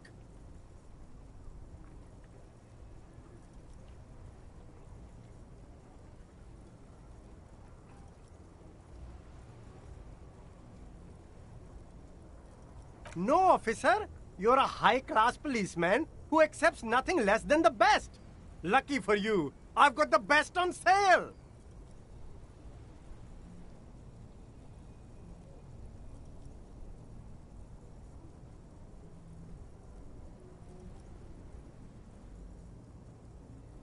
Well, if you want them...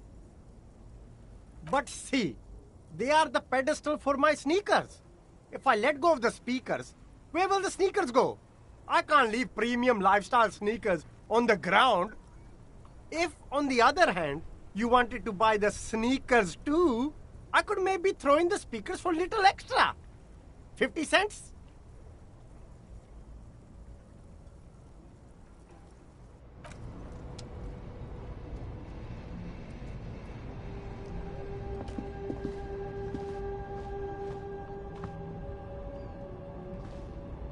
There's a pile of cheap sunglasses in a small box. A variety of... You like sunglasses, officer? I've got the latest styles right here. Abort. These are hideous. What's more, they don't even fit your face. You can feel them pinching your nose and chafing against your... Damn, officer! You look like a mega secret spy. Very secret. They're practically made for you. I'll let you have them for $2.50. It's going to be very difficult for anyone to take you seriously with these things on your... No, you are definitely not buying those.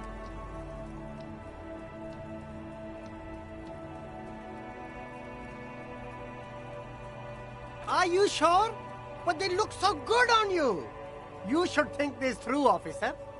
These are all boring. Boring third-rate ho-hum sunglasses made of cheap Syrahese plastic. The kind of plastic that melts, and those UV stickers are almost certainly just there for the show. If anything, these lenses probably direct more UV light into your pupils. A UV magnifier. These are all first-rate sunglasses. Premium design, superb material, very cool, UV resistant. These will definitely keep your eyes safe and cool while doing your dangerous police work.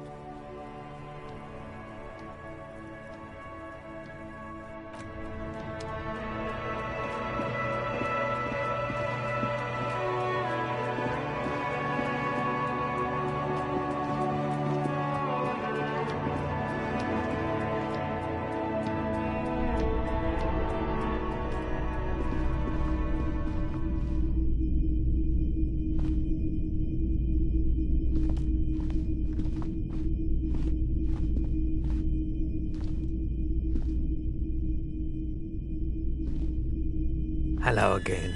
How can I help you?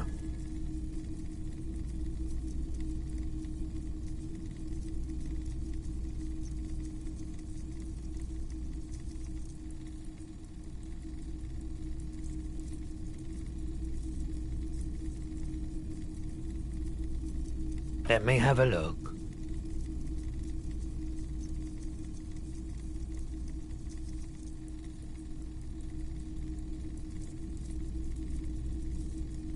Anything else you're thinking of selling?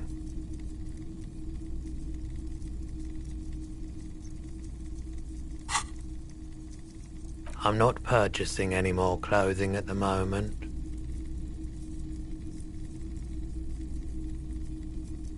Another time, perhaps.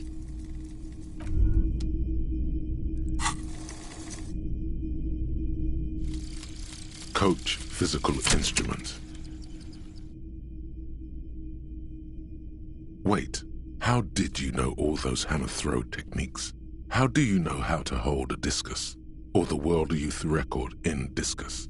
Something doesn't add up here. This mushy thing between your ears didn't know the name of the city you're in, but it comes loaded with trivia about the correct chin position of a shot put ball. Could it be that? Shut up, namby-pamby. This train of thought ends abruptly. It's leg day. Straighten your rhombus muscle. It's shirts versus skins. Take your shirt off, Namby. Your skins.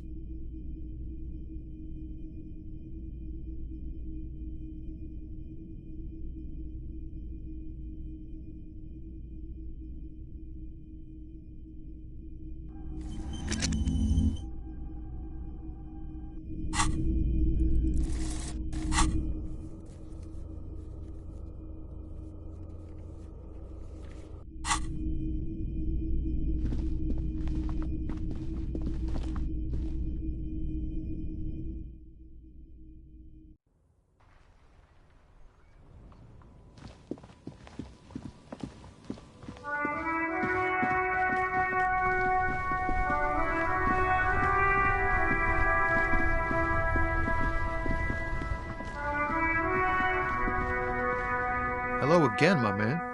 What's on your mind? I don't want to talk about that.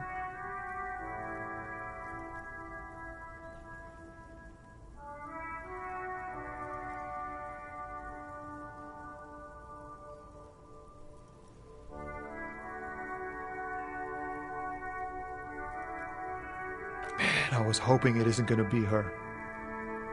All I can say is, she isn't around here anymore. She isn't some evil drug trafficker, and I don't know where she is.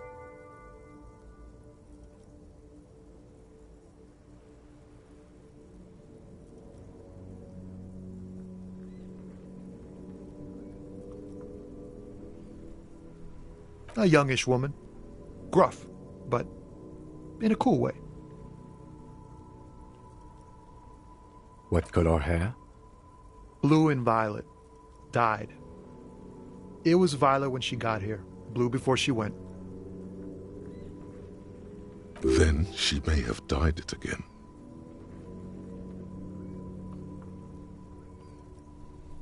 I didn't, man.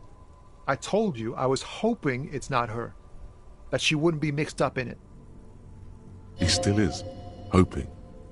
It's just wishful thinking on his part, not trickery.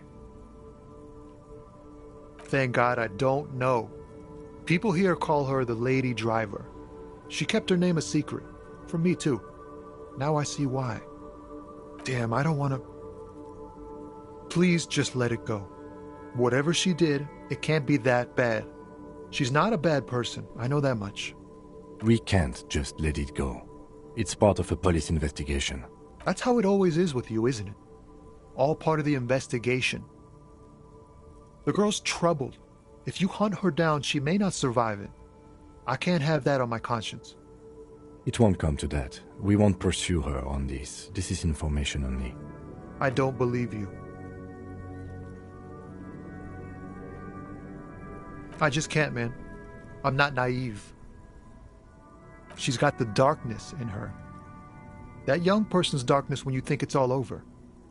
And you're looking for a way out. She shared this with you? Yes. Which is why I don't want to snitch on her.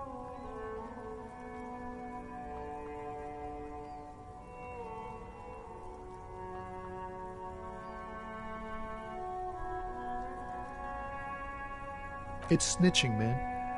I know what it is. I heard the rumors. I saw the other drivers looking at me strange when we talked. And she told me, too, that she's had a violent life. But I wasn't afraid of her. More like for her.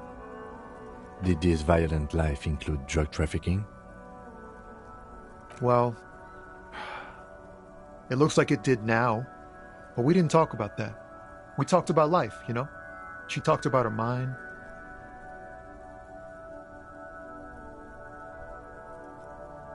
The way it worked. The trouble it was giving her. Fuck, man. Go grill someone else with these questions, okay? There are plenty of drivers here who couldn't stand her, or were afraid of her. They'd be more than happy to rat her out. He's right. There are other options. The raceman, for one. Push Tommy and it will break his heart. And his spirit. Don't expect you to be pals.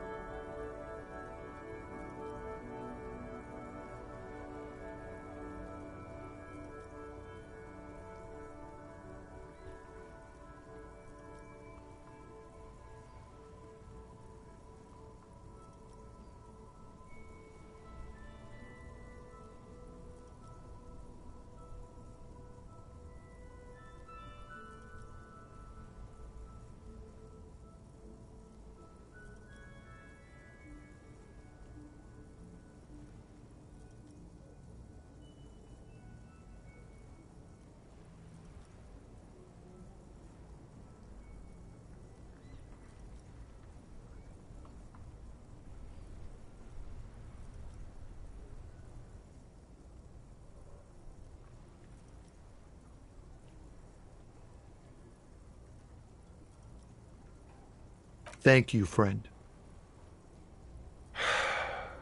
Wow, this makes me feel like I should pick up smoking again. Would help with my rhymes, too.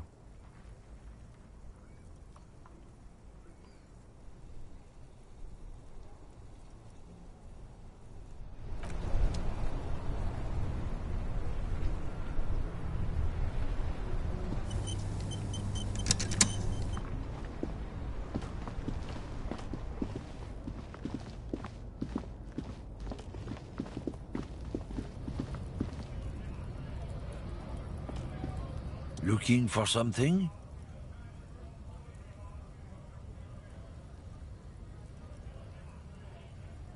I don't know what you're talking about.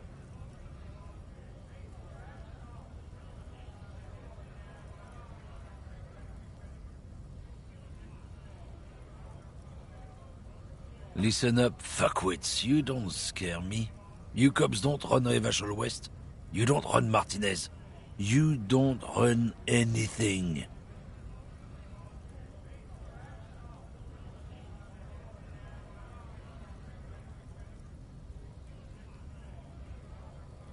No. He means La Puta Madre. The name resounds like a bell in the air, a dark gong. You get a bad feeling about it. Looks like the lieutenant has a plan. Let him do this. Yeah, him.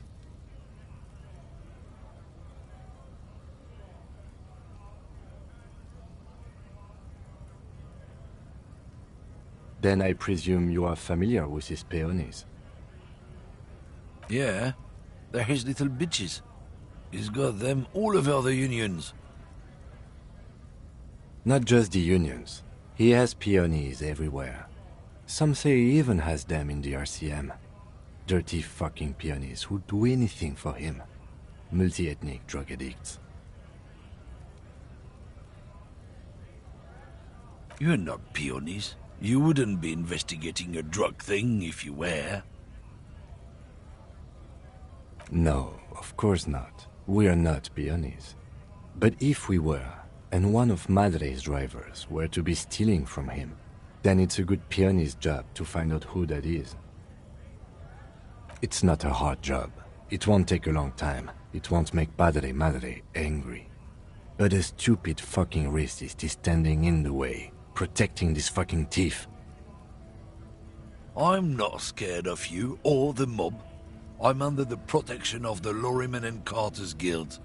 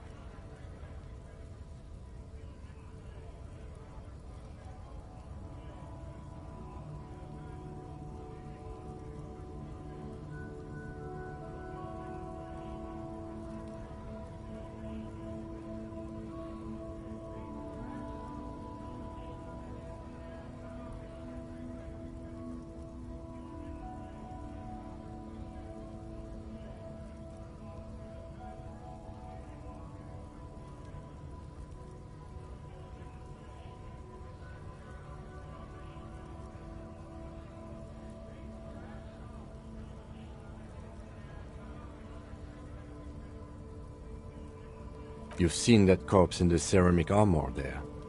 Did his shitty little guild protect him? Nah, you wouldn't just leave him out there if you...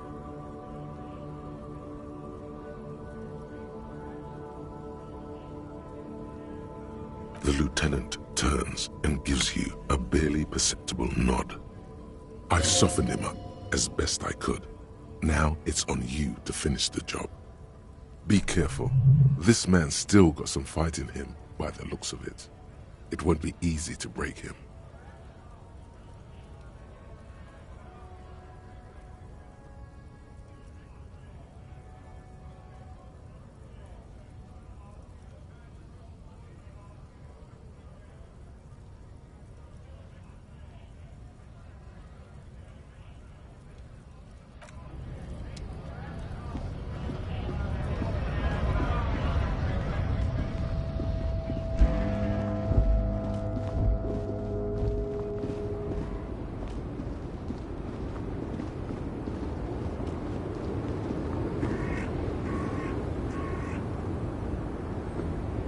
The woman is still hunched over the railing. Huh? What is it? What do you want? Did you just call me a lady, Herife? She clearly doesn't think she's a lady. Don't repeat it.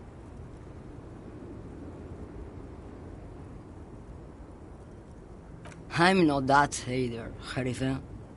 I've gone too far from it all to remember what was between my legs. It doesn't work like that on the long haul.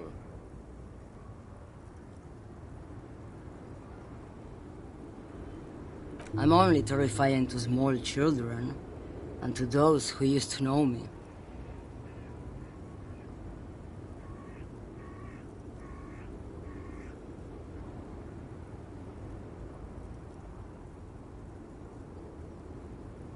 How should I know?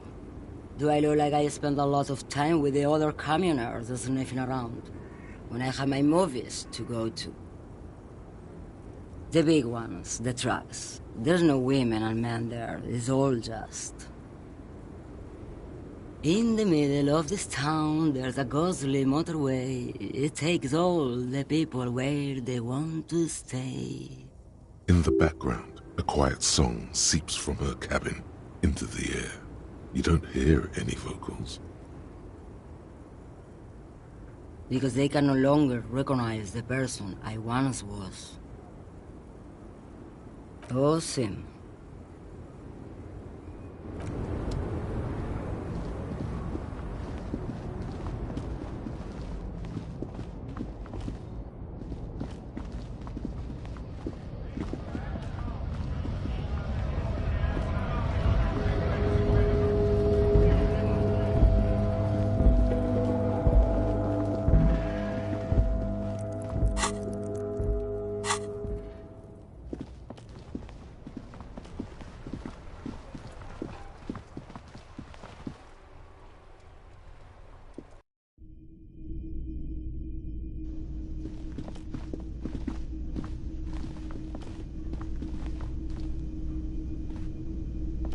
Real mature, man. What exactly were you trying to accomplish? You do understand you still owe me money, right? Damn, your feet thought we got away.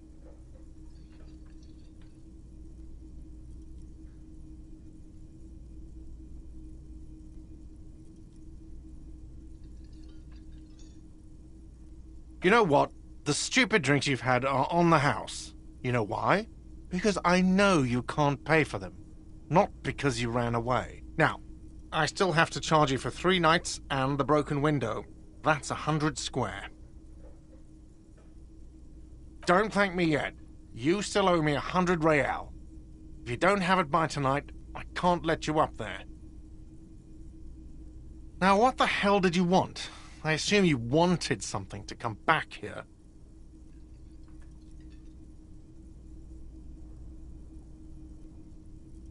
What thing?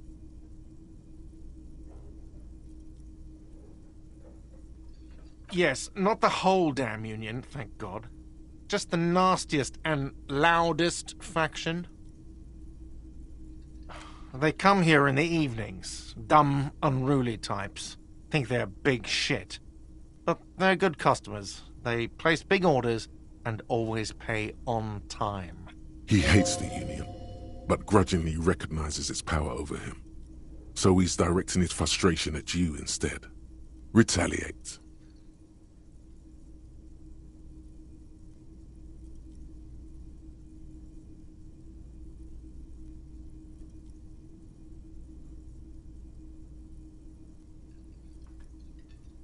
I don't. I'm simply providing a service, or really facilitating the offering of services to paying customers, and it doesn't matter. I don't have to explain myself to you.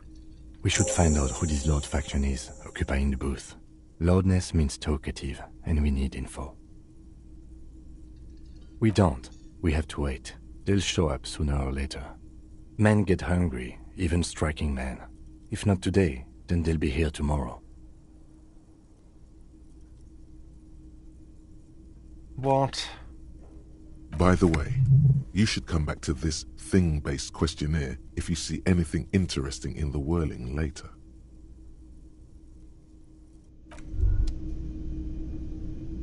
By the way, where is home? The address is coming up blank, and this place sure isn't it. But you've been at this hostel cafeteria for only 3 nights. Where were you before? You had to be somewhere.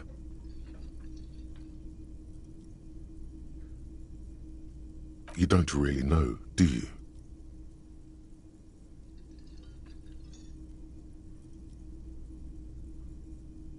A vague, blackened image doesn't sound like somewhere you can stay if you run out of money.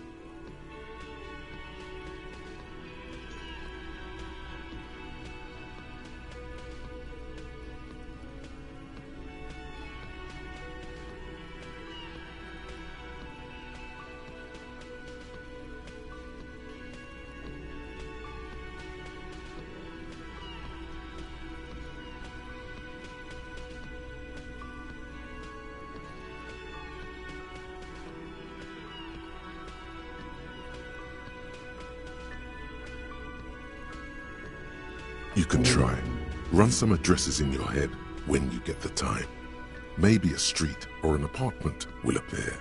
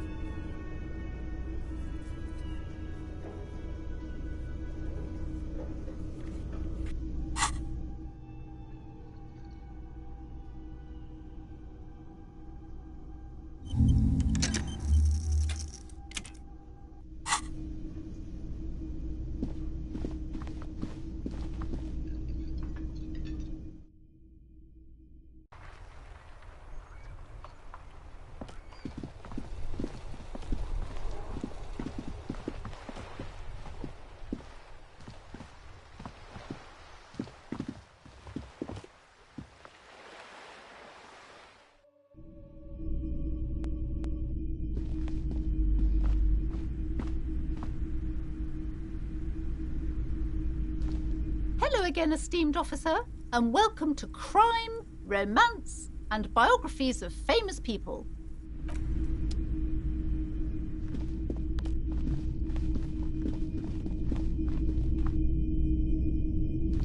You see a set of tattered curtains blocking the way to another room. A strange cage-like trinket dangling. Excuse me, officer. The back room is strictly for employees only.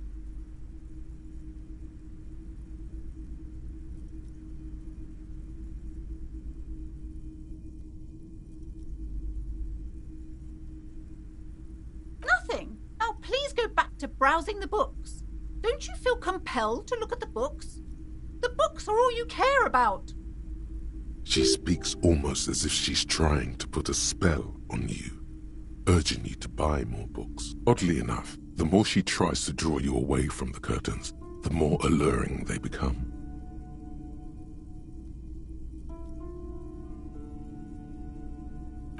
You see some kind of charm, an irregular polyhedron assembled from bones, sticks, and straw. Inside, a disturbing fish head with empty eye sockets stares at you. Aside from poking at it suspiciously, there is nothing else to do with the fish head charm at this time. The curtains remain shut before you.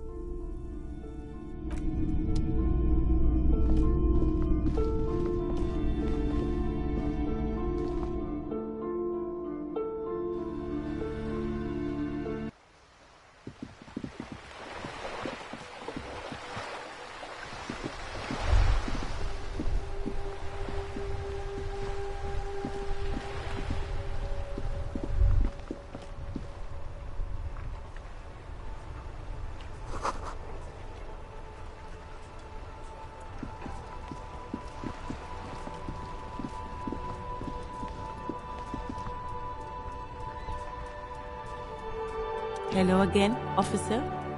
Of course. Where to? There's the pier, the Capeside apartment buildings, some more tenements. Not a lot, really. The harbor gates, some kind of commotion, I think. I don't follow the local politics. A fleet store, too.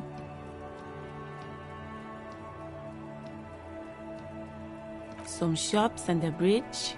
The canal bridge leads to the coast, but it's broken, I think. Some kind of accident, probably. Just coast.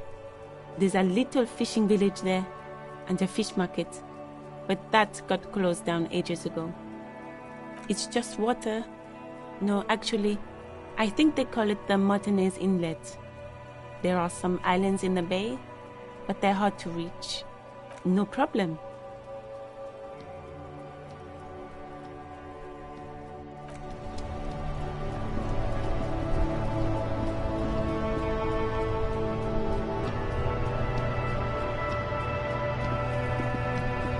Hello again, my man.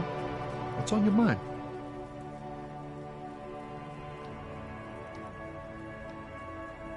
Huh? Oh. No, I ain't got any money. They don't want to pay for unfinished work. The bosses, man.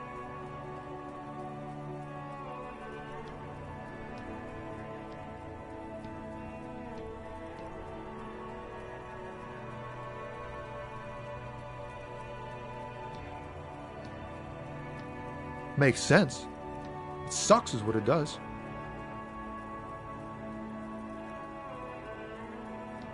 What? But I told you she's my friend. Please don't make me give her up, detective. Get someone else. There's a ton of drivers here.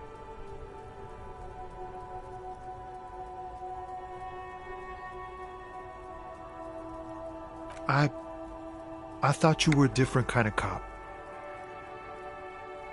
The realization that you've used his friendliness and goodwill for your own ends. Here.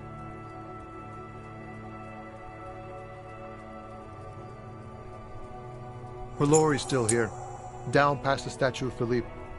The cabin is green. You can get in there with these. That's all I know. When did she leave? Last Friday.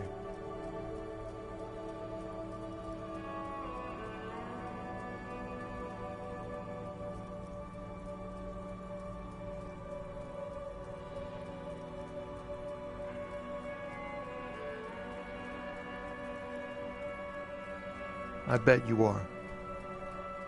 And he's sorry he couldn't be what he wants to be, a good person. His last line, his revenge on the world. No, I don't know.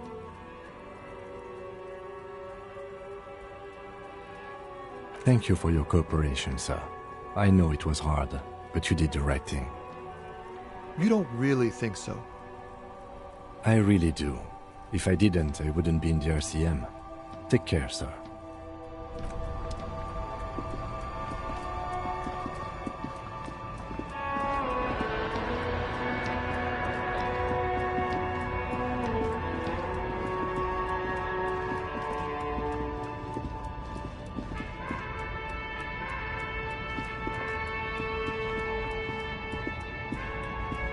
This green found, A to Z, Contemporain, is parked in the shadow of the ruins looming overhead. This is the one our man pointed to.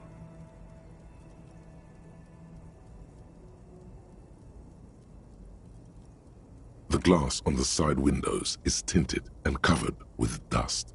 You can barely make out the shape of a seat and two steering levers. The door is locked. The handle looks shiny, like it's recently replaced. You push the key into the lock and turn. It makes a cracking sound. Then the door pops back a few centimeters. You can just... The smell of cigarettes and perfume welcomes you. The cabin inside is plastered with old movie posters. Actresses smile from the walls.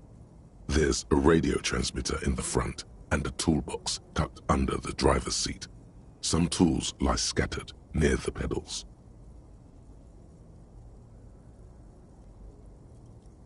A metallic drawer slides out from the seat. It's empty, except for a folded newspaper. It's an issue of Périphérique from last Wednesday. A piece of paper falls out from its pages. It looks like an article ripped out from a radio enthusiast magazine. Complex mathematical equations explain the basics of something called the Ulan frequency system.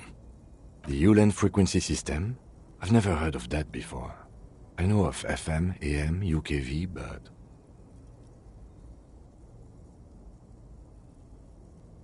It's an issue of It looks like... The Ulan frequency system? The pull-out toolbox slides back into its net. These are movie posters featuring starlets from long-forgotten films, from the 20s, the teens, even the 90s. One of them particularly catches your eye, a centerfold of an ingenue attached right above the back seat. The actress is draped in a sheath dress, one of her shoulders bared. The faded remains of an autograph run across the poster. The actresses and the rear actor all smile you a warm goodbye. Looks like the frequency dial is absent. It requires a key to work, but the key has been removed, likely by the missing lady driver. Strange. There are so many radio stations saved here. Must be over 100 at least.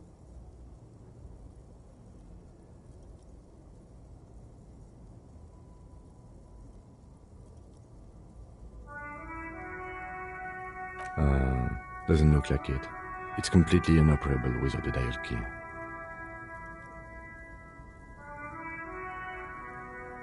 For contacting an entire fleet of lorrymen, for example. This is all shortwave, UW and UKV. Looks like we are dealing with an impressive organizational tool. The nerve center of a huge operation, with quite a range too.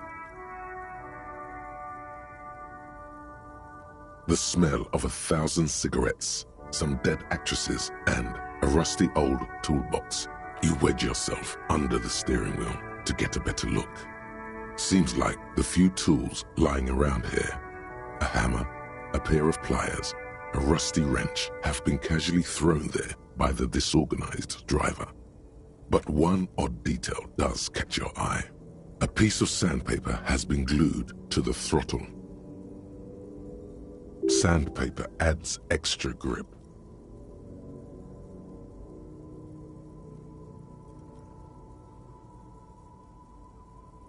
Sandpaper? A novel technique? The movie stars are still smiling from the walls. You close the rusty old lorry door. Great. I think we got everything. A word, detective? Before we return to Joyce?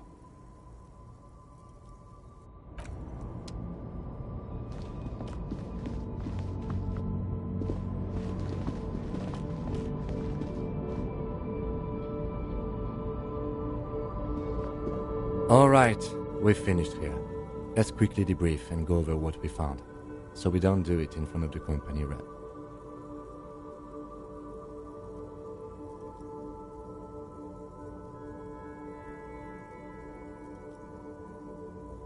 Honestly, I'm quite worried by what we've seen so far. The evidence seems to point to a rather extensive and well-organized operation. I'm especially intrigued by that radio transmitter, particularly the sheer number of stations it can connect. Looks like this alleged drug trade casts a wide net.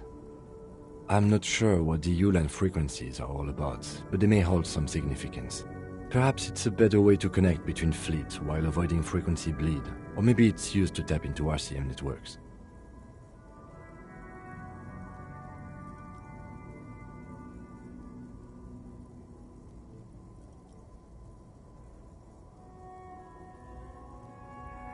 We didn't find anything conclusive linking them to the smuggling operation. But somehow, I doubt that Everard Clare would be oblivious to something like this happening right under his nose. My suggestion is, we use it against the Union in any way we can, to our own ends. It's a slippery hill, but we just might be able to pin them down, indirectly, down the road.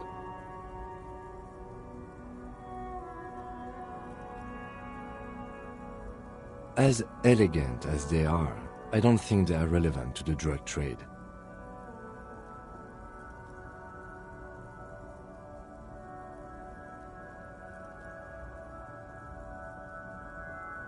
Yes, well...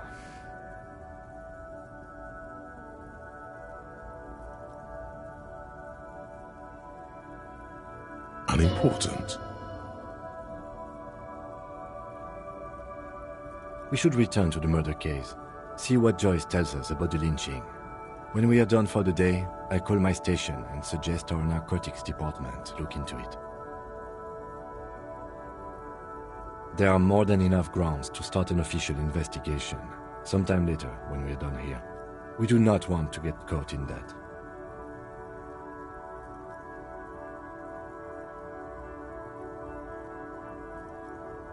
The fact that one hasn't started already gives me pause. An investigation, I mean. Especially if the Madrid grouping is involved, and I can't imagine they aren't. It's certainly worrisome.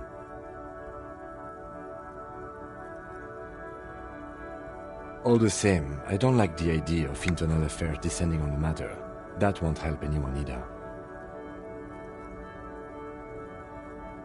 Debrief over. After you.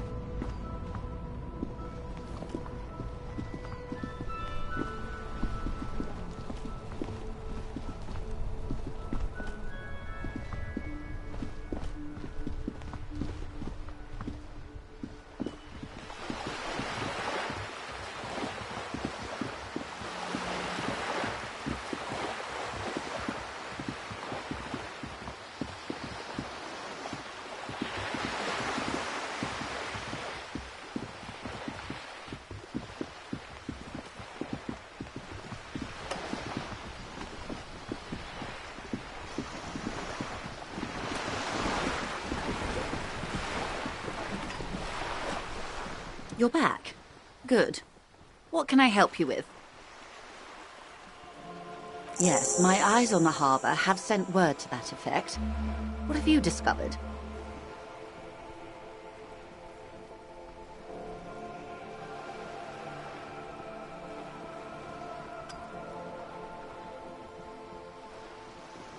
Yes. And will you start an official investigation?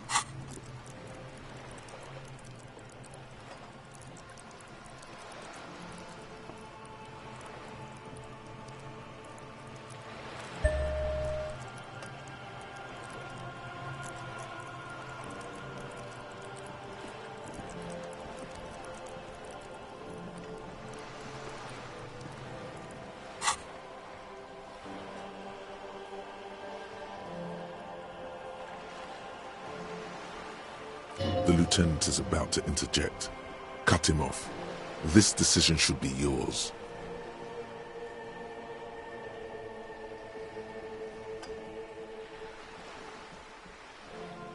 Exactly. But what?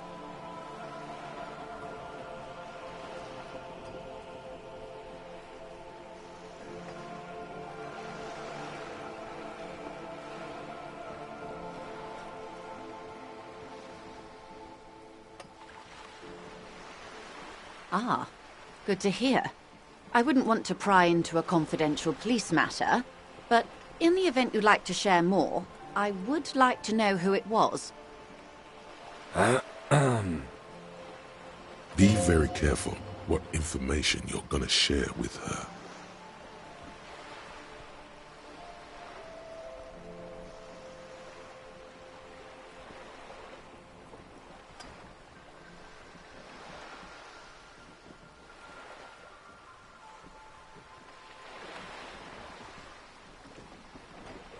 A runaway? Good work. This is a tangible lead towards solving the whole mystery.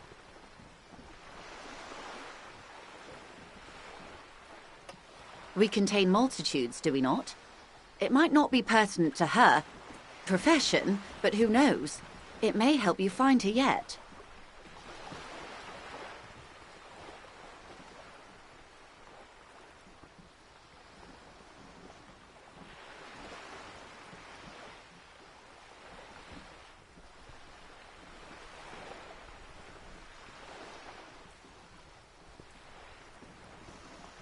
What is La Puta Madre?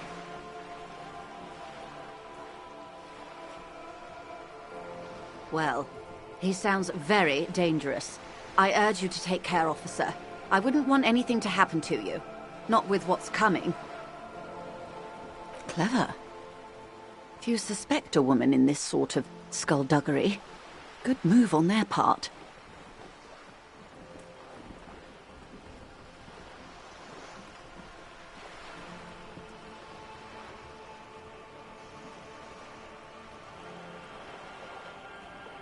I appreciate you placing your trust in me. Thank you again for looking into this matter. You have my gratitude, and the gratitude of Wild Pines Group. Now, per our original agreement, it's time for me to share company secrets with you. I wouldn't normally break protocol like this, but the situation demands it. If you don't solve this murder, I'm afraid we may have a bloodbath on our hands.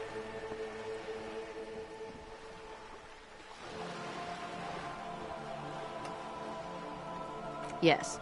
I'm afraid this strike may descend into a small-scale civil war, with possible consequences for all of Rivershoal West. Since you are sharing land, this is also the RCM's worst-case scenario. Then we're on the same page, as grim as it may be.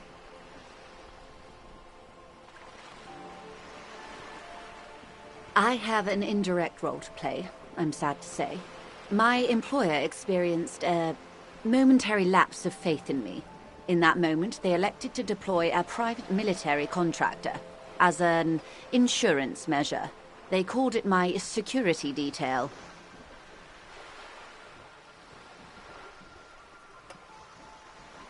They were dispatched after I relayed the union's initial offer. Every worker... A member of the board. I tried to convince my employer it was simply a piece of rhetoric, or a joke. They did not appreciate the humor. Absolutely not. These mercenaries are muscle, pure and simple. They are meant to intimidate the Union into surrendering. Who are they, exactly? Crenell, an Oranese military company. As far as I know, 3 arrived in Martinez. They report to me sporadically, but they do not answer to me. To be frank, our relationship is deteriorating. They wear ceramic armor, have semi-automatic weapons, and years of combat experience. They also have trauma and stressor disorder, and no idea how to conduct themselves in an urban civilian environment. So, what happened?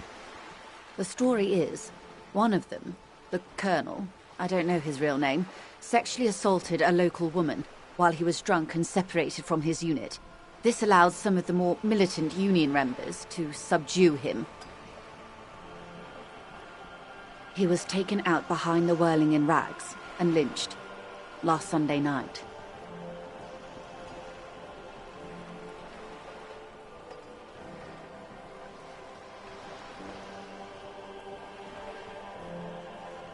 Nothing. Mr. Clare refuses to let me into the harbor. I have not been able to discuss this matter with anyone there. The remaining 2 Crenell contractors carry out their orders, for now.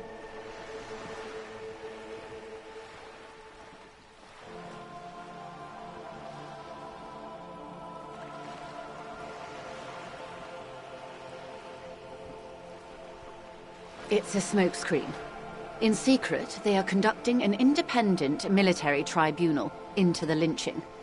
Once this investigation is concluded, executions will follow.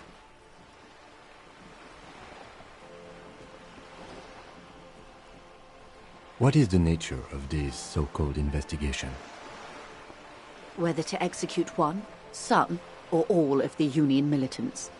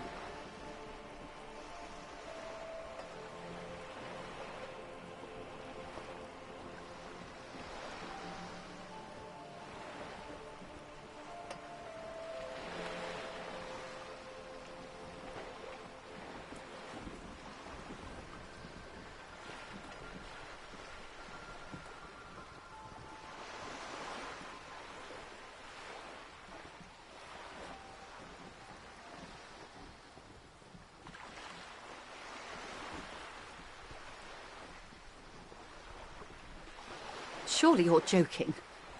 These people are killers.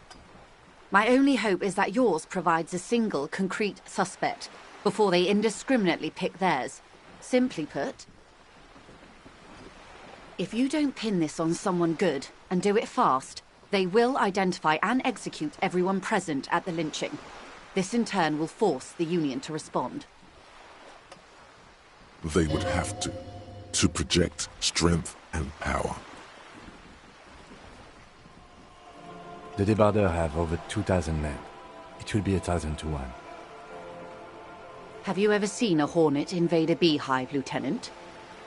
It's not pretty.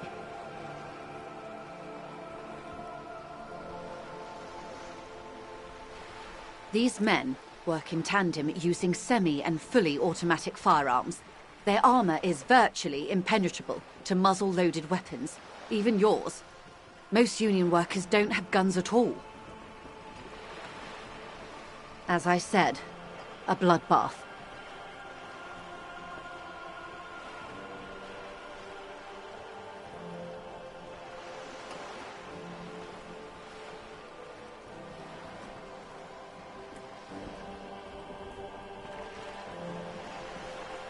It doesn't have to be like this.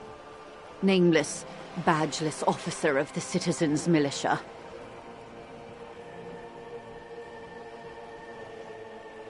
One single concrete suspect delivered into civil court, and I may be able to defuse this situation.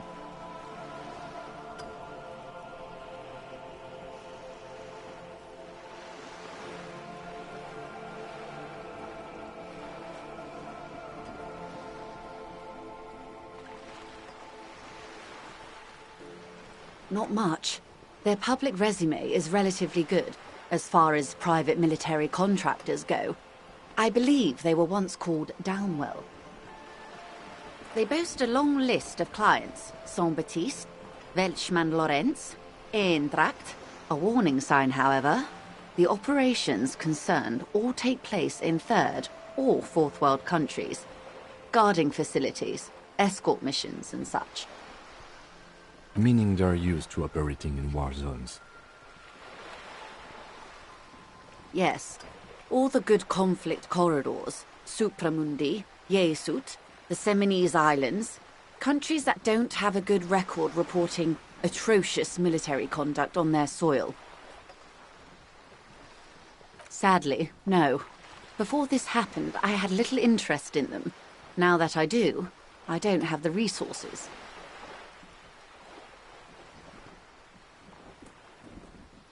If you still have access to the ICP's database, you could run a better background check than I ever could. It may take some time, though. Do you know a lot about the inner workings of the RCM and the ICP, ma'am? In my line of work, it pays to do your research. I was prepared to deal with the RCM. I did not think I'd be dealing with a group like Crenel.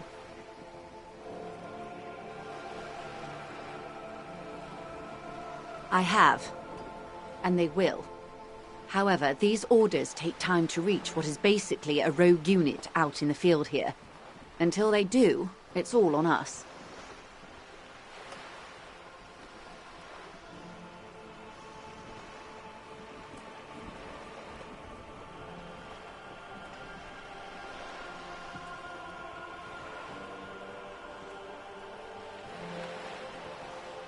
Or he didn't. This is information passed on to me from some teenagers loitering around the canal. I cannot testify by it.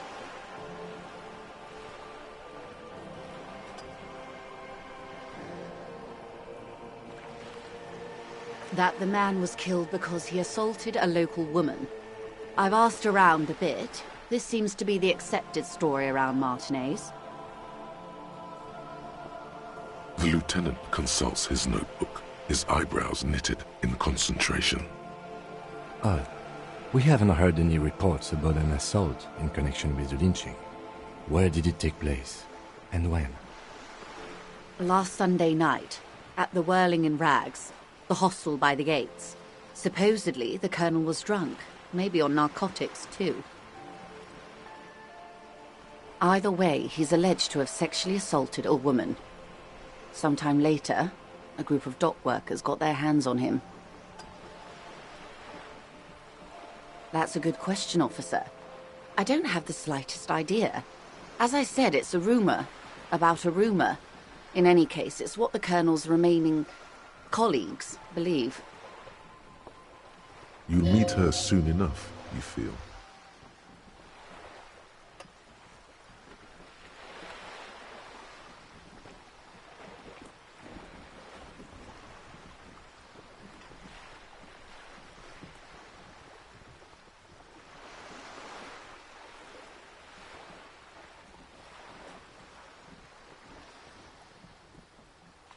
If you mean did I see him alive, yes, but I did not know him. Lely, his service name, a nom de guerre, most likely. He wouldn't divulge his full name. Only one of them did. A bad sign if there ever was one.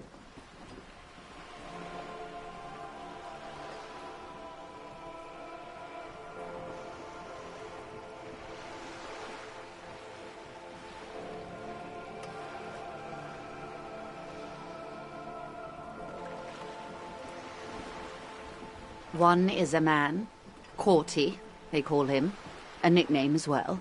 The other a woman, Phyllis DePaul. Corty is the gunner, I believe. DePaul is a radio operator.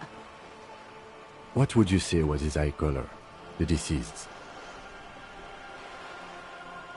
She closes her eyes, trying to picture the man's face, then shakes her head.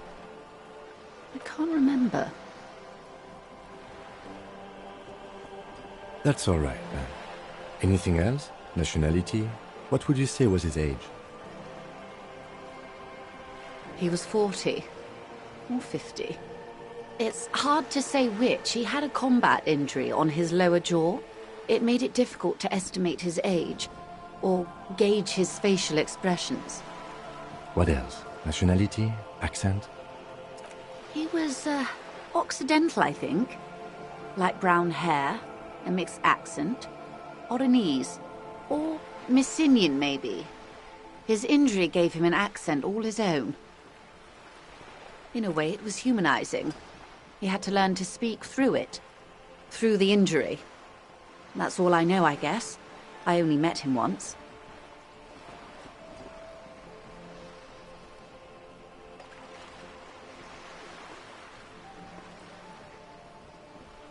They've gone to ground, as it were. I don't recommend seeking them out. For one, they're almost certainly armed to the teeth.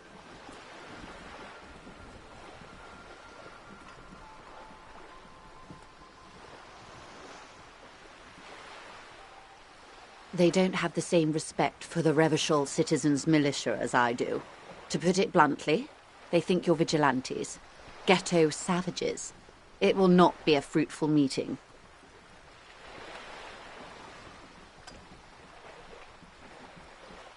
Vigilantes. You're a professional officer of the only legitimate authority in Revachol.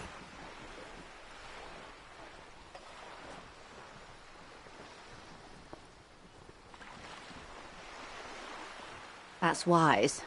Our goal is to avert catastrophe. Besides, you're likely to encounter them sooner or later.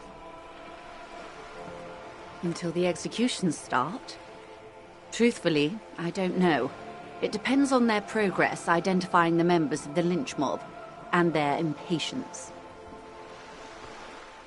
They don't report their progress to you? Not on this matter. I'm afraid they consider this a personal initiative. It's a matter of days, not weeks.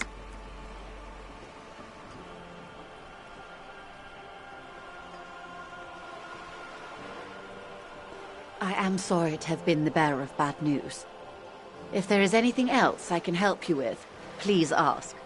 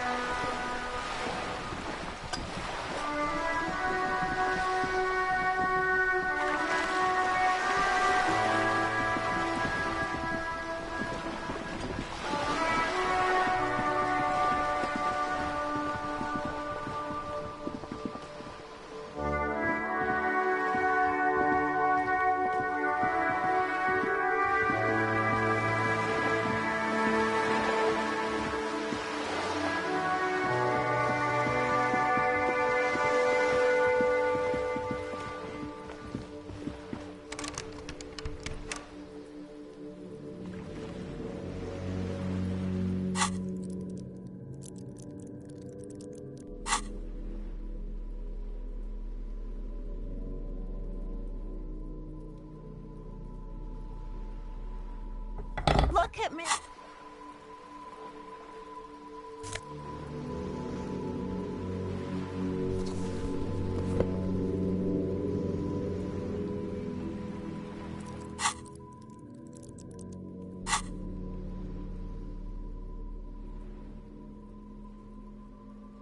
Hey! Up here, piggo!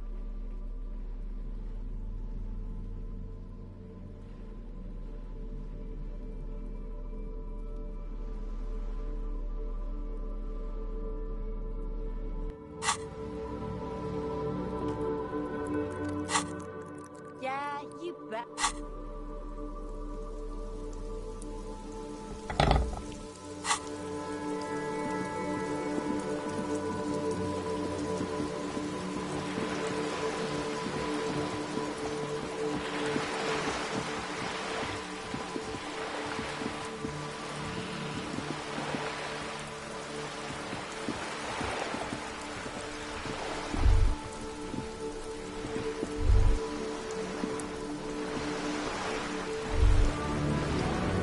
The sight of bullet holes stirs something in you, making you forget the lieutenant's surname.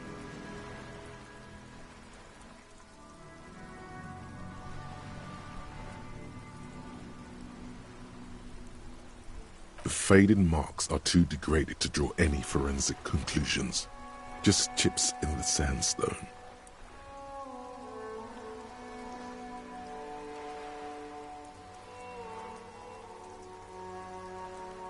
Where?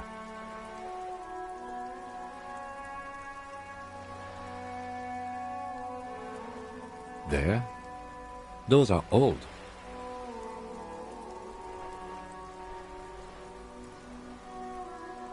Yes, the one that happened half a century ago. Those bullets were fired during the revolution and do not warrant an investigation by officers of civil law.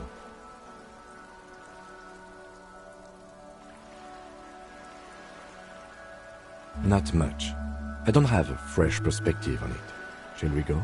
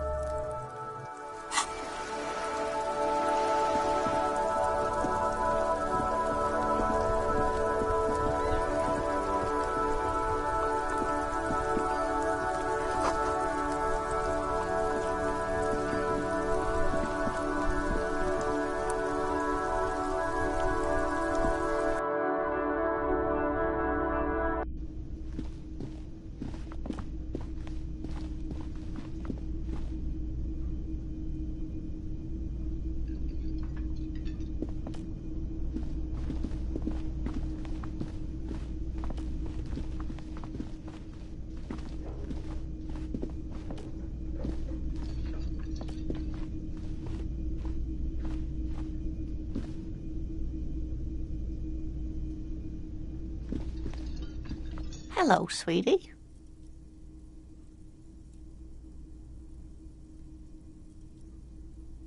Wait, who's Sweetie?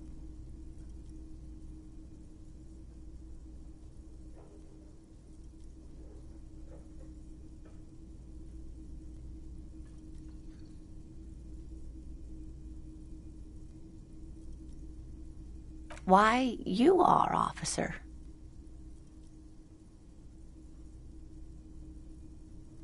You're a handsome man, officer, with your mustache and your chiseled jaw and that silly dimple on your chin.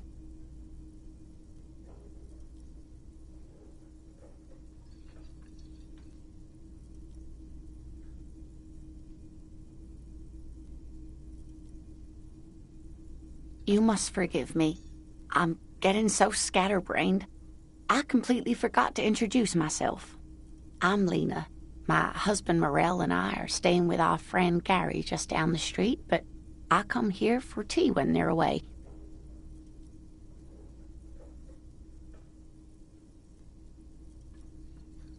This Lena is wacky enough for the motley crew. Hire her on the spot.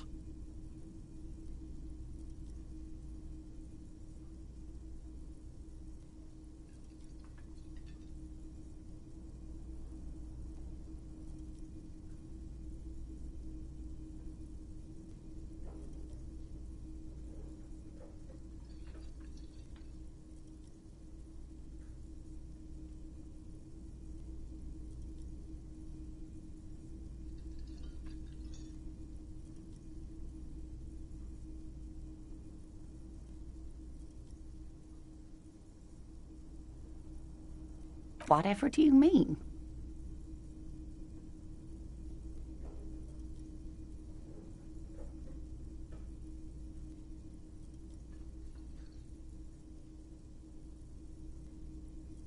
Ah, yes. Probably Roll With Me by the Fletchers. People often quote the Fletchers at me. Morel says it's my theme song.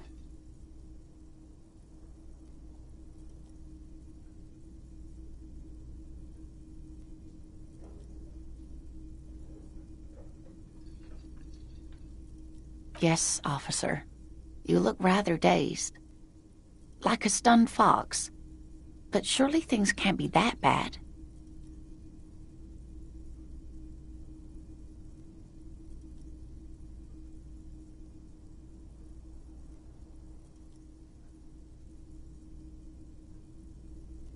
You know where we are, right?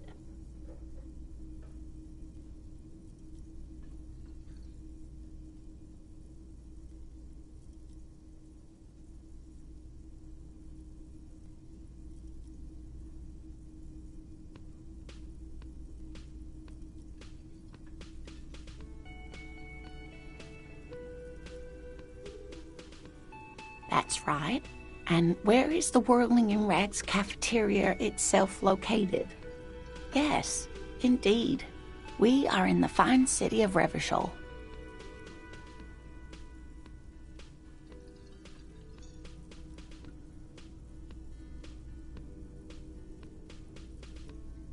Yes, great. See?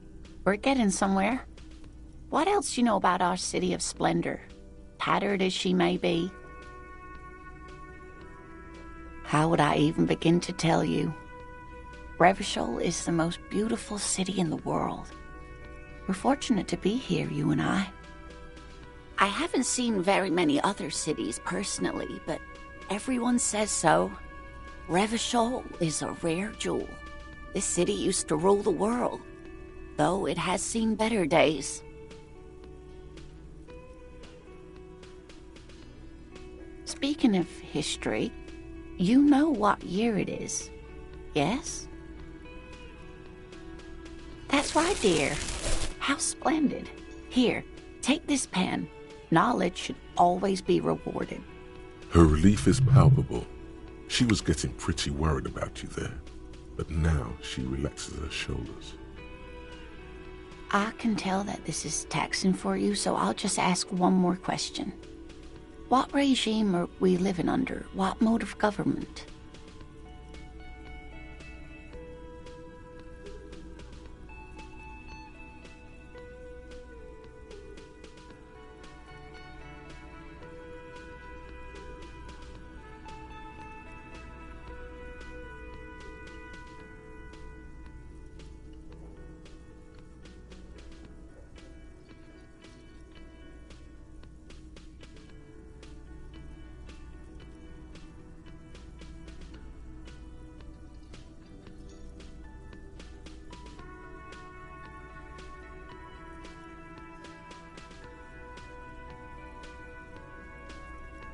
Nope, sadly not. Revachol is what's called a zone of control, under an alliance of foreign powers called the Coalition.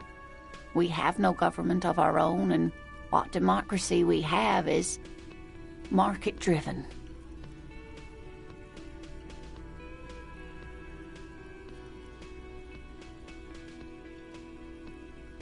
Oh dear.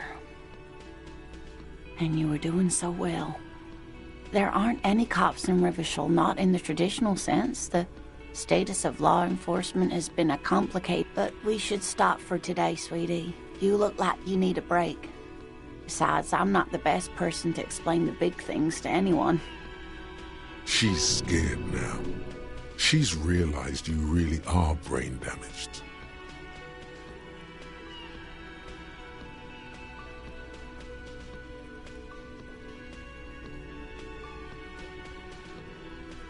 You were doing quite well up until the end there. It does look like you're having trouble remembering things. History and places. Remembering reality in a word. It's very odd.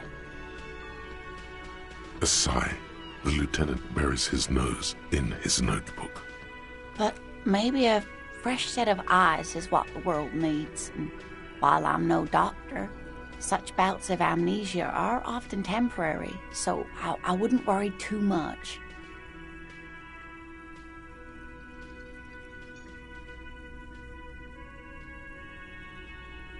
A defeat, I'm afraid. The people of this archipelago tried to build something new, something different. The rest of the world didn't like it, so they came and ended it. This was 42 years ago.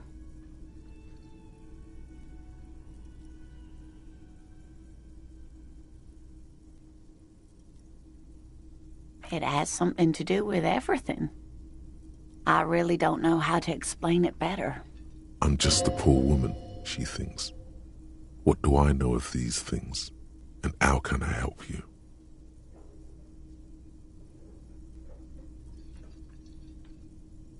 Someone more educated in sweeping matters. Maybe you should ask. No. I'm not an encyclopedia. I won't be a guide either. I'm a detective. Of course. Then I don't know. Someone rich, maybe? Wealthy people are educated. Though I don't know where you would find a wealthy person in Martinez.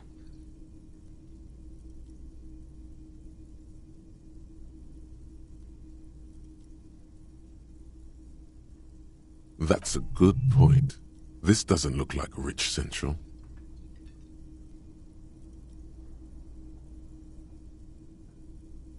Yes, dear. I'm a paraplegic. A paraplegic is someone with limited or no ability to use the lower half of their body. Paraplegia is caused by spinal cord injuries, like falling from a great height, or a grenade explosion.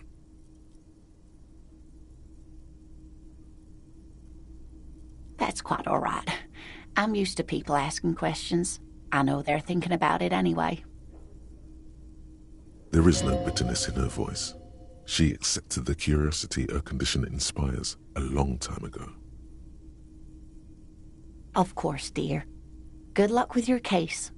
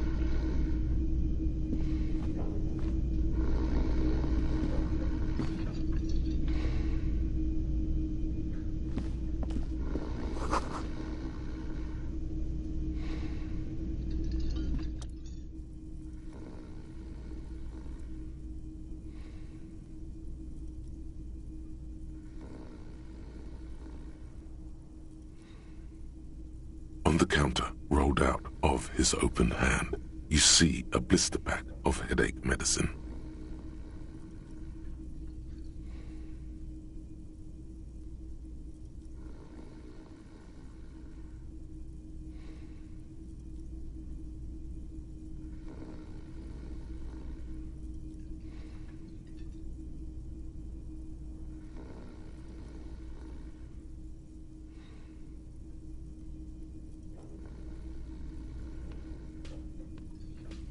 The man does not mind. You probably need them more than he does. You've just picked up some magnesium. This item is stored in the bottom left corner of the screen above your character portrait. Use magnesium to heal your morale if you have morale damage.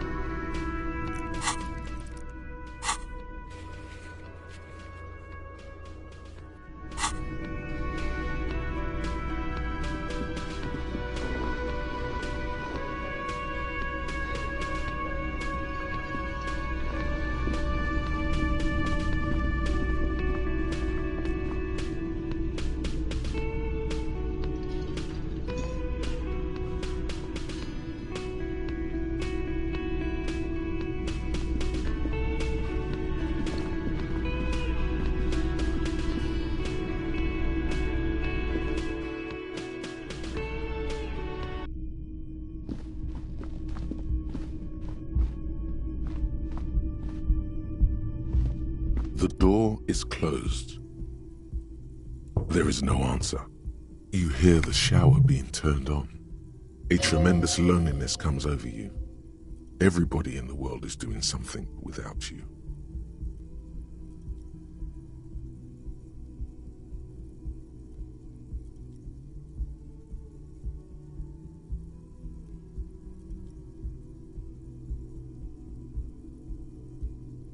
The door is closed.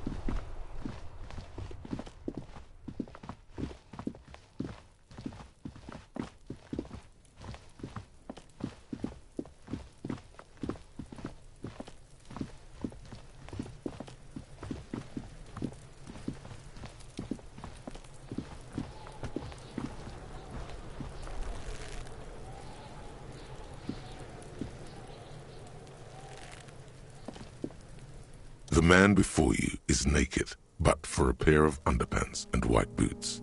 His skin is marbled with decaying veins and blotched by lividity. On his chest, a fading web of tattoos. The cargo belt used to hang him from the tree looks reinforced.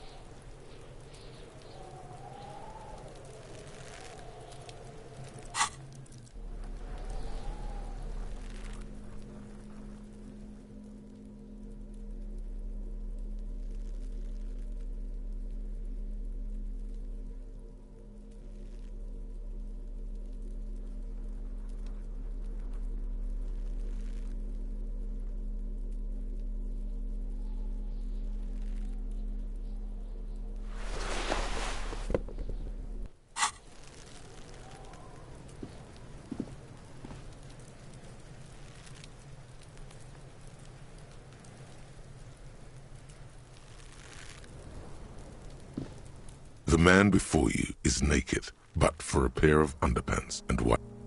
The steel-reinforced belt presents a unique challenge. I brought chain cutters, but I don't see a good angle of approach to the belt.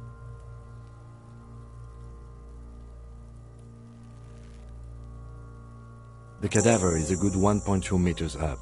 Neither one of us can reach the belt without assistance. And even if we do, there's the question of cutting it.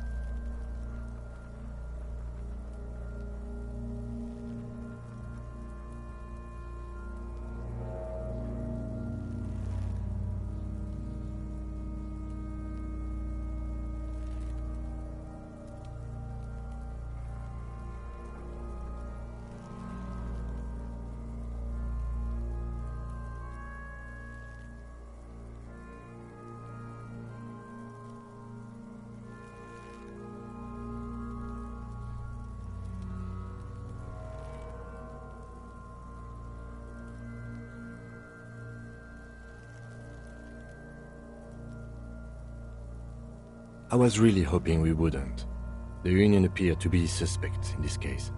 It seems like a dangerous route to go down.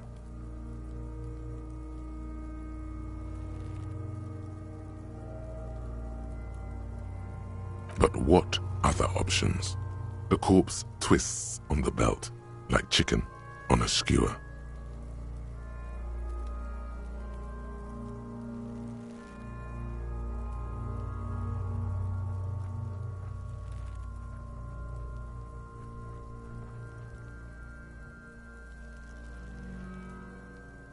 Climb up there and saw the branch? There has to be a less risky way, with less falling down of trees.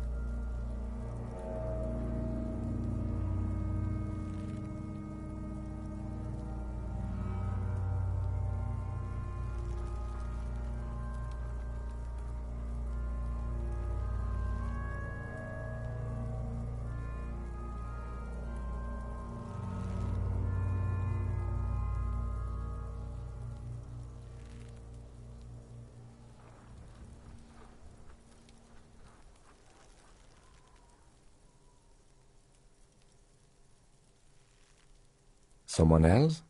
You mean like the police?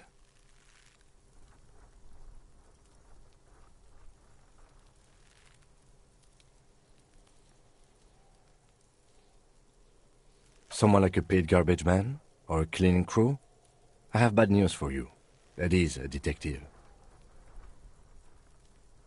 I know it's hard, but I assure you, the others won't come to help us. And we have a growing sanitary concern here. We need to get him down, fast.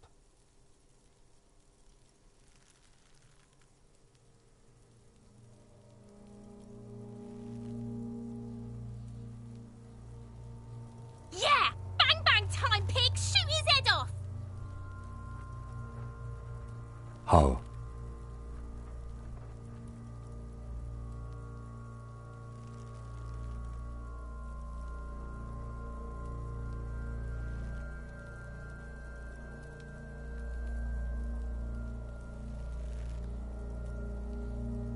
Yes, the buckle, where it ties the cargo belt to the tree. If the shot hits that, then there might be a small chance to release the belt. Yeah, now we're talking. Entertain a Kuno with some shit. They'll miss! The pigs will miss Kuno! The lieutenant is undecided.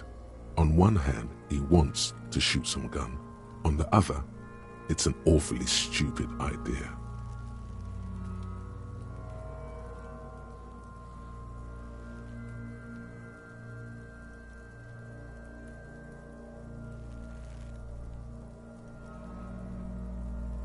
But what else can we do?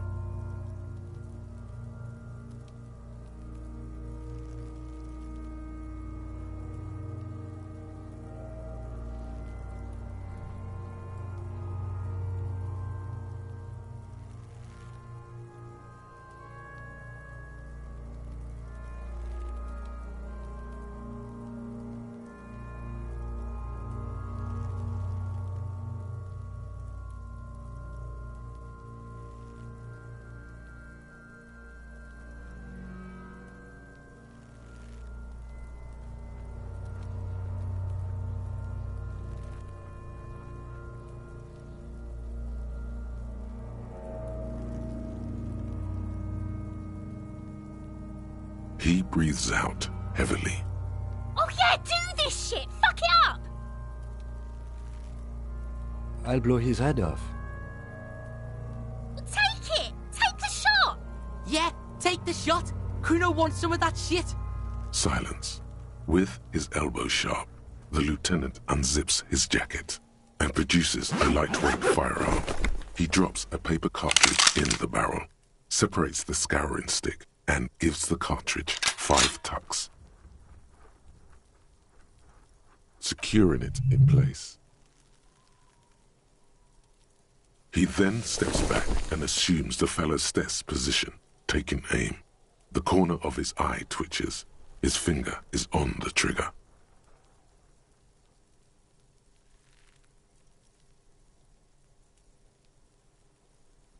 He's gonna fucking miss! The kid's voice is drowned in a shrill blast that echoes off the walls of the surrounding tenements. A cloud of smoke slowly parts in the air as the lieutenant steps back and says to himself, God damn it. He feels bad about it. About his eyes mostly. Just having bad eyesight. Probably from a young age. Whatever you do, do not console him. Fucking idiot! Mookabat asshole! Kuno could have hit it easy, but then Kuno's not fucking handicapped, is he?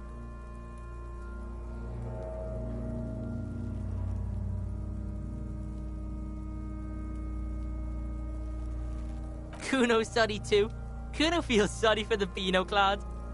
The lieutenant doesn't say a word, just looks at the gun in his hand. I have to say, it's beginning to look unlikely we can get him down without assistance.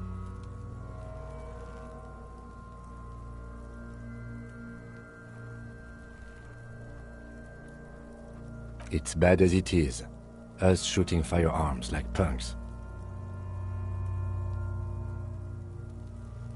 Go ahead, I'm not stopping you.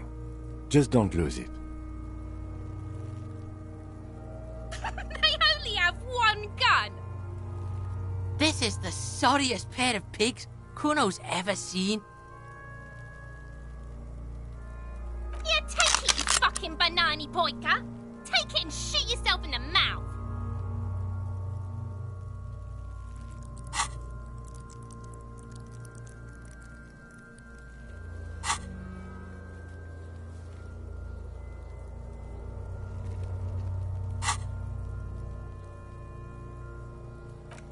The buckle comes into focus in your sights. You stand with your feet planted firmly in the ground and your left hand supporting your gun arm. Why don't you just shoot yourself in your mouth? At least you won't miss. Or what? You gonna fuck me? You wanna fuck me, pig? Is that what this is about? Or what? You gonna fuck me? You wanna fuck me, pig? Is that what this is about?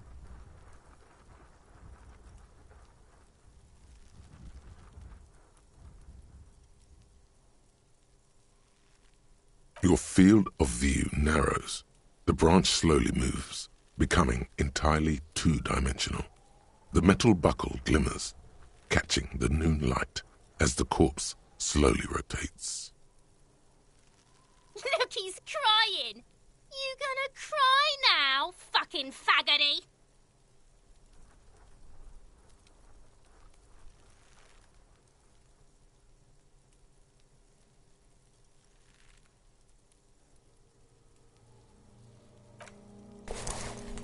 I agree. Enough gunslinging for today.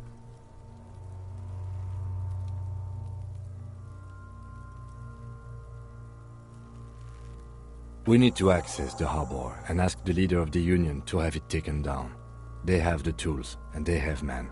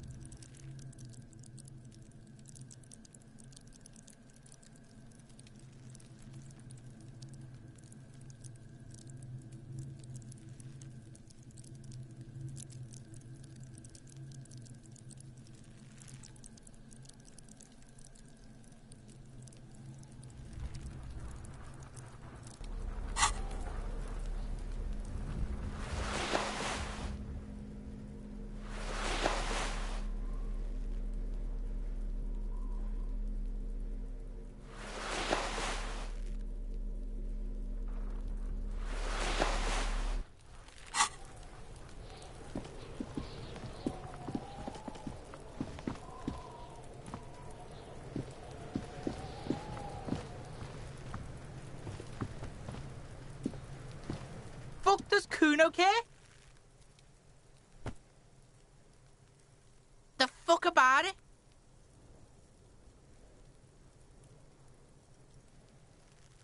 You're testing Kuno's pa- Get lost,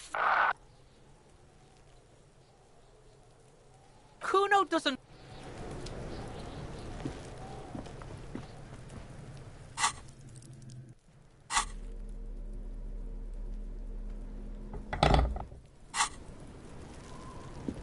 This trash container is locked.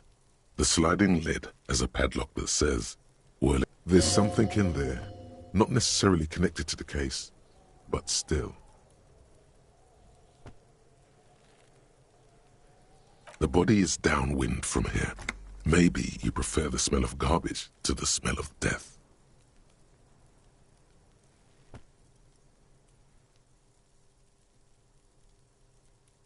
Trash, food waste from the cafeteria. They lock these containers to keep the derelicts from flocking in. Could be evidence too.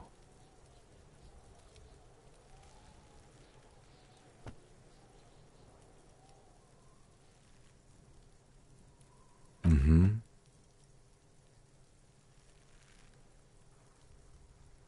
We could try using a pry bar, the one you took from my motor carriage, or we could ask for a key from the manager of the Whirling in Rags. He probably has one. He might also have information. This is better than the pry bar idea.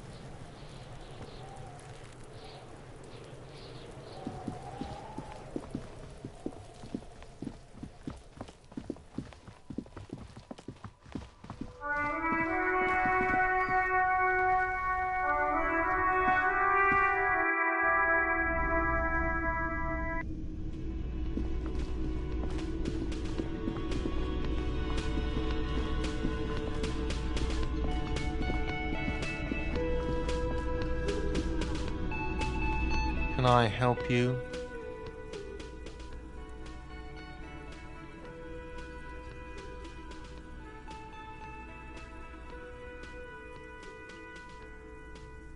Mine? No, it belongs to the Whirling in Rags. Thank you for clearing that up. Why do you keep the container locked? Why? To keep the hobos and drunks out. That's why. And the neighbors too. They put their trash there and they don't pay for the garbage company. I thought as much. And are you the only party with access to the trash container? Well, yes. Us and the garbage disposal company. It seems a little callous, doesn't it? Something stirs in you.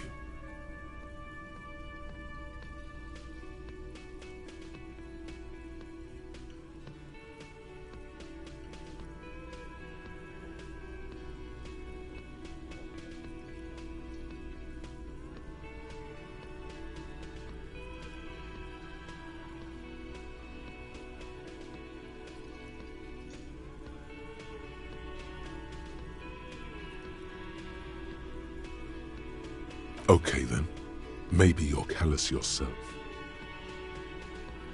What do you need them for? It concerns the case. Please cooperate. Just bring them back once you're done, please.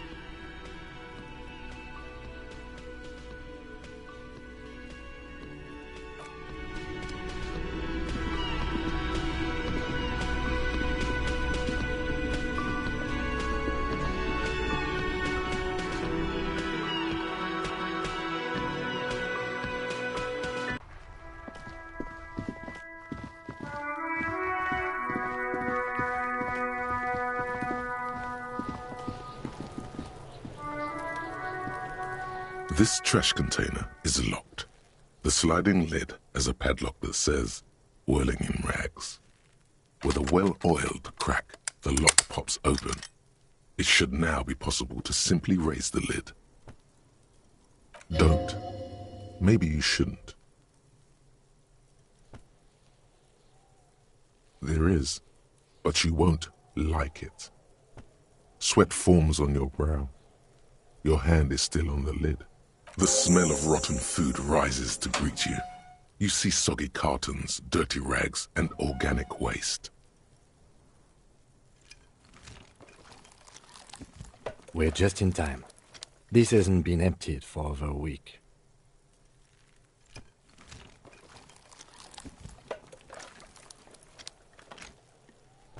You see milk and egg rest with one broken egg in it. Some pasta wrapper. Picking up the soggy packages somehow feels familiar. A box falls into pieces in your hands. Batiste Soleil cereal. There are plastic pasta packages below. And turbo noodles. Nothing of note, however. Among the threadbare kitchen towels, something catches your eye. A pair of denim trousers. As the legs of the slime-covered jeans begin to unspool from the garbage, a rank corpse smell fills the air. The victim's clothes? Cadaverine odor is faint. If these belong to the deceased, they were removed when he was still in the early stages of decay. Drop them in here, officer.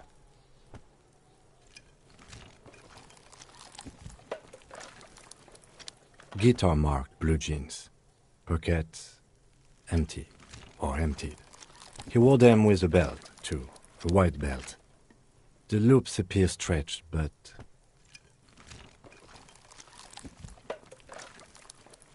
The belt is missing. That's it. Do you see anything else in there? I have another bag here. Something slimy catches your eye. A drab, long-sleeved shirt, olive-colored, appears from the food waste, dripping with pus. This is a military-type overgarment. No label or serial number.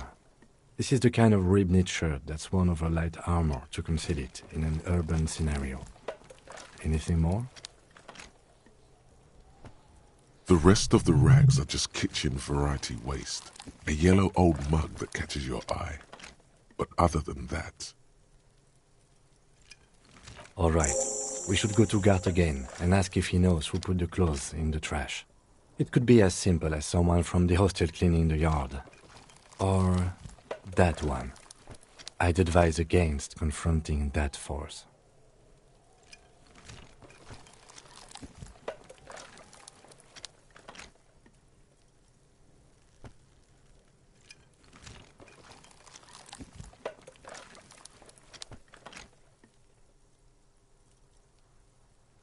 Not really.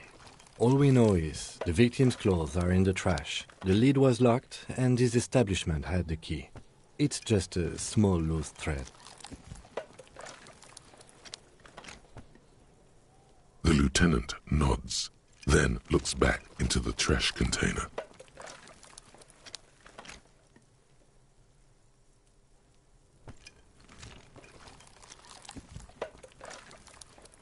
The container sounds a muffled gong. That's one thing off the list. I think we got it all.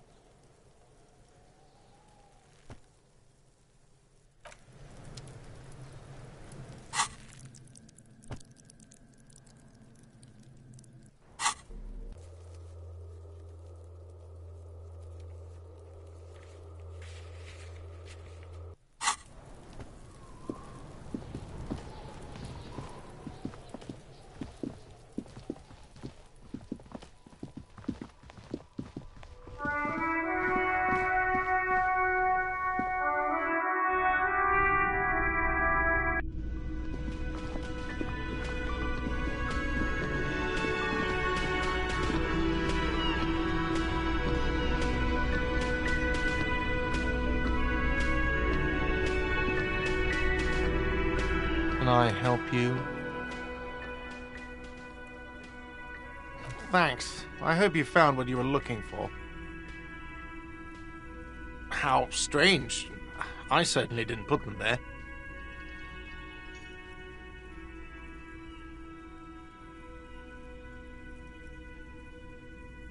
Sylvie had the keys before I got here, and I can vouch for her. I can vouch for all my staff. None of us would tamper with the crime scene.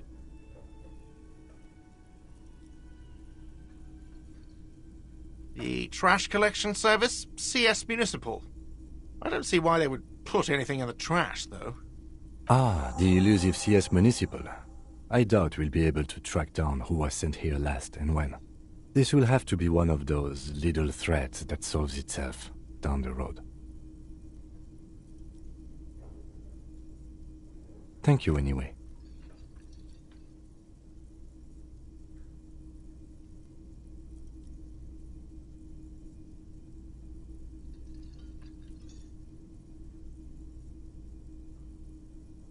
Yes?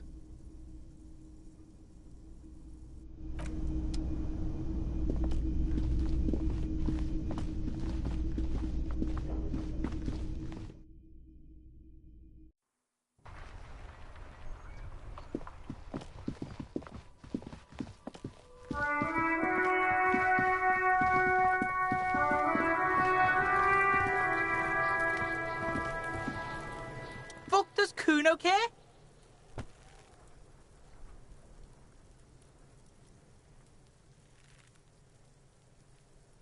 Yeah?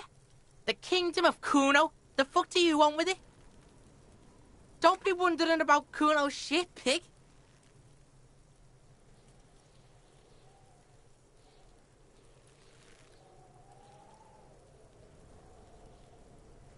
Fuck does Kuno care about your hunch? That's your shit. You figured it out.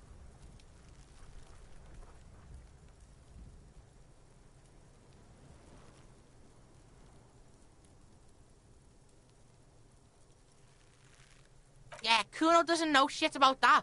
That shit is beneath Kuno.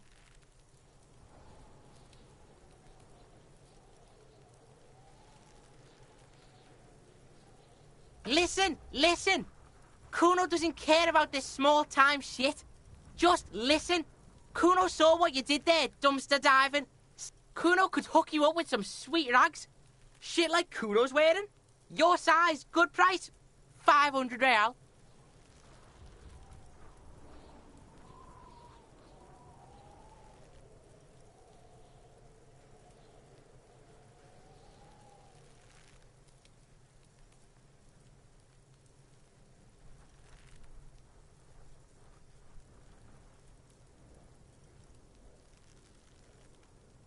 Look, Kuno ain't seen shit lying around, except for that up there. Now, you want performance gear or not, Grandpa? The lieutenant remains silent, but his expression couldn't say, "I told you so," any louder. Whatever. Kuno was trying to help you, but you're too fat for fouling anyway, pig.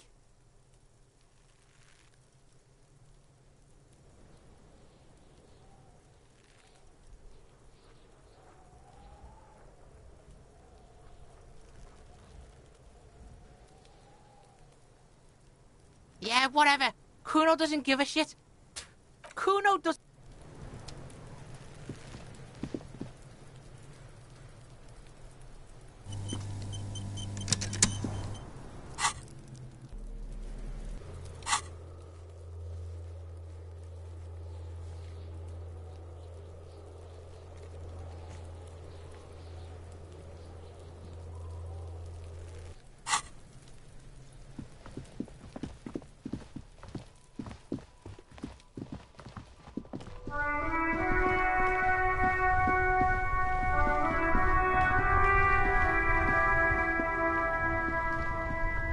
Inside, you see a set of steering levers, a radio microphone, a pull-out toolbox, and... This is Precinct 57. How may I assist you?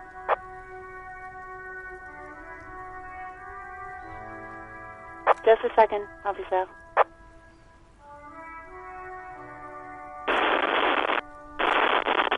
Sylvie Malaika on the line for you. Yes, hello? Oh, great. What else do you need, detective?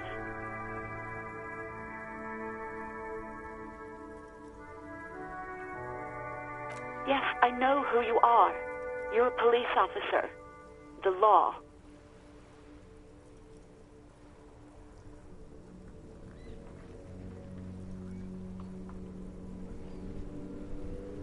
Oh, no, I haven't, sorry. Real policemen have uniforms too, by the way. Where's yours?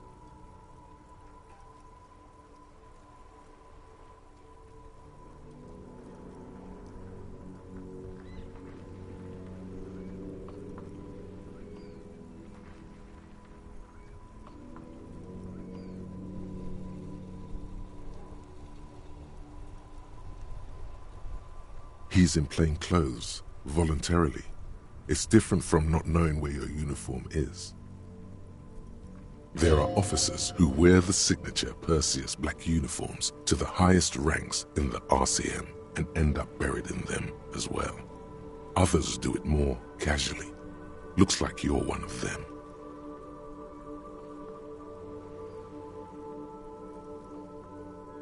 Uniform? I never saw you in any uniform. You had your things on. The disco things.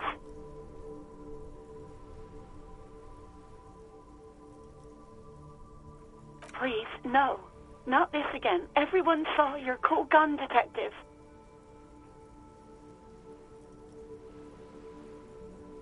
You were trying to impress some people with it. Everyone was eating and...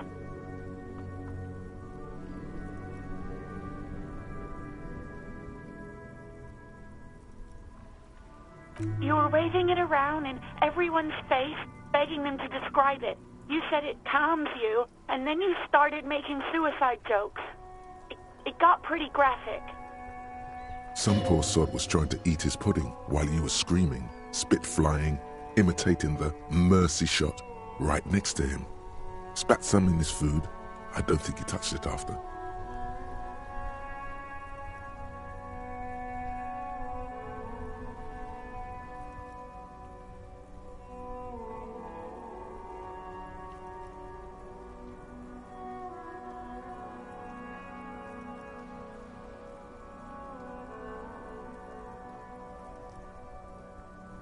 Me neither.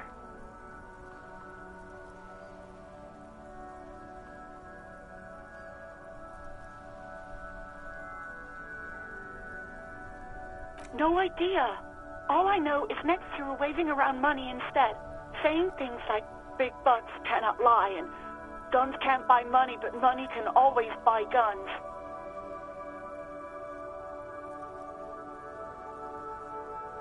It almost looked like you pawned it, but believe me, I did not ask.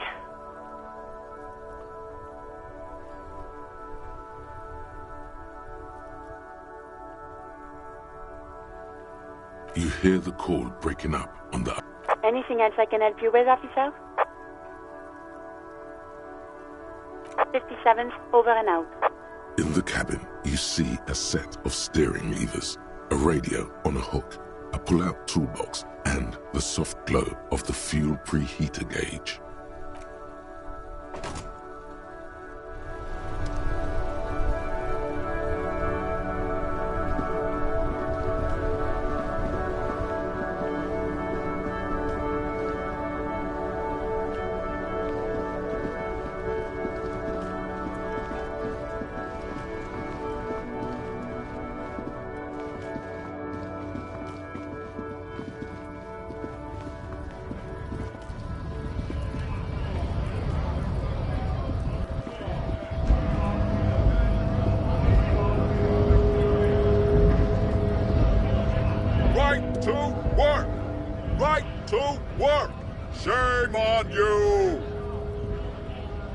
We were promised work.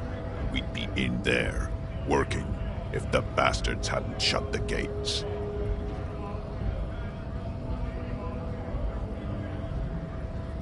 Main gate's locked. Would take heavy ordnance to bust it open, and try to get in through the secretary's office. Door's locked. The guard's blocking the way to the access panel. And I don't mean the scrawny mess punk either. I mean head measurer. Or whatever he is.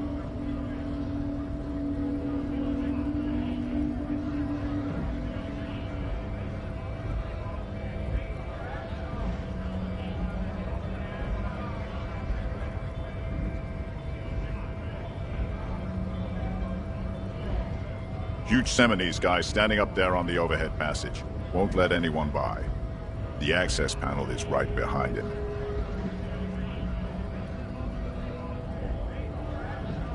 Bad. Standing on a narrow bridge, he's got a strategically advantageous position. And he's trained. I don't know how the Union has a trained killer up there. But that one's no joke, and my men are tired. And hungry. They're workers, not fighters. Like civilized folk, you mean? These native fucks don't understand civilized. It would be better for the neighborhood if you went home, at least for now, if you can't get in anyway.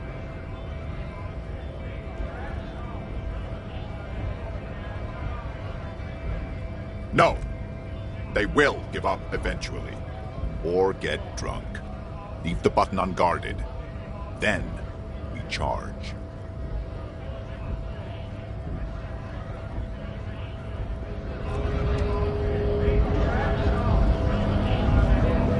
Scab?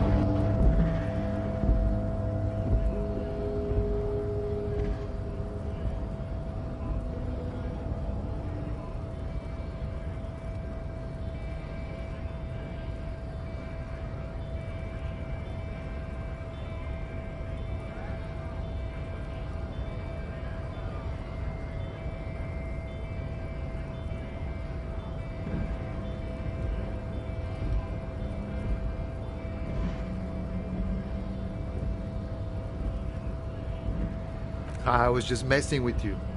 No one's ever seen a cop scab.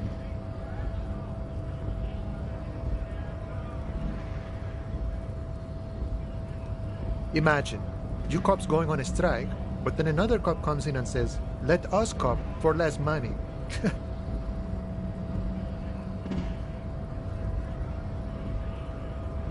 Speaking of, what brings the RCM here, to the Wild North? Come to see the strife?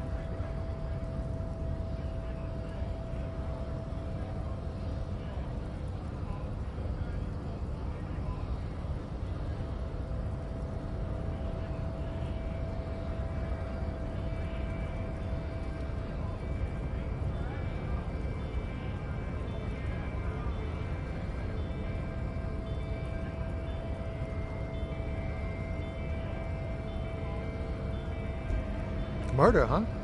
That sounds like a lot of hard work. You'd never see me investigating a murder.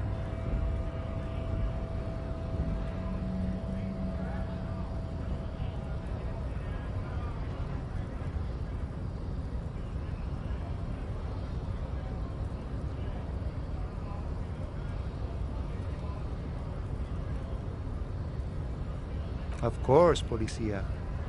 It wasn't me. You can rule me out. Easier that way. Should we? He's nice. I don't like nice. He didn't do it. It's the truth.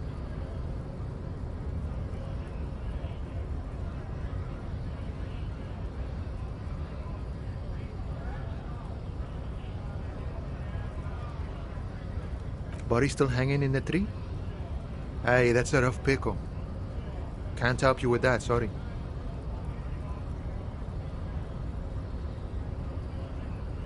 I'm not really an admirer of dead bodies. Might be someone else from the Union can render assistance.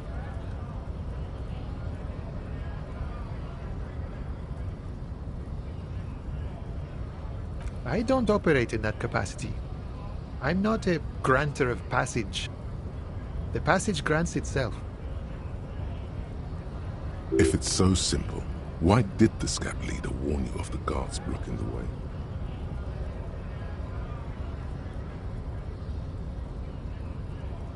Aye. Walk right past Measurehead and go in. Yeah, the 2.5-meter tall Semini supremacist there. Walk right past him.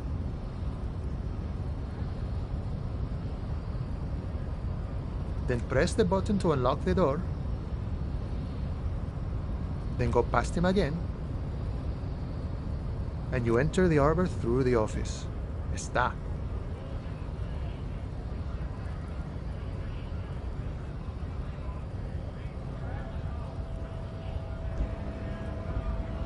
Don't worry, I'm sure it's not completely impossible.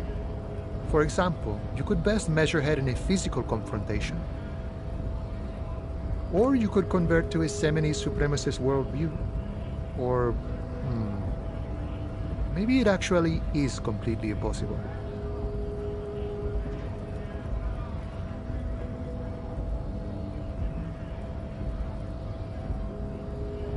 Sure.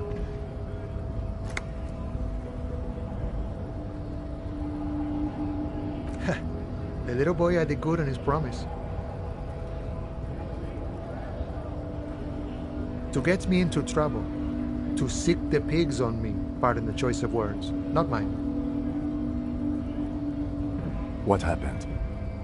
I was asked to look into that armor situation. Official Union probe, you know. Track it down, see who took it. Did you? At first I thought, why not? Maybe the pieces can feed the strike. Buy us a few more days under the sun, you know? So I went to this boy. He said he'll make me his prison bitch. He's got eyes everywhere, and the cop's in his pocket, and he's the king of Jamrock. Serves me right for doing menial footwork. I dropped that probe right then and there, and it still got me into trouble. One bad move is all it takes.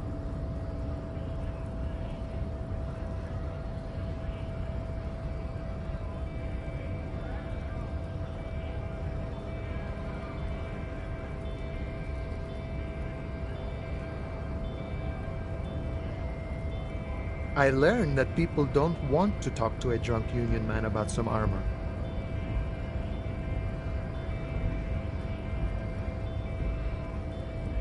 What else? Not much. Technical stuff mostly. That was the interesting part.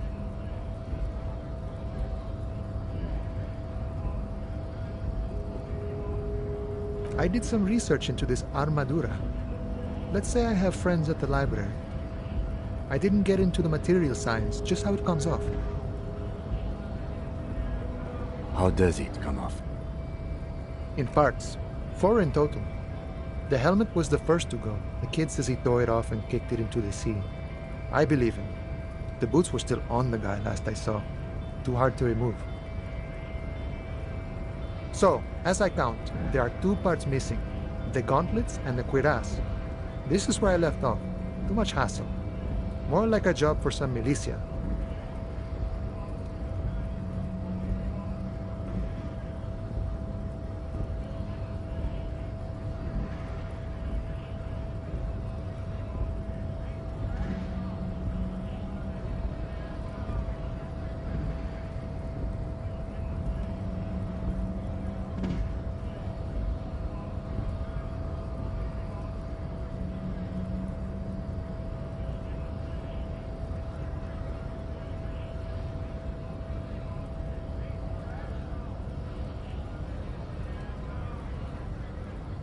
Nice and balanced. Some junior officers can take care of the rest. Smart choice. It's only that one spot you need armored too. The one the bullet hits.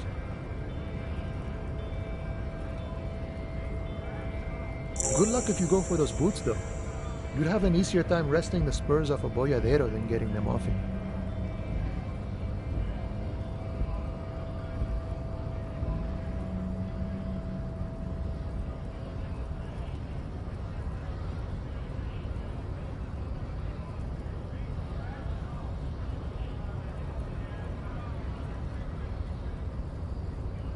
It's a minor nuisance.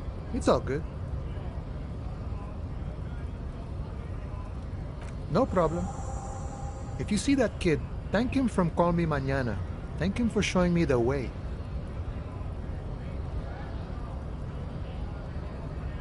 He is sincerely grateful he is not tracking down pieces of armor right now.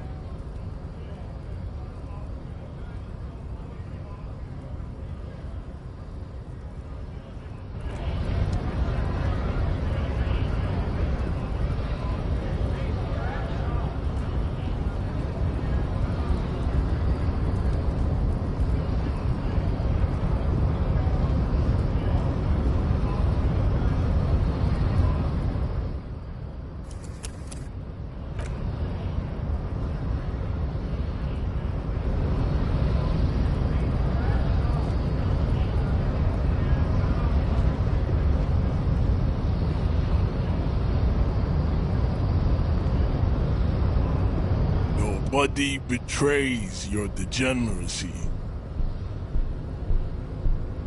Yeah, Measurehead. His body totally betrays his degeneracy. Don't say anything. Size him up first.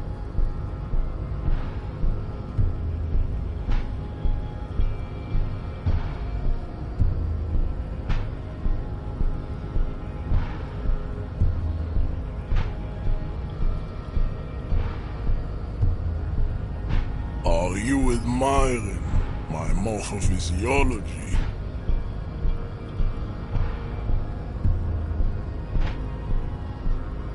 It must be frightening to stand in the shadow of this racial pinnacle. Be calm, Sandwich. You are not in danger, because you are not a threat to me.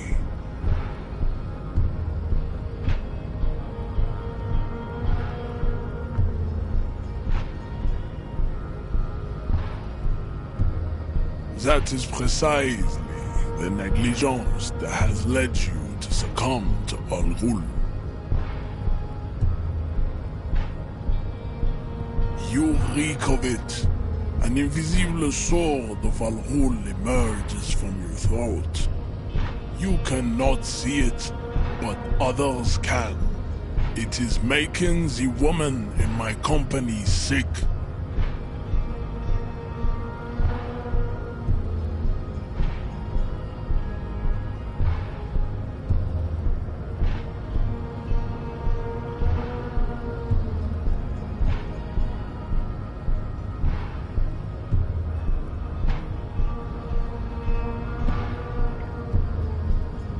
No, you don't. You need to get another drink. Occidental Haplogroup B4 is done giving orders around here. The influence of the ham sandwich race is waning. Show him the ham still got it.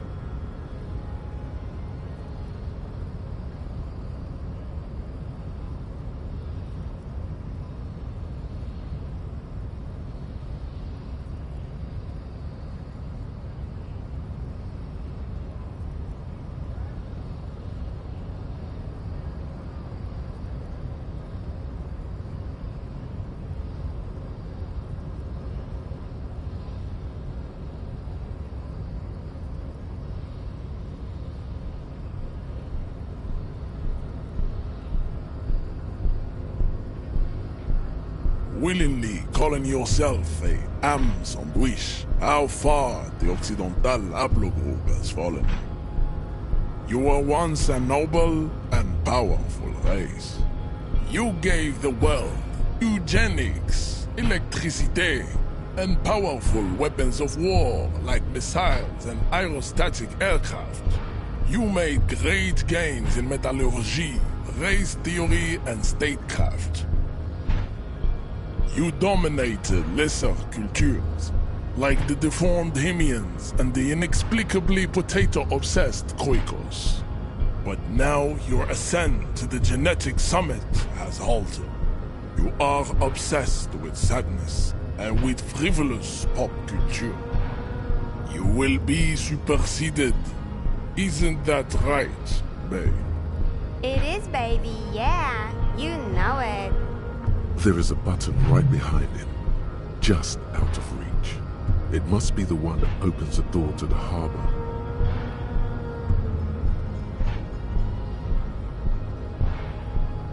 This man is not budging. Let's hope his superiors inside are more cooperative.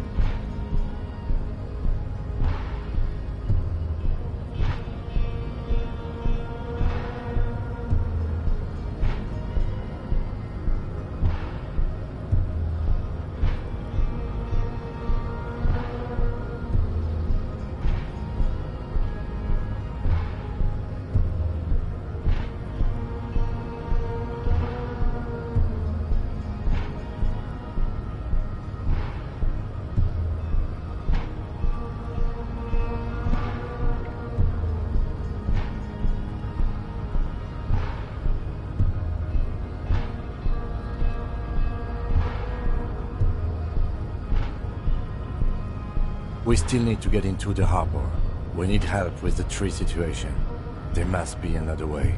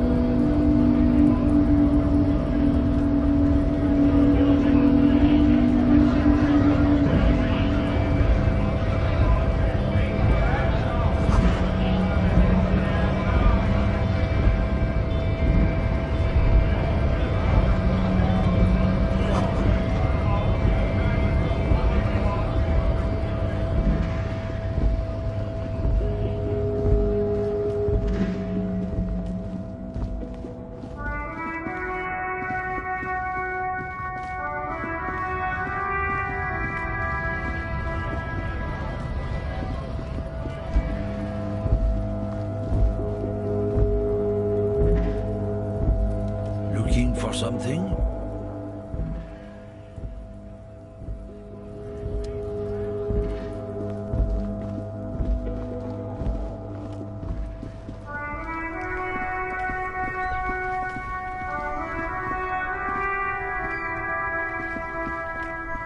Oh, look. It's the cop who turned me into a bad person.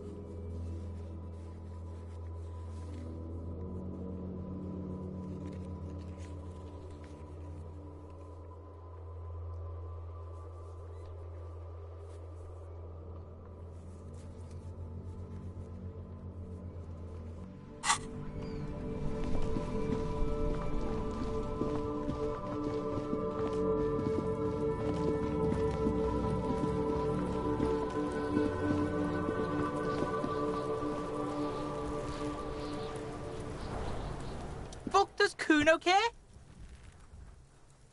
So?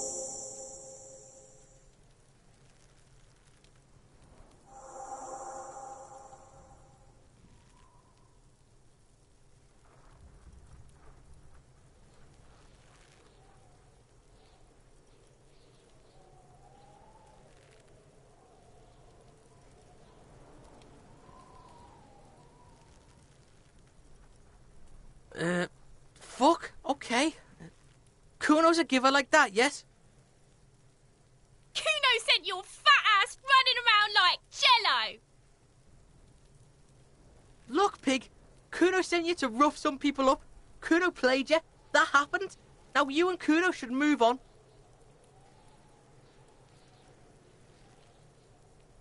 Good idea. Yeah, that's what Kuno said. Don't be saying what Kuno said back to Kuno. Get the fuck out of here, Patterson Kuno. After this shit, you better have something real interesting to say if you want to stay in Kuno's face. Yeah, real interesting.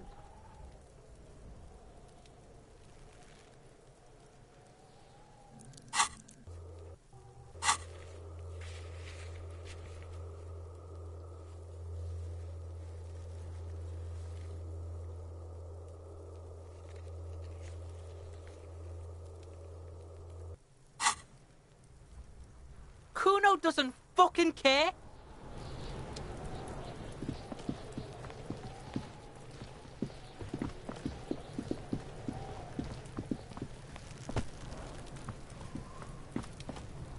I'll die before I squeal, pig.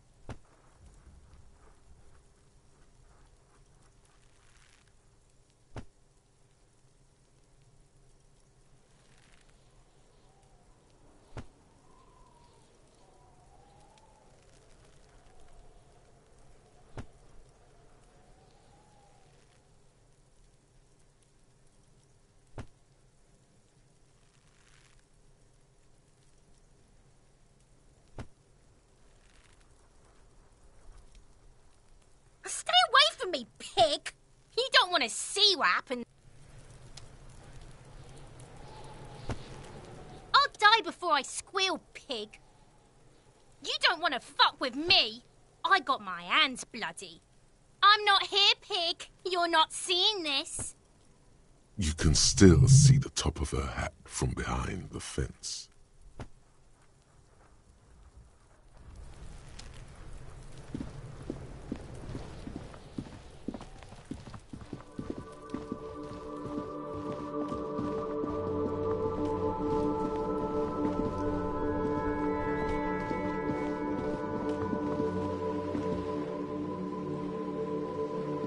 Hello again, sir.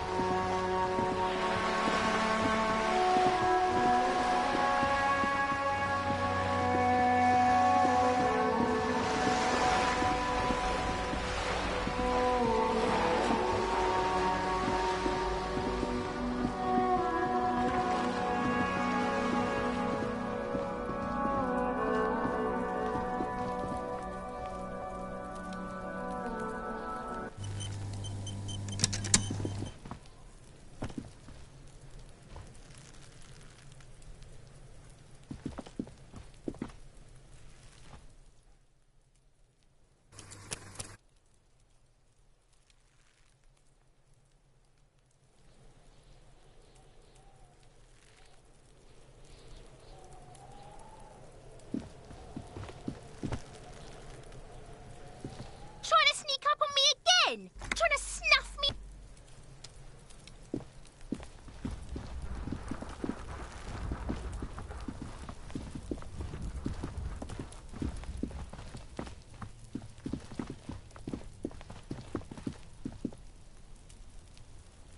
There must be another way into the building.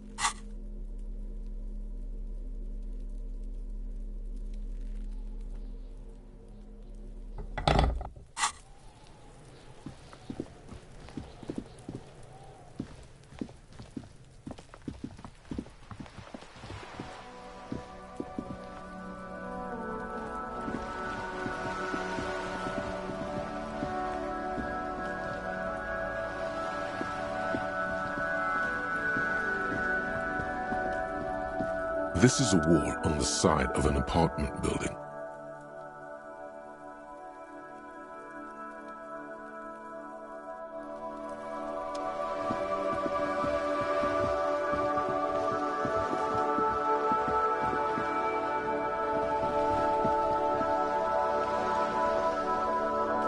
A sturdy metal door guards the southwest entrance to the apartment building. It's... Madame, I assure you, we are real police officers. There is no reply. Just faint sweeping sounds inside. The door rattles again, but this time you hear an elderly woman's voice calling out. Stop banging on the door! I'm not letting any more strangers inside. The police? Everyone knows the police don't come round here. No, I already told you. I won't be responsible for any more strangers getting into the building. Go check the backyard door. Maybe someone there will.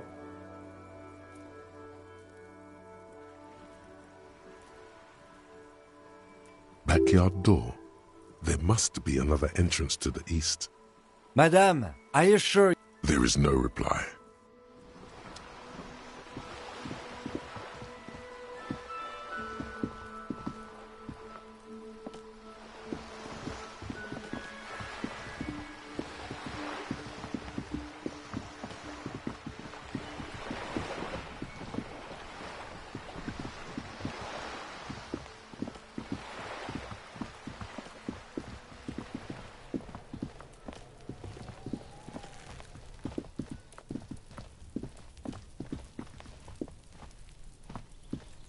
There must be another way into the building.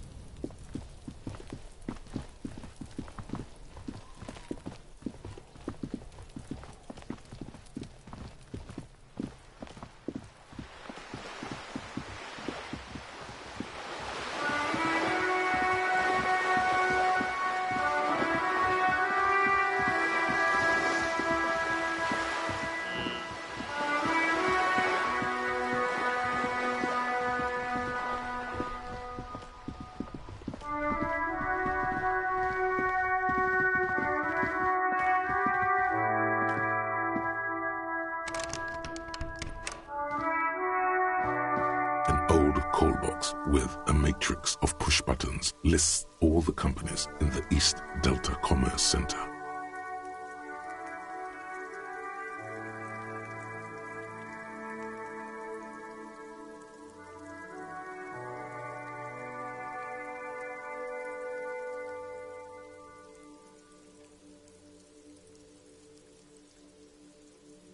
You ring the doorbell, but nothing happens.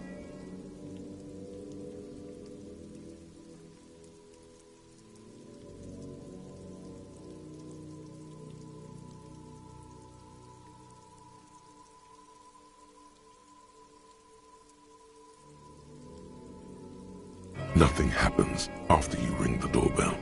They don't want to talk to you.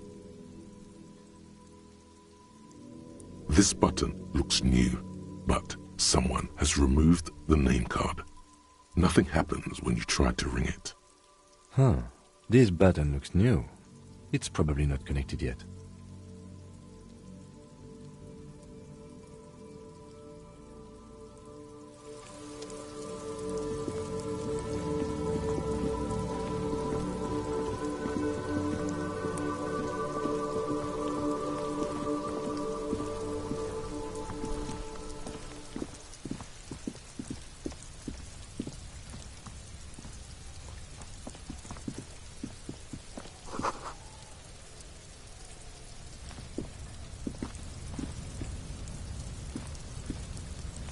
An inconspicuous pile of the roofing material, Eternite.